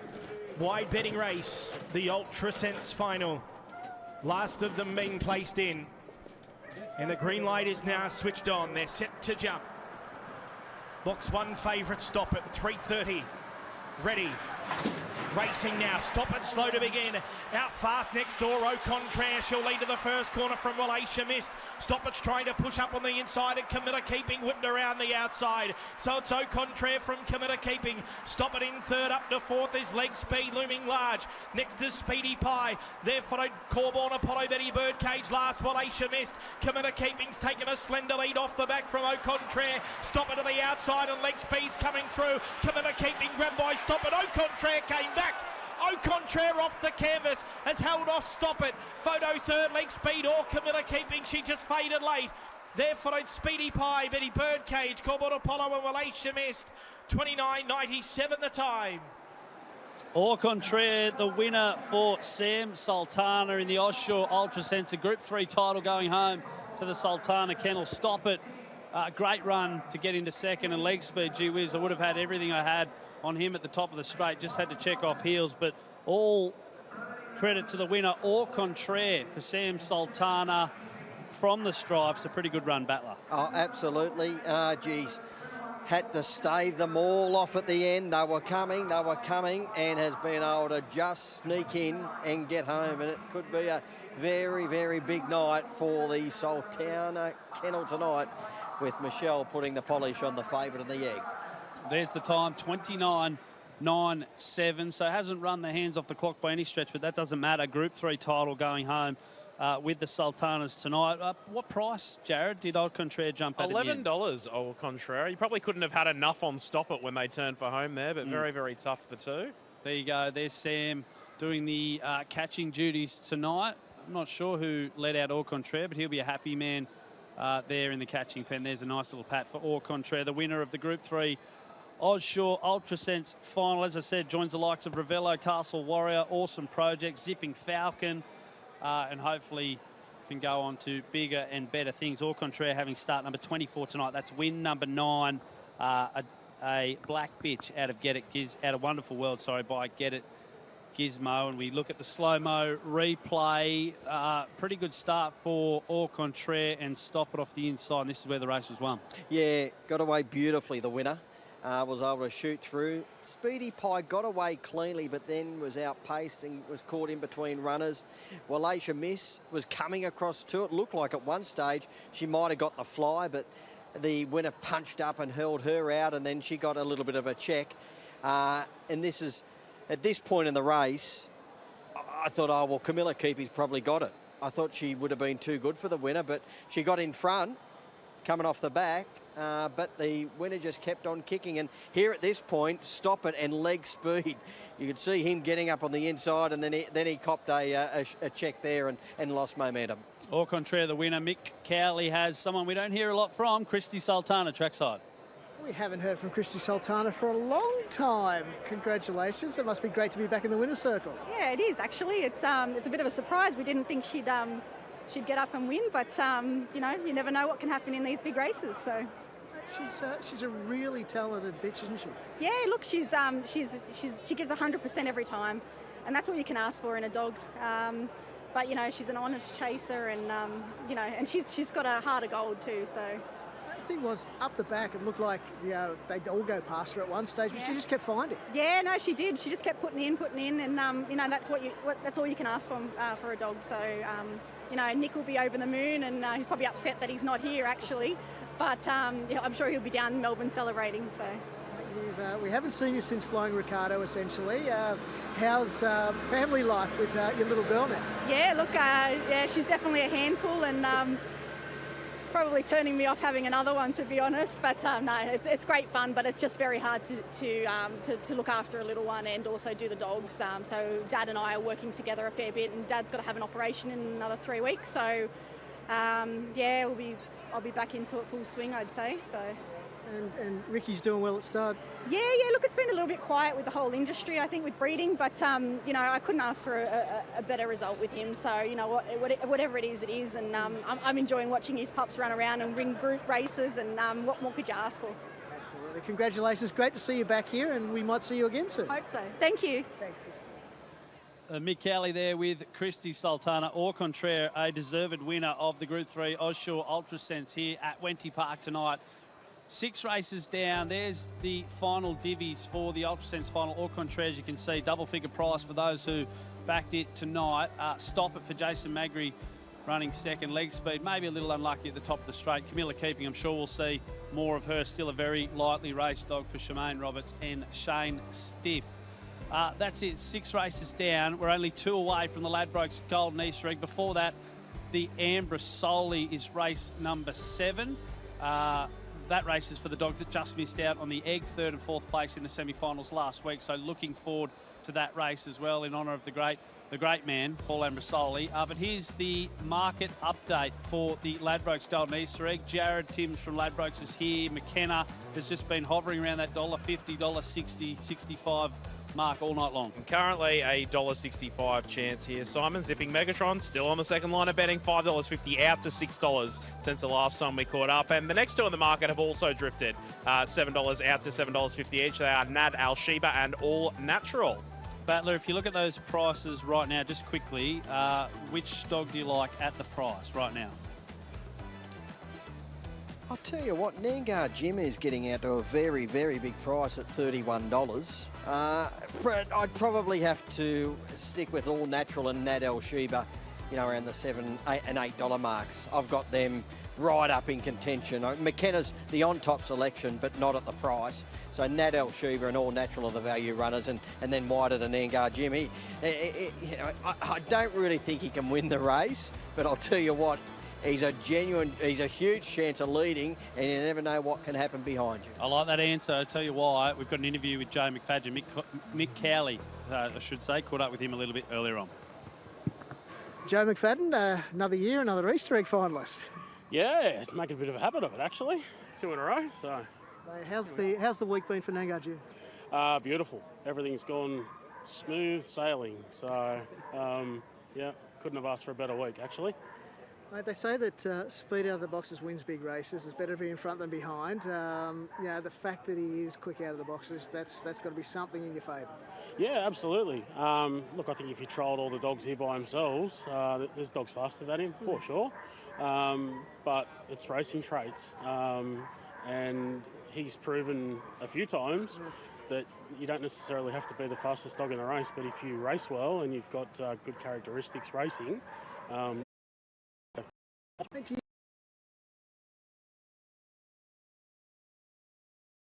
you pinch yourself at times being a trainer in Dungog to all of a sudden, you're competing in all these big races?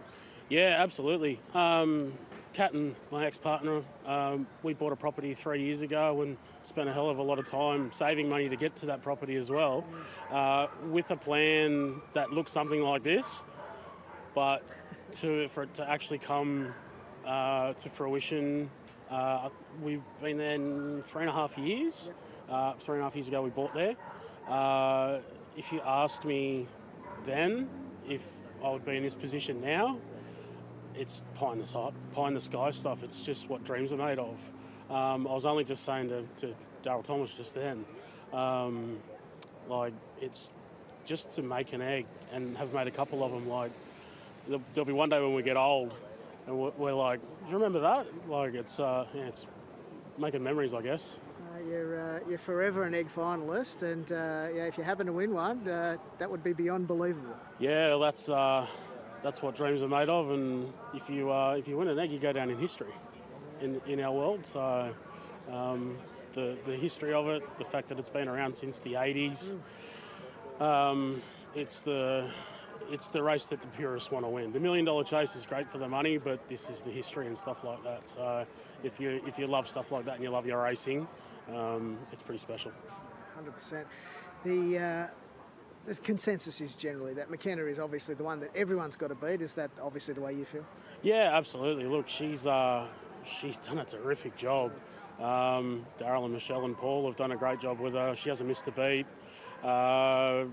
If she does what she's been doing, she's going to be terribly hard to beat. The sections that she can reel off are just astounding. So I guess we're hoping for. That's the saying that's racing. We need something to happen. We need to ping the lids and something to happen, and for us to make our own luck. She just doesn't need bad luck because she's pretty good. The reality is there's a stack of dogs that started this series. You're one of 8 that is left. You're one that's got a hope tonight. So best of luck tonight, buddy. Thanks very much, Mick. Appreciate it. Joe McFadgen there with Mick Cowley. Belmont put it last year was a wonderful story. Nangar Jim Maitland Cup winner, Temora Cup winner would be a great story this year, Battler. Yeah, Bulleye Cup finalist. He's probably better known on the big one-turn tracks, but he's very capable around here. He's got that genuine high speed. One of the likely leaders. He's going to need to improve his run-home time and his overall time to take out the egg. But look, if you're looking for a roughie and you're looking for a leader, he's certainly the one. Let's get a price from Jared Timms from Ladbrokes, not only for Nangar Jim, but let's have a quick look forward to the Ambra Soli, which is race number 7 on the card. So Nangar Jim's price now? $35 in the Ladbrokes market. Beautiful. And the Ambra Soli, the next race up, it's about 18 minutes away. Who's the favourite for race 7 on the card? This is as wide open as you like, this race, and probably understandably so. There are some really good greyhounds that didn't get a run in the Easter egg stepping out here. Angel Shirley is your $4.20 favourite. Shimmer Current, $4.40. Smooth Plain, $4.80. And a move for Black Tsunami today, $9 into $5. There you go. These consolations often are almost as good as the feature races themselves. You can see either some future champions, future really good greyhounds, I should say, going around in this race, or some dogs that have already been there and done that. Go Bears comes in at the expense of Red Hot Frankie as well. 18 minutes until the Ambrosoli. Paul Ambrosoli is in the house. We'll talk a little bit more about him on the other side of a quick break. We'll be back. Stay tuned to thedogs.com.au as we head towards the Ladbrokes Golden Easter Egg Final.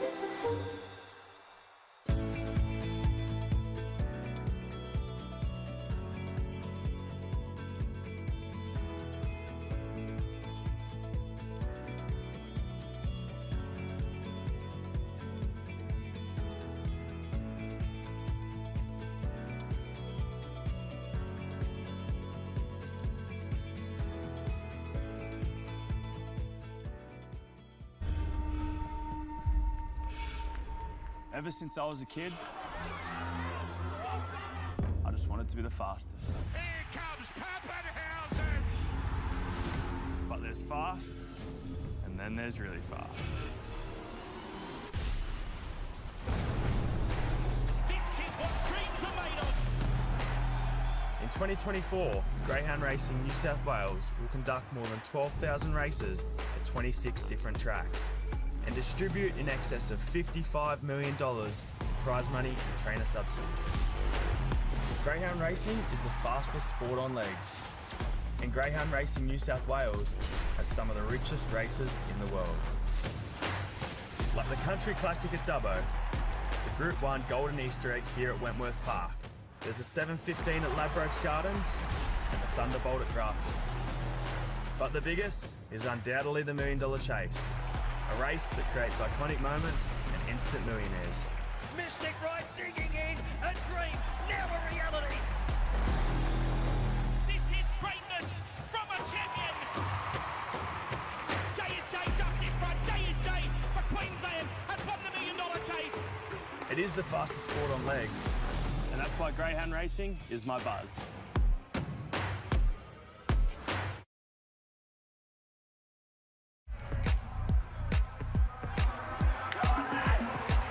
Yeah, well, it's one way to get a runner in a Group 1. 4.5. A neck by 4.5. Time 29.69. Nangar Larry in front by a length. Furness is closing. Nangar Larry holding on. Nangar Larry beat Furness. It's just been terrific, you know. I'd probably say more excitement than nerves, having been there on Saturday night and the quick back up into this Saturday. So still riding the high of watching him win on Saturday night. But yeah, just excited to have a runner and to be there on Saturday night. Nangar Larry, he's been a great dog already, a Bulleye Gold Cup, a real professional, isn't he? Yeah, he is. He's for him, he's not the fastest dog in the world, and he's not the slowest dog. You know, like he's probably a 29.50 at best Wentworth Park dog, which is still a very good dog. He can run records on the U-turn, but he's got plenty of speed. But his biggest asset is chasing. Yeah, a few mates were in the syndicate that had She's a Pearl, and I watched their journey. I thought, geez, this looks all right, this greyhound ownership stuff. So I got in touch with them, and they said, you know, when the next one comes along, and yeah, it was probably 4 or 5 months later, I got a message and said that Andy had found a dog for us, and yeah, within 24 hours, with part of the syndicate, and away we went. This dog has really sort of opened my eyes up into the world of greyhound racing and what goes into it, and yeah, really fascinating. Yeah, no, we start at 6. Yeah. Finish at 6. Yeah, trainer hours. And 7 days, same as you. Nemeth kicks a strong winner. Nemeth first from It's Our Time, Zathus and Your Long Storm. Yeah, it's my favourite horse too. Nemeth, he's been terrific. You know, he won a listed race at Flemington a few starts ago. So he's going around in the last, and then we're going around. So, you know, in a space of 4 or 5 hours, my 2 favourite animals are going around. A few mates and I said the first Group 1 winner we have, we'll get a tattoo. I didn't really think it'd be outside the thoroughbred industry, but listen, we'll see. Anything can happen. Anything can happen Saturday night. All right, mate. I'll see you Saturday. Good boy. 68 greyhounds have been whittled down to just 8 as the Ladbrokes Golden Easter Egg is set to be contested right here at Wentworth Park. We've already been treated to some stunning performances in the heats and the semi-finals, and it all culminates in the final over the famous 520 metres. We'll kick off with number 2, McKenna. She has quite clearly been the standout in the series so far. She absolutely cruised through her heat in 29.20 a couple of weeks ago. That is the second fastest time ever recorded at the track and trip, and she backed that up with another dominant win in her semi-final. She's drawn box 2. I think she'll go straight to the lead, and she'll be extremely difficult to run down again. Number 3, Zipping Megatron. Now, he bombed the start of his heat here a couple of weeks ago, but he managed to work his way through the field, and he ultimately won that night. and I thought that he was really tough behind McKenna in what was probably the strongest Ladbrokes Golden Easter Egg semi-final here last week. He's hard fit, he's unbeaten from box 3, and I thought that if the favourite was just a little bit south of her best, he might be the one to finish over the top. Number 7, Nangar Larry. He was very lucky to make it through his heat after being caught wide here a couple of weeks ago, but he bounced back with a really sharp on-pace performance in his semi-final last week. He's a winner from box 7 previously, but in a field of this quality, that might just be the knock. He's going to need to leave cleanly and find his way to the rail early if he is to be fighting out the finish. Summing it all up, I've found it impossible to have any greyhound other than McKenna on top of my 2024 Ladbrokes Golden Easter Egg selections. But if there is a danger, I thought that it might be the greyhound drawn just to her outside, number 3, Zipping Megatron. Good luck, punters. I'll see you trackside. You win some, you lose more. For free and confidential support, call the number on the screen or visit the website. Ever since I was a kid, I just wanted to be the fastest. Here comes Pappenhausen! But there's fast, and then there's really fast. This is what dreams are made of!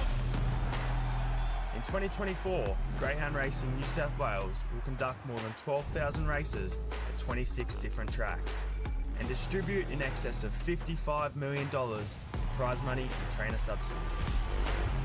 Greyhound Racing is the fastest sport on legs, and Greyhound Racing New South Wales has some of the richest races in the world. Like the Country Classic at Dubbo, the Group 1 Golden Easter Egg here at Wentworth Park, there's a 7:15 at Ladbrokes Gardens and the Thunderbolt at Grafton. But the biggest is undoubtedly the $1 Million Chase, a race that creates iconic moments and instant millionaires. Mystic Ride digging in, a dream, now a reality! This is greatness from a champion! J&J just in front, J&J for Queensland has won the $1 Million Chase! It is the fastest sport on legs, And that's why greyhound racing is my buzz.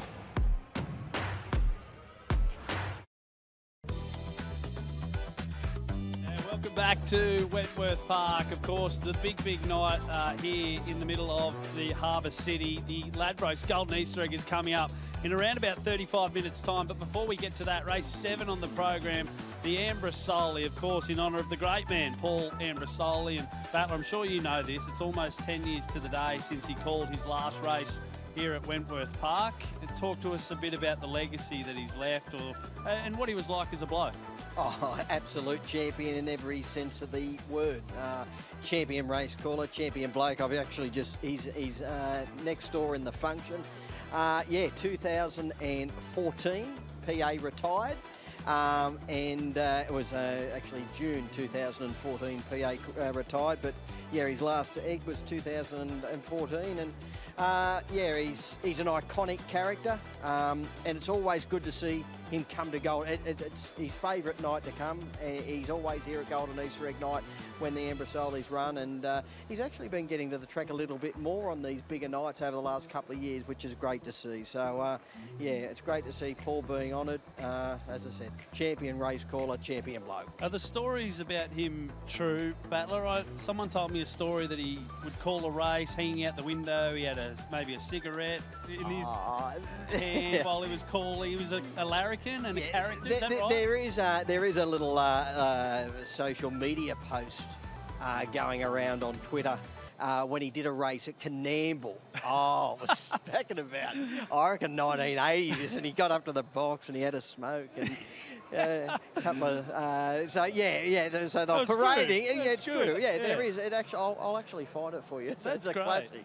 That was years ago, 30 or 40 years ago. That'd still be fair game at Canamble, though, wouldn't it? Surely. Anything goes. Anything goes. Anything goes at Canamble. It's a throwback, but a lot of things we've moved forward for good reason in a lot of areas in our life. But the larrikinism and the great Aussie bloke, that still stands true. And Paul Ambrosoli, this race is a great honour for him. It's a Group 3 event. It's over 520 metres, and you can see the dog selections on the screen there. Smooth Plain was really good in the heats of the egg. Not so lucky in the semi-finals. Angel Shirley, talented up-and-comer with Pete Lagagioni now. Black Tsunami, of course, another great greyhound, another good greyhound from the Sultana Kennel in Shimmer Current as well.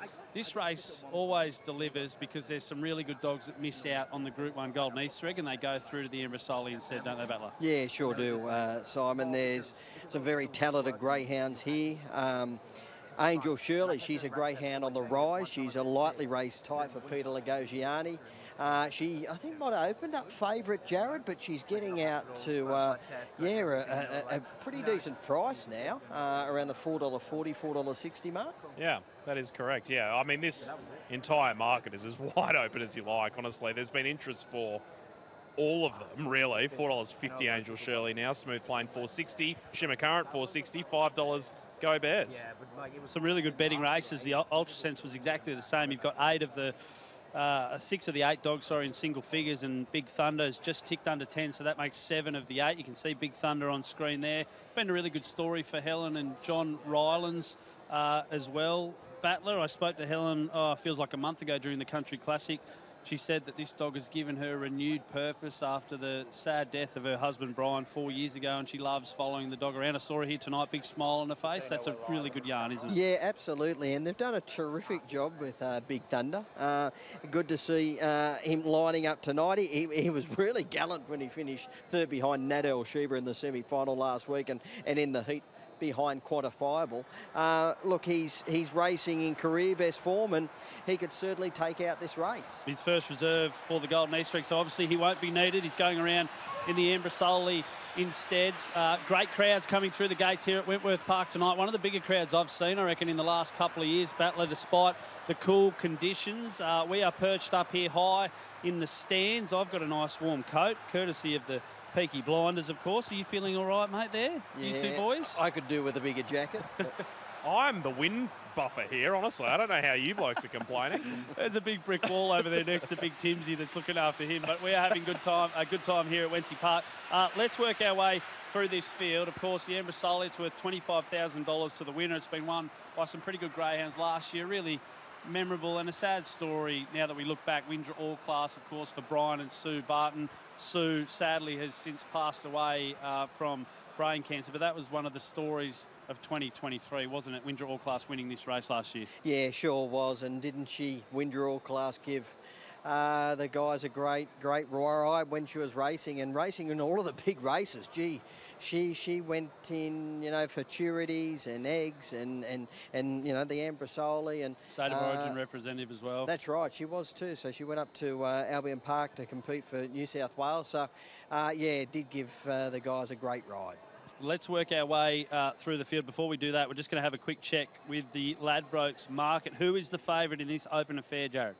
Smooth Plain is your favourite now, Simon. $4.80 into $4 since we last caught up. There you go. Some good support for Smooth Plain. Just ticking under the $4 mark. Spoke to Tom Daly after the semis. Just said the dog needs a bit of room to move, Battler, but we'll get to it in just a moment. We start with Black Tsunami from Box 1 for Michelle Sultana. Isn't the quickest away, Battler, but Box 1 does drag some greyhounds out? Probably not best suited to this particular greyhound. He just hasn't got that early dash to stay in striking range of the leaders. He hasn't won for some time. He hasn't won since, November last year. So he's looking to get back into the winner's circle. Look, I think I can only throw him into the wider multiples. Red Hot Frankie is scratched from Box 2. So the Richmond Derby winner, Go Bears for J.R. Patea, takes the checks, but will run out of bib 9. Yeah, he's got a great chance from box number 2, Go Bears. As you just said, he won the Richmond Derby. He has won around here in 29.53. Good record, track and trip. Well drawn in the 2 alley. Tremendous chance. Angel Shirley, box 3 with Pete Lagagiani, as we said off the start. Has been there for a little while, and I feel like she's got a big race in her somewhere. Yeah, she has. She's a real progressive type. She ran 29.55 winning here about a month ago. And she finished 4th behind Nangar Larry in the semi-final last week. From box number 3, she should get a bit of room to move with Big Thunder on her outside. I've got her on top. You mentioned Big Thunder, unwanted in the betting, $7 opened earlier in the week, out to 12 at the moment. Yeah, his past couple of runs have been really good, particularly his latest when he finished third behind Nadal Schuber, running 29 and 73. Just a tricky draw here. I'd be putting him into the trifectas and the first fours. Smooth play in the first of the daily kennel runners, current favourite for the race.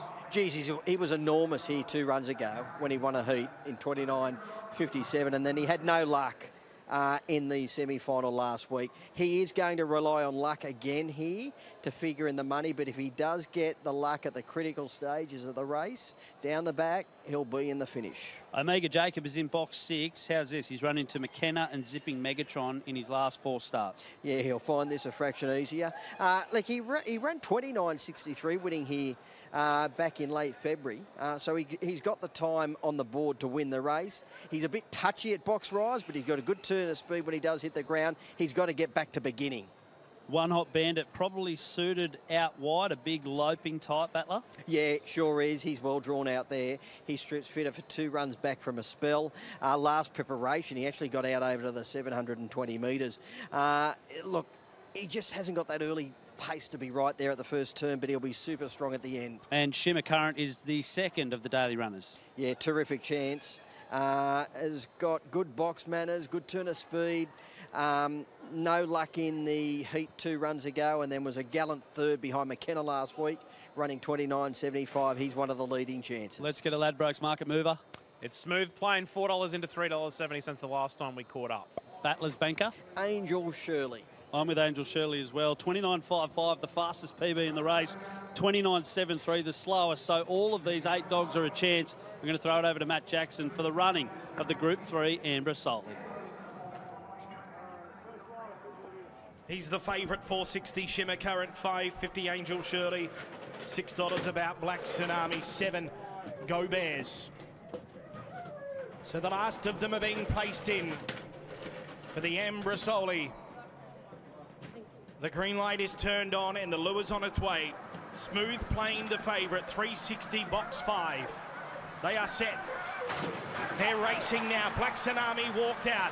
Big Thunder away quickly, will lead to the first turn. Carving over now is Shimmer Current, and Shimmer Current will find the lead, but there was trouble, and Black Tsunami weave through. One Hot Bandit up to third. Fourth, the inside is Go Bears. They're followed Omega Jacob. Next to Smooth Plane. Big Thunder out the back. Angel Shirley off the back. Shimmer Current leads by a length and a half on Black Tsunami. One Hot Bandit getting home. Shimmer Current leads. One Hot Bandit's flashing. Shimmer Current, just Shimmer Current being One Hot Bandit and Black Tsunami in a brave win. Go Bears fourth. They're followed Omega Jacob, Smooth Plane, Big Thunder, Angel Shirley safely into the pen. The run around 30 and 10. Shimmer Current, the winner of the Group 3 Ambrosoli. A bit of a messy race through the first bend. The time 30 and 12. Not the quickest by far and away, but Shimmer Current, it's made the trip worthwhile for Tom Daly, a winner just ahead of a fast finishing One Hot Bandit. I guess made the running from box 8. A bit of luck, battler, but deserved to win. Yeah, got the money. Geez, One Hot Bandit probably should have won the race.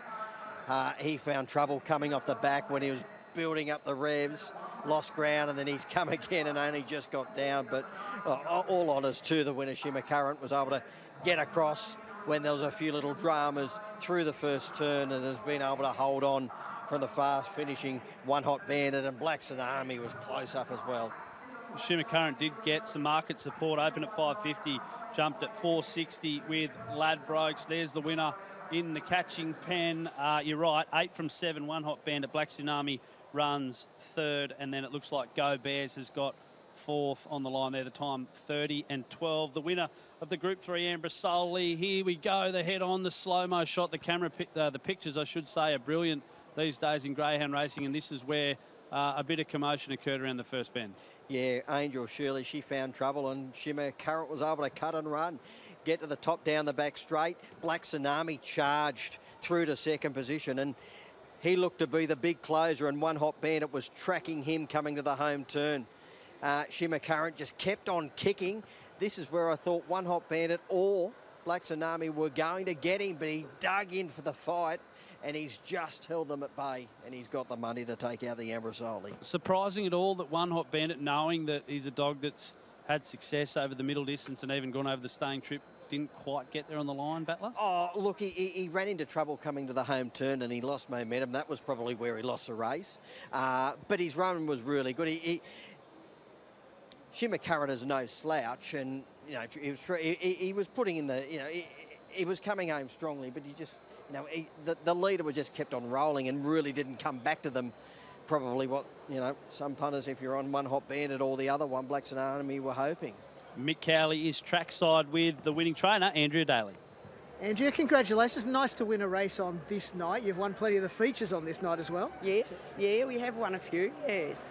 He certainly benefited from the little bit of a mix-up on that first turn, but he was due a bit of luck after the last couple of runs here. He was. Last week, I was really happy with his run last week. He really put in, he tried hard, so, and he managed it this week, so I'm happy. I guess when you're chasing a dog that's running 29.2 up front, to run third. Yeah, I know. Yeah, that's what I thought. He tried his heart out last week, but he can't run that. So, he was a good run last week. It's certainly worth the trip to come up for this series, though, with a dog like him. Yeah, I think it is. Yeah, like he's ran good times, at the Meadows and things like that. So he can run. It's just, he likes to be at the front. If he's at the back, he'll, he doesn't try his hardest, but tonight it paid off, so it was good. Well, congratulations on winning a race tonight, and especially this race. It's a time-honoured one here as well. Yes. Congratulations. Thank you. Thanks, Andrea Daly there with Mick Cowley, Shimmer Current, the winner of the Ambrosoli, a son of Shimmer Shine, a multiple Group 1 winner, and highballing out in front here. You thought One Hot Bandit just got checked a little bit, Battler, and lost a bit of momentum. Maybe that handed Shimmer Current the race. Yeah, I think it did, Simon, because as you can see, look at One Hot Bandit probably got within half a length at the end and probably lost a half a length to 3/4 of a length coming off the back. So he was the unlucky runner in the race, but all honesty, Shimmer Current was able to take advantage of that little jostling through the first turn, cut and run, and make every post a winner. Yeah, absolutely. Makes the trip back home down the Hume Highway a little bit more tolerable for the Daly camp. And we appreciate them coming up, of course, as we do every trainer from interstate. Let's have a look at the final divvy. Shimmer Current for the Dailies getting up there at an okay price, $4.40 in the end. One Hot Bandit second. Black Tsunami Go Bears running into fourth. It'll be interesting to see what they do with One Hot Bandit moving forward. Still quite a young greyhound Battler. I think 32 starts at the moment, has had 14 wins, and we're not quite sure maybe what his best distance is. Is it a sprint trip? Is he a middle distance dog? What do you reckon? Oh, he's versatile, probably a middle distance dog. I don't think he's a genuine stayer, so they might just punch around looking for the races over the 600 metres, probably come back to Wentworth Park in the next few weeks and just basically just try and target races. It's a little bit hard to predict with where they'll go with these type of greyhounds, whether they step up or stay around the 500. Subject of a big offer for the group that bought him last year as well. Another dog that was subject to the big offer is McKenna, the favourite for the Ladbrokes Golden Easter Egg. We're not going to throw around the number on this broadcast, but it was pretty sizable. Hopefully tonight she can repay that with a win in the $350,000 Group 1 egg. Jared Timms from Ladbrokes. She has hovered around this price all evening, $1.60, $1.65. Where is she right now, and who else has attracted some market support? She's $1.65 as we speak right now, Simon. Zipping Megatron still on the second line of betting, but has started to firm now that we're getting closer to jump here. $6 into $5. All Natural has firmed into sole third favouritism here, now a $7 chance, $7.50 Nad Al Sheba, and Nangar Larry. We saw a bit of interest earlier on into $8.50, back out to $12 now. We've done a lot of work on these finalists tonight. One dog we haven't spoken a lot about is Marvel's Zombie. Was really, really quick out of the boxes in the semi-finals last week. Elman Waring, on behalf of Elman Waring, caught up with Mick Cowley a little bit earlier on to discuss Marvel Zombie's chances. Okay, with El Manwaring, El, Golden Easter Egg finalist again. Yeah, El, you had in there. You had $1 million chase finalist. You guys are flying at the moment. Yeah, we certainly are. We're pinching ourselves. It's just a lot of hard work, doing right by the dog and having the stock too, having the good dogs. So, yeah. As you said, it justifies what you're doing. You're doing something right to get to these big races. Yeah, absolutely. So, those early mornings and all days and late nights, yeah, it's all paying off. I watched the heat back that your dog was in, and that first turn, skittled on that first turn, was really unlucky to get the run in the semi. You must have thought you were a rough chance. Look, we were just hoping. Sam actually sent me a message to say I'd be scratching and we were going to get a run in the semi, and I ran into the lounge room. I said, "Ow!" He goes, "What?" I go, "We've got to run!" And so everyone is excited. Just luck. Yeah, pretty much luck. But that's fine. Luck's Yeah, good. absolutely. Yeah. You need luck in big races as well. Yeah, you do. The semi run, the speed at the start, that's just the key, isn't it? Oh, absolutely, yeah. He's come out, he's gone great. He's stuck to Nadal Sheba. If he can do that tonight, he might get into a placing, which I'd be more than happy with. Obviously, we'd love the win, but, he's just got to do everything right. The draw hasn't done any real favours being out there, but there's some speed to bring you across as well. Yeah.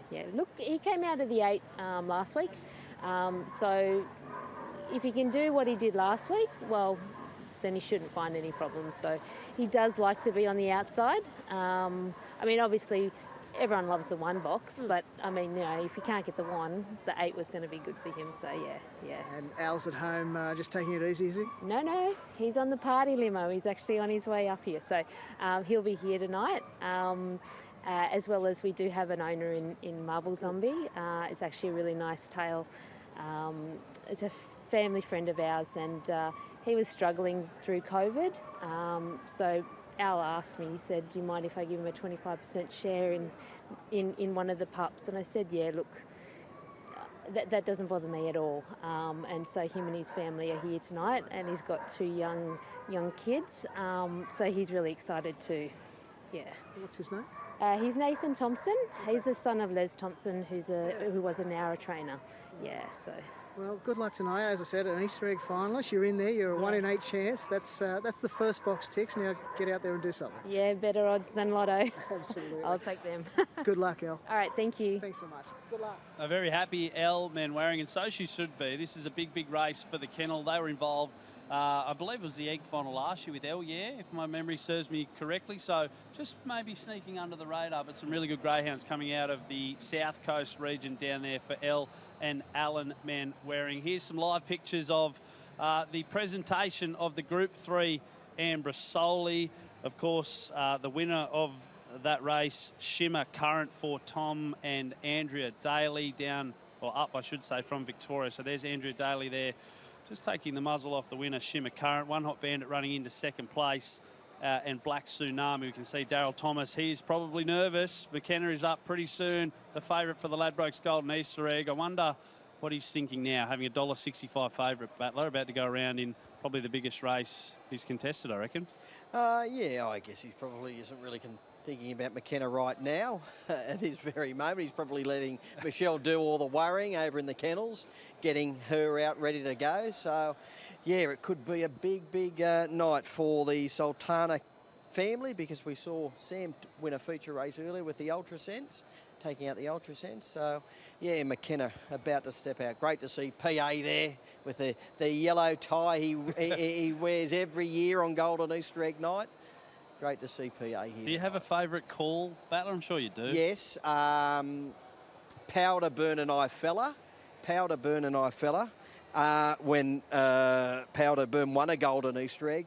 And the other great call in my mind of PA's was Comrade in Arms, winning a derby here. Back in, I think, early 2000s. And he hit the desk.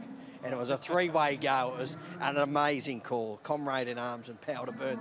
The 2 best calls, my 2 favourite calls are PA's anyway. I'm not going to wade in this water for too long, but just briefly yourself, obviously taking on that role as the lead caller here at Wenty Park. Was it big shoes to fill? Did you feel pressure? What was that like? Oh, absolutely. It was a very tough gig to follow PA.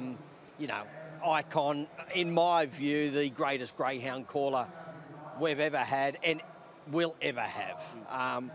Freakish caller, amazing voice, but just a great caller. You could sit, in the old days where you didn't have Sky Racing and you didn't have the internet to watch races, he'd paint the picture beautifully, Tell the you story. know, on the radio, 2KY in those days. And yeah, a fantastic greyhound caller. And actually, people don't realise that he was a brilliant thoroughbred caller as well, and called rugby league as well. So he's done everything PA in the broadcasting space. And yeah, he used to fill in for Ian Craig actually at the Metro Gallops years ago when Ian would go on holidays. Versatile as well.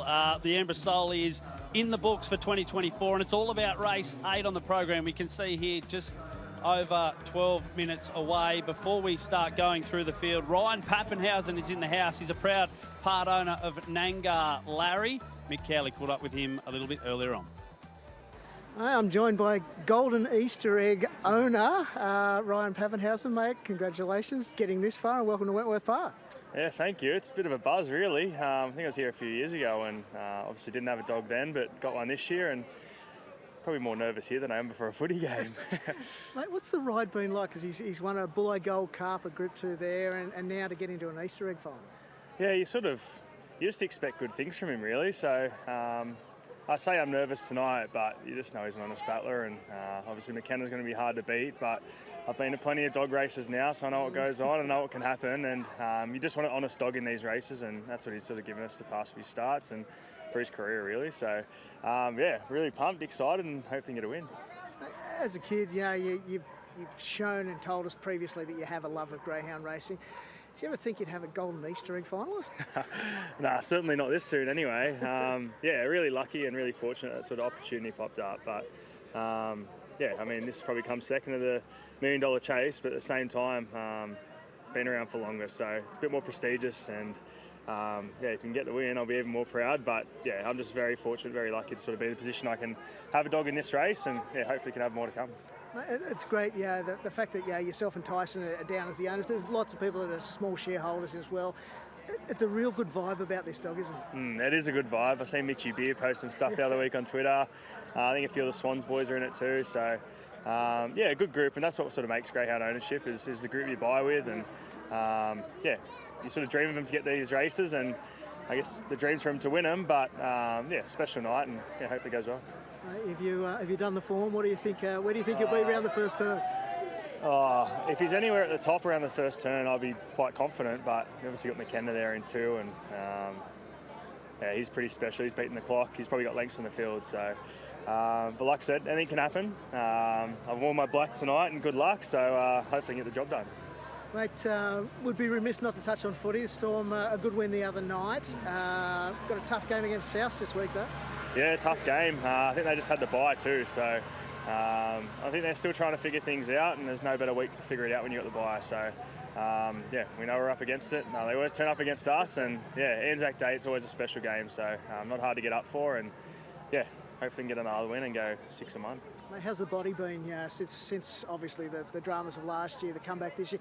Everything going good? Yeah, I think so. I still think I'm finding my feet a little bit, but I think my role's probably changed a little bit in the side, and yeah, I feel like I'm building well and getting more confident each week. So yeah, as long as I can keep going on that trajectory, I think I'll be all right. But just lucky I've got some really good teammates around me that can probably do the job at the moment, and I can just sort of focus on a couple of simple things.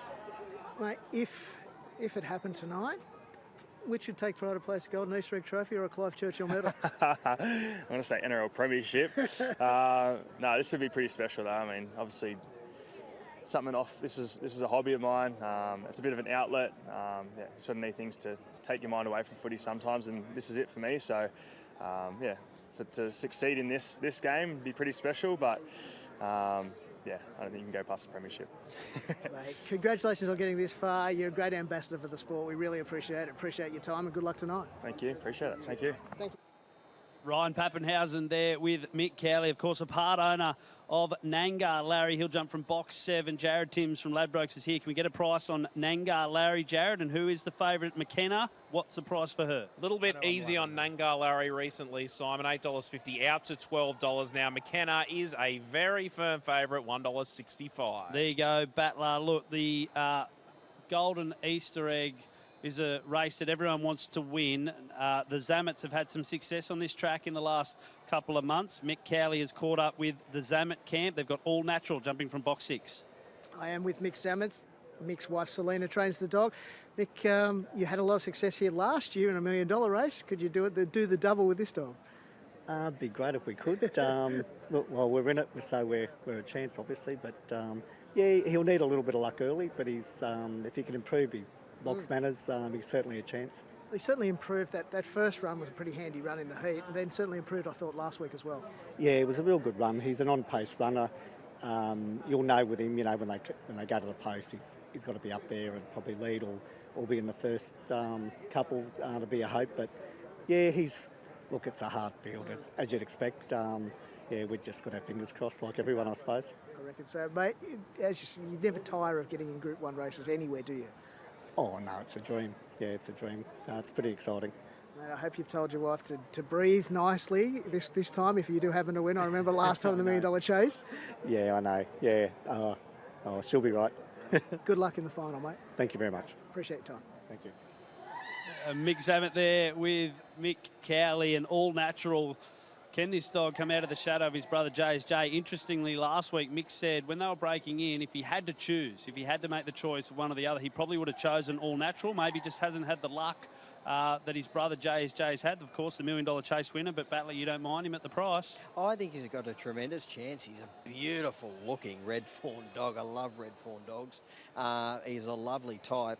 He just, as Mick mentioned in the interview, he's going to need plenty of luck in the early stages from the tricky alley, but if he does, he's in this race right up to his ears. So McKenna, $1.65 at the moment. You've said throughout the broadcast tonight, Battler, that that's not a price that you're willing to get engaged in. We've heard your thoughts on All Natural. The only dog we haven't heard from tonight is Ronnie Evans and Finesse in box 1, $15 at the moment. If you had to go an each-way play or maybe something that the punters can get into, what are we, 6 minutes out from the Golden Easter egg? Which way are you going? Oh, the value runners in the race for mine now are Nadel Sheba and All Natural, hovering around the $7 and $8 marks. McKenna is the on-top selection, and I've got to say I am shocked she hasn't got out of fraction. What is she now, Jared, $1.65? $1.70 she is now, Butler. Yeah, look, I think as we get a little bit closer, the traders might take a little bit more of a risk with her. But the value runners, Nadel Sheba and All Natural for mine. We know the race record is 29.27. Tommy Shelby a couple of years ago, she's run 29.20 and 29.28 last week in the semi-final. If she runs to that mark, can any dog beat her tonight? Or 29.2? Yeah. No, not a hope in 80s of beating her if she's running 29.2. The track isn't lightning quick tonight, so I don't think this race record's in danger, in my opinion. $1.75 for McKenna, so slightly on the drift now for the 2024 Ladbrokes Golden Easter egg. It's 5 minutes away from the big one. It's worth $350K, a race every trainer grows up wanting to win. There's plenty of, well, not plenty, there's a bunch of races on the calendar worth more. Battler, we mentioned it earlier on tonight, races like the Derbies, Futurities, Melbourne Cups, the St Ledger or the Paws of Thunder as we know it. They've got history, they've got prestige, and these are races like the Egg that trainers grow up wanting to win. Absolutely, Simon, particularly the Golden Easter egg. It's before the MDC, if you ask any trainer in New South Wales, it's always been the Golden Easter egg. I want to win a Golden Easter egg. Now with the big prize money $1 Million Chase, I think a lot of trainers lean that way, but it's a special race, always has been. First run in 1990, and it continues to get bigger and better each and every year. And if you have a look at the honour roll, Simon, out and out champions have won it. You're spot on. Hall of Famers like Brett Lee, who you mentioned earlier on, Power to Burn, Bogey Lee, Ten Hill Doll, even some modern day champs. We've seen She's a Pearl a couple of years ago take home the Egg, Simply Limelight. Who could forget Fernando Bale, of course, Uphill Jill, the list goes on and on and on. So you win this race and you become one of the best dogs in the business. Let's work our way through the field. We're about 3.5 minutes away from the Ladbrokes Golden Easter egg. We'll start with the dog in box 1, Finesse for Ronnie Evans, $13 at the moment with Ladbrokes, opened at 17. So a bit of support for the dog in box 1. I think he's really come of age in the series. He's only a very lightly raced type. He's been absolutely brilliant, finishing runner-up in his heat. Then his semi-final, he ran 29.91, then 29.71. That's his PB around here. He needs to improve time-wise. He needs to get down to at least 29.4 to win the race. He was super gallant when he was narrowly beaten by Nangar Larry last week.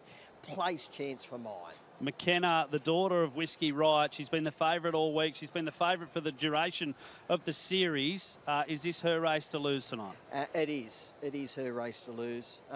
She was only moderately away in her heat, and then she went whoosh and charged to the top and put them away. She began beautifully in the semi-final, and it was all over in a couple of strides. She ran 5:39, 17:65, 11:62 home, 29 and 29 overall. Outstanding performance. If she begins, she should get clear air with Zipping Megatron drawn on her immediate outside, because he's generally a moderate beginner. You mentioned Zipping Megatron. He's a beast. He loves Wenty Park. He's on the upward spiral, but there's so much pace around him. Yeah, he's a ripping young greyhound. He's won 8 out of 11 overall. He's won 7 out of 9 here and finished runner-up twice. His record's impeccable here at Wentworth Park. He's got a 29.42 PB. He just lacks that genuine dash, but he might be able to just find the rails through the first turn. If he does get the runs, the leaders will want to look out because he's strong. $10 million man Pete Lagagioni pull off another big race win with Nat El Sheba, his first Group 1. Yes, he can. He led all of the way in the heat, running 29 and 51 a PB. He ran an early fraction of 5:41, 17:82 to the back. He's got a strong enough run home of 11:62 or thereabouts. If he begins, he can lead. He's got Zipping Megatron underneath him, which is an advantage. Speaking of dogs that can lead, Nangar Jim has great early pace. Sure does. He's more known to be a one-turn greyhound, but he's capable on 2 turns. The only issue with him, he needs to strengthen up in the run home time, and he needs to run a career PB. 29.76 is his PB here. He'll need to go 2/10 quicker. Jared Timms, Nangar Jim was around the $30 mark about half an hour ago. What price is he now? Into $19 now, Simon, so there is some late interest. There you go. All Natural has lived in the shadow of his brother and $1 Million Chase champion. Is tonight his turn? Well, it could well be. Only 3 runs ago, Simon, he won a Bundaberg Cup. And here he is, aiming up in a golden Easter egg. He was narrowly beaten in the Gold Bullion at Albion Park 5 runs ago. He's been brilliant in both runs here in Sydney, where he finished runner-up first up, and then he won brilliantly in 29.63. He's got a tremendous chance, the value runner for mine. Nangar Larry, a classy animal, and he's in the right kennel. Sure is. They know what it takes to win a golden Easter egg. 29.68 winner here in the semi-final. He's a bit touchy, but then he hits the accelerator. If he does get across, he's got a great chance. And Marvel Zombie, box 8 for Elle, and Alan Manwaring put some serious pace into the race. Yeah, it would be a great story to see him win. I just don't think he can get across from the wide alley. Market mover, Jared Timms. The market mover is All Natural now, Simon, a $7.50 chance. Fourth line of betting, I beg your pardon, at Ladbrokes. All right, here we go. Time to put, I was going to say something else there. Time to put it on the line, Battler, the banker. Look, I've got to be with McKenna. I don't like the price. The only knock is the current price, but she is starting to edge out around the $1.85 mark. The value runner for mine, All Natural, I think he's got a tremendous chance, and then wider out to Zipping Megatron and Nat El Sheba, but I've got to be with the favourite. I'm with McKenna as well. I like Nat El Sheba at the each-way odds. Matt Jackson has been our caller tonight. We'll throw it over to him for the calling of the Group 1 Ladbrokes Golden Easter Egg. She's at $1.90, $6.50, good support, All Natural. $7 Zipping Megatron and Nat El Sheba, $10 Nangar Larry, $11 About Furnace. The moment we've longed for. They're just about all ready to run. McKenna to bounce the favourite. She'll leave from box 2. The green light is on. This is the Golden Easter Egg. They're set to jump. $1.90 McKenna, ready. Racing now, and she left brilliantly. McKenna, the favourite, straight to the lead from Furness at the first corner. Nadal Sheba to third, and Zipping Megatron getting up on the rails. They're followed by Nangar Jim next, Nangar Larry All Natural, and Marvel Zombie. McKenna midway down the back, she's out by 4 on Zipping Megatron to second. Then Furness and Nadal Sheba at the home corner. McKenna, she's 4 in front. Zipping Megatron's trying hard. McKenna's in front. This is the win of a lifetime. McKenna won the Golden Easter Egg and beat Zipping Megatron. Photo third, Furness on Nadal Sheba. Again, Nangar Larry All Natural, Marvel Zombie. Nangar Jim at the rear. The time around 29.3. That is a special win from a special dog.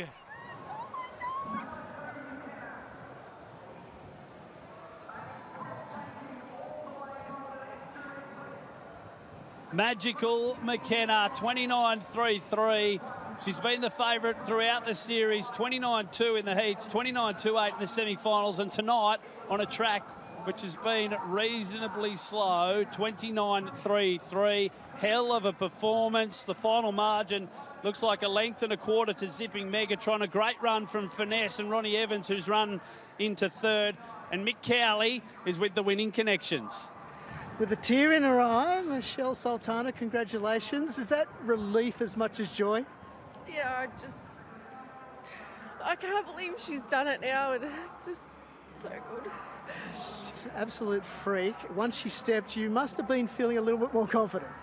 I just needed to get clear, and I know the track's really heavy tonight, and I know the dogs would have been coming up behind her, and she just had to keep a lead, and she did, so...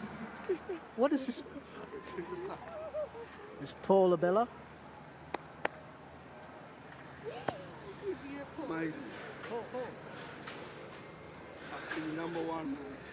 Right, I've now got Paula Bella's with me as well. Paul's a trainer. Paul, congratulations. How does that feel, mate? Oh, mate, I didn't think I'd get excited. But amazing to win it with Daryl, Michelle, and George, and my mum and dad at home as well, mate. Like they're still at home doing the dogs, and my wife. It's just everything. It's ridiculous. We had a plan and it went off. come off. You said you had a plan. This goes right back to when you actually George bought the dog, doesn't it?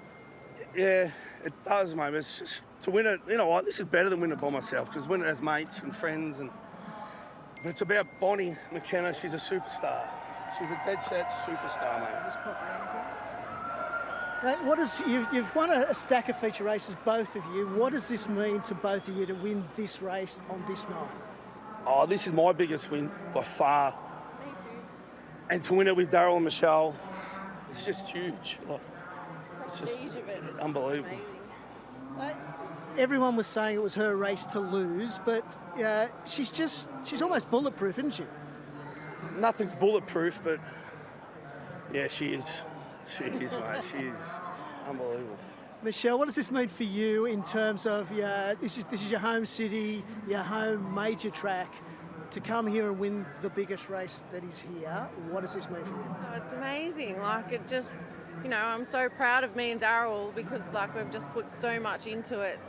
And every dog, just to get them to a position like they have been now, and it's I don't know. Did you think you'd get this emotional about it? I didn't, because I'm the level-headed one and I've kept cool all week, and no, wait till I see Daryl, I'll keep crying. I love him, mate. He's the best, Daryl. Best bloke you ever meet, mate. Paul, obviously this partnership works now. I can see dogs going back and forth to Melbourne and Sydney. Yeah, mate. They sent me a dog the other week, and okay, I didn't win it. I owe them now, big time. So, but it didn't work. But yeah, mate, how can I complain for the job they do? And there's no stress. It's not about them. It's always about the dog, and they never ring me up with a problem. It's always positive. It's never I've done this, I've done that. It's always Bonnie's done this, Bonnie's done that, and they're the best in the business, and I wouldn't swap them with any trainer that they're going around. Guys, congratulations. Go soak up that atmosphere. Mick Cowley there with Paula Bella and Michelle Sultana. Daryl Thomas, I'm sure, is waiting in the catching pen with McKenna, the 2024 Ladbrokes Golden Easter Egg winner. There goes Michelle. Haven't seen her teary before, Battler. This is how much it means to win a Ladbrokes Golden Easter Egg. There she is, the winner. The time, 29.33. What do you think of that performance? It was all over after 2 strides. She absolutely nailed the jump. She had an uncontested lead and they couldn't run her down. 29.33, just outside the race record. Zipping Megatron was outstanding to run second, to run her to a length and a quarter at the end. And Furness, gallant in finishing third in the biggest race of his career. But all honours to McKenna. It's been a great training performance by Michelle and Daryl to get her here to peak on the night. She was outstanding in the heat, brilliant in the semi-final, and in the final she has gone just even better to take it out and do it in outstanding fashion, and the celebrations continue. Memorable and magical McKenna. One person we haven't seen yet is Big Georgie Alvaro, the owner, who went out on a limb, I guess, paid a big price tag to get hold of McKenna. We saw her come up for the $1 million chase last year. She was the favourite for that series. No luck in the semi-finals. You can see how much it means to Michelle and all the other participants. Jack Smith giving her a hug there, Hayley Moffat, and there's Daryl Thomas, the tandem who has done so much good work with this wonderful greyhound. I'll tell you what, Battler, we saw a super bitch running around a couple of years ago in this race in She's a Pearl, and she was the queen of New South Wales racing. I know McKenna's not technically ours, but is it fair to say the crown has been passed to her as the best female in Australia? Well, on that performance, yes, there's no doubt about it. It'll be interesting the path they plot now with McKenna. Does she go back to Victoria, or does she stay up here? There is, a ladies' bracelet coming up in the next few weeks. So, does she stay here? Here's the replay, and we can see there she absolutely nailed the jump. She carved across. She took control at the first corner. She had an uncontested lead, and when you're running the times she runs, you can't run her down. Zipping Megatron's run has been out of this world, really, to get within a 1 1/4 when she's running 29.33 up front. And 5.35 to the first mark. That is the quickest early section she has run. She'd run 5.39 last week. But as you can see on that lateral shot, she absolutely nailed the jump. And all honours to her. Furness has been fantastic throughout the series to finish third. And Zipping Megatron, I'm sure McKenna and Zipping Megatron are going to meet again in these big races, because there's no doubt they're two of the most exciting greyhounds in the country. Well, that's what draws people to the track, to any sport. It's great rivalries. Hopefully they can go head-to-head once again. I spoke about Georgie Alvaro, the proud owner of McKenna. We've tracked him down. Mick Cowley is with George Alvaro. I am with the Golden Easter Egg winning owner, George Alvaro. How does that sound, mate?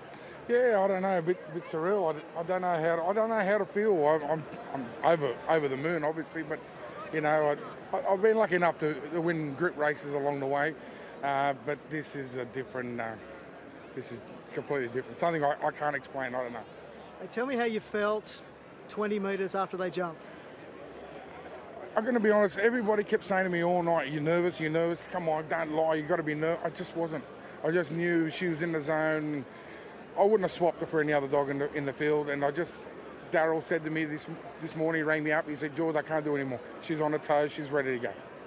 And that was it. I just knew she was going to do it tonight. I just had that feeling. And yeah, so, no, it's been good, been great. We speak about the fact that you purchased her, she came on season, all that sort of stuff. Were there any times during that period where you thought, geez, have I done the wrong thing here? Not really, no. Honestly, I knew how fast she was. The whole country knew how fast she was. She did trial here very fast. I think Michelle and Lee Moore selling it to me and stuff, but no, it never really crossed my mind. I bought her and that was it, But the good thing was I didn't have to think about it for 3 months, because, I kept asking Paul, how does she look? He goes, she still looks the same. It's bloody frustrating. He goes, I can't do anything with her, Mate, the frustration's all out the window now. Yeah. You forget about all that. Yeah. No, look, the pressure's off.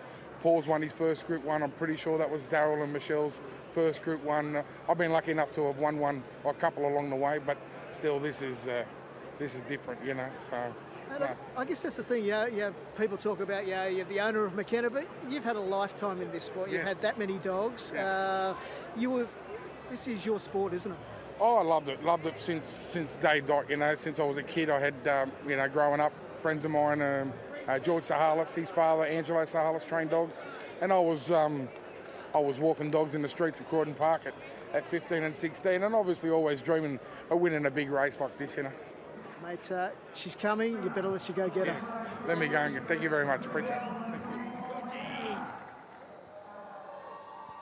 There they are, George Alvaro and Daryl Thomas. George, a green grocer from Greenacre, has just won the 2024 Ladbrokes Golden Easter Egg. I think we're going to hand over to Ronnie Arnold for the presentation to McKenna, Golden Easter Egg winner in 2024. We are waiting on Furnace, but we'll proceed for the moment. Ladies and gentlemen, a wonderful win, a wonderful race, and again, the wonderful name of Ladbrokes is associated with this event. It's a great honour for us all to stand here with Ladbrokes putting their name to the Golden Easter Egg. We look at that prize money, upwards of $500,000 have just been won tonight. I'd like to call upon our Minister to come forward now with the Golden Easter Egg Trophy. The owners are here as well. If I could have a representative along with the Sultanas. George. Come on up, please. Thank you. Thank you. There it is, mate. Ladies and gentlemen, George Alvaro with the Golden Easter Egg.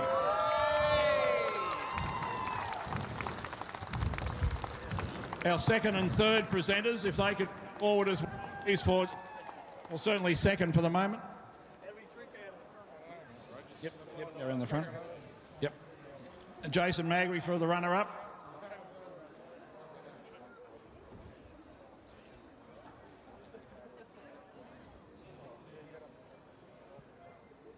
Daryl's in.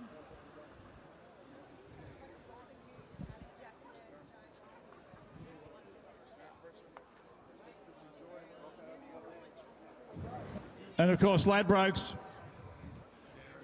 we are so happy you've been involved.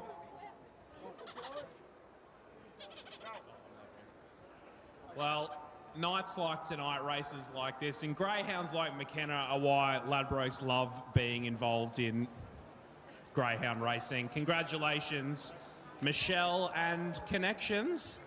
Huge night. Congratulations. Thank you. Well done.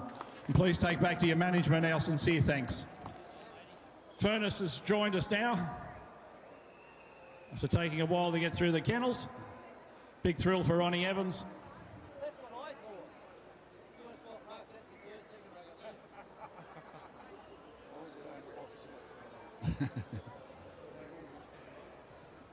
Ladies and gentlemen, would you please put your hands together for the winner of the Ladbrokes Golden Easter Egg. It is McKenna that is centre stage tonight.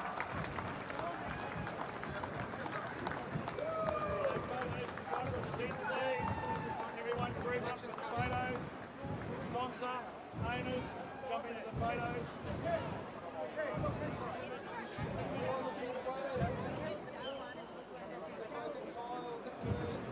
Make sure you can be seen. Daryl, you come up front, please. There she is, McKenna, a deserved winner of the Ladbrokes Golden Easter Egg. Michelle Sultana, Daryl Thomas, Paula Bella on track tonight. And of course, Georgie Alvaro told me a great story during the week, Battler, that his wife Rose said to him about 20 years ago, "Where are you going?" It was a Saturday night. He said, "I'm going to the Egg. I want to see the best greyhounds go around." She said, why do you bother? You're never going to win an egg. And he said, "I'll win one day." And here he is with McKenna, one of the most memorable victories I can remember. And as you say, not far outside the track record, less than a length of Tommy Shelby. She deserved to be favourite. There's a lot of pressure, and often in greyhound racing it doesn't work out this way, but I think she's a worthy winner. Oh, she's a worthy winner for sure and certain, Simon. You know, we did say prior to the race it was her race to lose. She came into the final after two awesome victories in the Heaton final in mind-boggling times.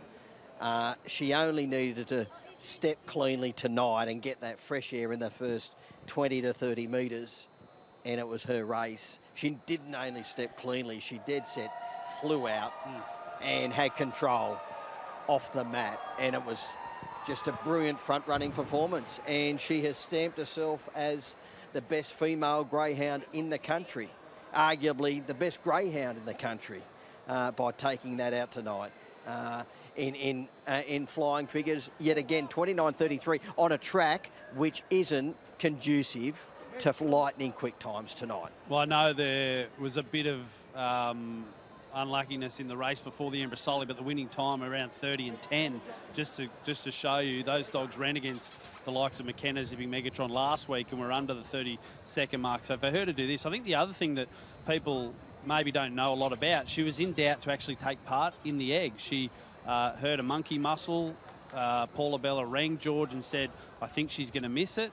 There was some conversations with Daryl, Michelle, and then Mark Ferrugia actually said, I've got a water walker up here in New South Wales. We can put her in there and get her mobile and get her ready for the egg. It was touch and go, and now here she is with 3 spectacular performances. I reckon Mark Ferrugia is probably sitting back right now with an icy cold beer thinking, we did it, baby. Absolutely. I think they might owe him a carton or two for sure. But there's probably more merit in the training performance hearing that story, Simon, because it's not easy to get them to the racetrack, let alone in peak form. And she was clearly in peak form because she ran 29.20 in her heat to take it out. And then she's maintained that form throughout the series. So it's been a great training performance by Daryl and Michelle, and all honours to the both of them. And it's been a big night for the Sultanas. Of course, Sam Sultana, Michelle's dad, won the Ultrasense earlier on in the night. So it's been, we say it time and time again, it's a real family affair, greyhound racing, and we've seen again tonight. And Christy Sultana was on hand as well. We don't see a lot of Christy. She's obviously doing lots of great work behind the scenes with Flying Ricardo, but the Sultana camp took out the Magic Maiden last Saturday night, so it's been a hell of a week. Probably one of the better weeks they've had in their racing careers. And let's have a look at the replay again. Right now, everyone said it around the place, it's over. But who's the dog that can maybe pin her down? Zipping Megatron got into that nice trailing position, but Finesse as well. Hell of a race from the dog in box 1. Finesse has run the race of its life, and that was only its 15th run tonight. So has run out of its skin. Zipping Megatron's run has been enormous. To go within a length and a quarter of the winner when it's running 29.33, absolutely sensational. As we mentioned earlier, both of those greyhounds are going to contest all of the big races moving forward, and if they're sound come September and October, they're going to be back here trying to win $1 million in the $1 million chase. Yeah, for sure. I guess that's the question now. Where to? We like planning in any of the racing codes. It's hard in the dogs. They often say 1 week at a time, and it very much is that caper because so much can happen. But you mentioned the Bob Payne Sprint, the Ladies Bracelet are coming up next month. You've got to probably move forward. There's a lot of country cups coming up as well out at Gunnedah and Dubbo over the next few months. Yeah, these greyhounds I don't think will be targeting those races, the country races. It'll be just interesting what they do with McKenna. Does she go back to Victoria, or do they keep her up here for a crack at a Ladies Bracelet? Zipping Megatron, no doubt, will go toward Bob Payne and then maybe a country cup or two, but I can't see them going to any of the country cups with McKenna. They'll be looking at all of the big group ones interstate, particularly back in Victoria. So, I guess we're going to find out that in the next week or so, where these greyhounds are heading. McKenna, obviously a daughter of Whiskey Riot out of Alcyone. Whiskey Riot, a champion in his own sense, and you can see there Hayley Moffat embracing Michelle Sultana. It is nice to see because it can get a little frosty behind the boxes, especially in these big races, but you can see the emotion, you can see how much it means to everyone, and I'm sure Joey McFadden in the background smiling along there. Nangar Jim didn't run into the frame tonight, but a pretty great experience for Michelle, and you can see she doesn't cry. She doesn't cry at all, and she's given us so much emotion, so it obviously meant a lot. Yeah, well, Michelle's been in the game all of her life. She did have a break there a few years ago when her kids were young and growing up. It's very hard to be riding the greyhounds when you've got young kids. So she had a few years away from the game, but now she's back into the industry full throttle, really, with training in partnership with Daryl She was helping her dad out when she first came back into the industry. And now Daryl and Michelle have got their own property in Western Sydney, and training plenty of winners, and they've got a Group 1 trophy on the mantelpiece. And probably one that a lot of trainers, I think, would say takes pride of place. That Egg, even though small in stature, it is almighty, sitting atop some of the fireplaces around the country, isn't it? Yeah, we've mentioned it a couple of times. It's the most prestigious race here in New South Wales. Not the biggest prize money race, but the most prestigious. Before the MDC, it's the race everyone wanted to win here in New South Wales and interstate. The interstaters love coming to Wentworth Park and dream of winning a Golden Easter egg. So, I'd say it'll have pride of place on the mantelpiece at home. There's the final divvies for the Ladbrokes Golden Easter egg of 2024. McKenna taking it out in convincing fashion tonight. Zipping Megatron, a hell of a run, and Finesse, a dog certainly to keep an eye on over the coming months. Nat Sheba running into 4th place as well.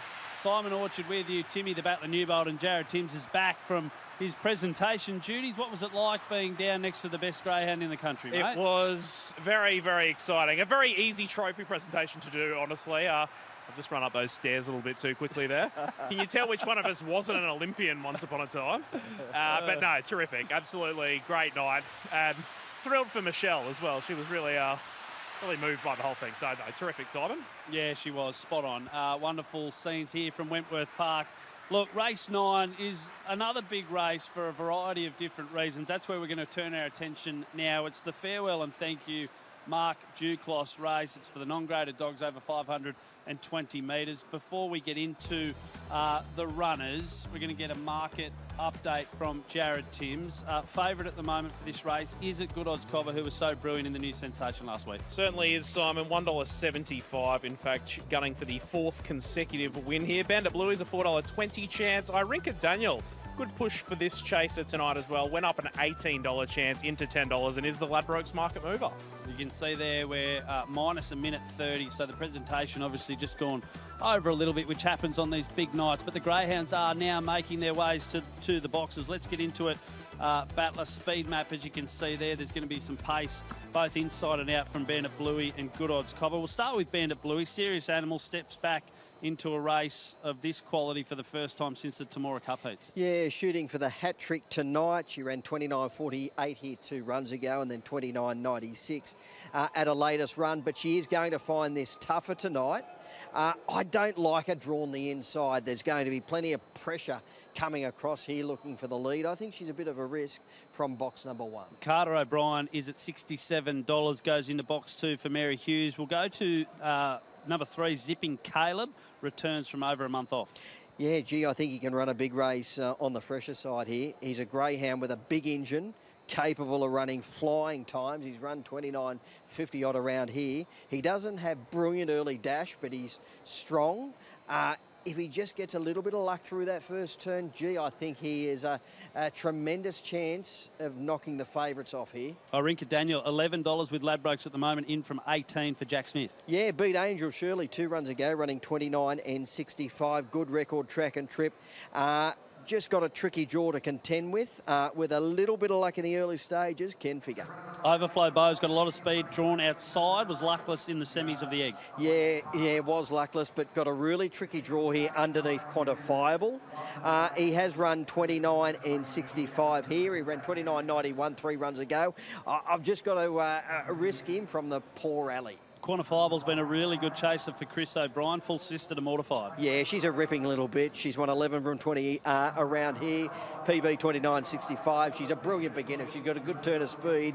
She could cut and run at the first turn and pinch it. And apart from McKenna, you'll struggle to find a dog going better than Good Odds Cobber for Frankie Hurst. Yeah, ripping young greyhound, one of the best in the country. Great record here. Great overall record. Has got a flying 29.33 PB, the one to beat. Market mover? It is Irinka Daniel, actually $18 into $10 at Ladbrokes. I'm with the Cobb, you Battler? I'm looking for a little bit of value here, Zipping Caleb. All right, here we go. Race 9, the Farewell and Thank You Mark Duclos, over 520 metres. I'll throw it over to Matt Jackson for the calling of race number 9. Zipping Caleb, if there's any trouble up front, will be storming late. $11 Irinka Daniel. and Overflow Bow 12 quantified. Green light on. Race number 9, they're set, ready. Racing now. Bandit Bluey only out reasonably down on the inside. Good Odds Cobber out fast, showing speed. Overflow Bowen pushing through. Quantifiable. Good Odds Cobber got across and leads. From in second, Overflow Bow. Carter O'Brien whipped around them, got up to third. Fourth is Spring Honor from Irinka Daniel, zipping Caleb. Then Quantifiable and Bandit Bluey. Good Odds Cobber off the back, led by 2. Overflow Bow sticking with him. They're clear of Carter O'Brien. They corner. Good Odds Cobber a length in front. Overflow Bow tries hard, but Good Odds Cobber wins again. Beats Overflow Bow 3/4. Carter O'Brien third. Fourth in the race, zipping Caleb. They're followed then by Irinka Daniel, Bandit Bluey. Back at the end of the field, Spring Honor. And it was back towards the end, I think, with Quantifiable. The time around 29.90. Good Odds Cobber wins again. The time 29.90, and hell of a performance. Overflow Bow right on his heels, and another win for the Cobb. Frankie Hurst with a new sensation victory last week. Battler just chalks up another win here tonight. Yeah, he's an exciting greyhound. I think everybody was shocked when they didn't have a crack at the Golden Easter egg with Good Odds Cobber. But he won, as you said, the new sensation.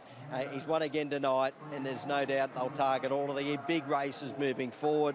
He well and truly outside his PB. 29.90 tonight. He has run 29 and 30, 3 around here. Overflow Bow, he's run sensational. Jeez, he's stuck with him, only going down 3/4. And Carter O'Brien is putting value into the wider exotics. But again, Good Odds Cobber, he's just a professional young greyhound, and he just gets the job done. He's a tenacious chaser, isn't he? From box 8, just his ability to carve across and ride the bump and just continue to go. We saw the time 29.90. I know there was some slight interference, but it just goes to show how fast McKenna was tonight as well. Yeah, absolutely. Very good point, Simon. And you're right, he didn't get it his own way there. Quantifiable didn't give him a card across at all. She was running a straight line, so he had to cut and run at that first turn, and he didn't shirk his task at all. He didn't get it all his own way, and there you go. He sort of nearly had his back legs taken from under him, but he got across, and when he did, he had it in his keeping at that point. And Overflow Bow turned sideways as well, so one to watch as well. We talked to Frankie Hurst last week. We're going to talk to him again. Mick Cowley's got him trackside. We are talking to it. Seems like we talk to Frank Hurst every week. He just keeps winning races. Congratulations, mate. Another win for Good Odds Cobber. It is, yes. I hope I keep talking to you every week. He's just workman, tradesman like, isn't he, the way he does things? He's a very ferocious chaser. He knows how to chase, and he chases. So that wins him races. He's got a bit of speed, but, you know, he's not afraid to get in and mix it up a bit either. Well, that's the thing. He got a bit of a bump on that first turn, but he just kind of rode it pretty well and went on with the job. Yeah. It's hard to see from down there, you know. But I didn't even know if he won it, because when they're running away from you. But I thought he had, but, you know, I knew the other dog was taking a bit of ground off him, and the time sort of says that, you know. Man, I was going to say, because we're normally talking here is 29.3, 29.3, 29.3, so yeah. Obviously there was a bit of interference to slow him down a bit. Oh, well, maybe. I don't know. It doesn't matter. Mate, anyway. What's next? You'll come back here next week for the features? Yeah, Bob paid on next week, and we'll come back for that. We'll keep him going for that, and then we'll look around and see what's on. Maybe give him a couple of weeks off. You know, playing it by ear at this point in time. There's always another race around the corner, isn't there? That's what I always say, mate. Hey, congratulations, well done. It's been a good carnival for yourself and the dog, and yeah, well played. Thank you very much. Cheers, mate. Frankie Hurst there with Mick Cowley. It's been a big night, of course. Palawa King taking out the Group 1 Association Cup, proudly brought to us by Farrell's. Au contraire, Sam Sultana winning the Ultra Sense, Shimmer Current taking out the Embrasoli, and who could forget McKenna, the 2024 Group 1 Ladbrokes Golden Easter Egg champion. It's been a big night here at Wentworth Park. Full credit to all the staff, because not everything has gone their way today, but they've done a wonderful job. Boys, hey, let's plug a few things before we go here tonight. The luncheon, the Sportsman's Lunch and the Calcutta, which I know it's already got you two salivating about at the Merriweather Surf House in a couple of weeks' time. There it is there. Mark Junior War. We've got Paul the Chief Harrigan. We've got Jimmer Pumper Cassidy. We've got Battler, Jared Timms. Who else? There's have we your got? draw cards. All-star cast. Glenn Munsey will be there as well, and Frankie Barrett, who's a legendary Nova Castrian. He'll be hosting the day with Munsey. So, yeah, it'll be a fantastic day, 24 hours prior to the 7:15 at the Gardens. You're spot on. May 3, $135 per person, or you can get a table of 10. Head to thedogs.com.au if you want to find out more information. Wonderful venue there, the Surf House in Merriweather Beach as well. This is the race we're talking about, the Ladbrokes 7:15, the world's richest distance race, of course, taken out last year in a thrilling photo finish by Zipping Orlando and Minnie Finn. Who could forget Dennis and Ann Barnes with Nanga Rocket. Padalar King, coincidentally, running third in the race, so he'll be heading there, as well as Val Policella, Kenya Amy, so can't wait to see that unfold. What else is coming up, boys? The puppy auction as well next month. You can jump online now. There's an e-catalogue that's been put together by the brilliant behind-the-scenes team. Every bit of information you could ever want about those puppies. You can register your interest now if you want to jump online. It's at Richmond. It's at the back end of May. Looking forward to that, Battler, I'm sure. Sunday, May 26th. Put that down in your diary. Get in, have a look at the catalogue. She's a Pearl Pup's up for sale. So I don't think we'll reach the prices of the recent Winx foal, but no doubt those pups will go for plenty. So Starting that'll bid? be 40,000. Oh, nice. Sounds good. More. Oh, more. They tell me. More. Looking forward to that. It's been a big night here at Wentworth Park. Firstly, thank you to you, Battler. Thank you to you, Jared. To everyone behind the cameras, everyone behind the computers, a big cheerio to you. To Brad, Adam, your kids have been running amok up here, but well done on bringing them out tonight. To Kat Stewart, I'm sure sitting at home watching. You do a lot of great work behind the scenes, and it never goes unnoticed. Big thanks for watching. We'll be joining you again in 2 weeks' time for the running of the Ladbrokes 7:15. Until next time, hooroo.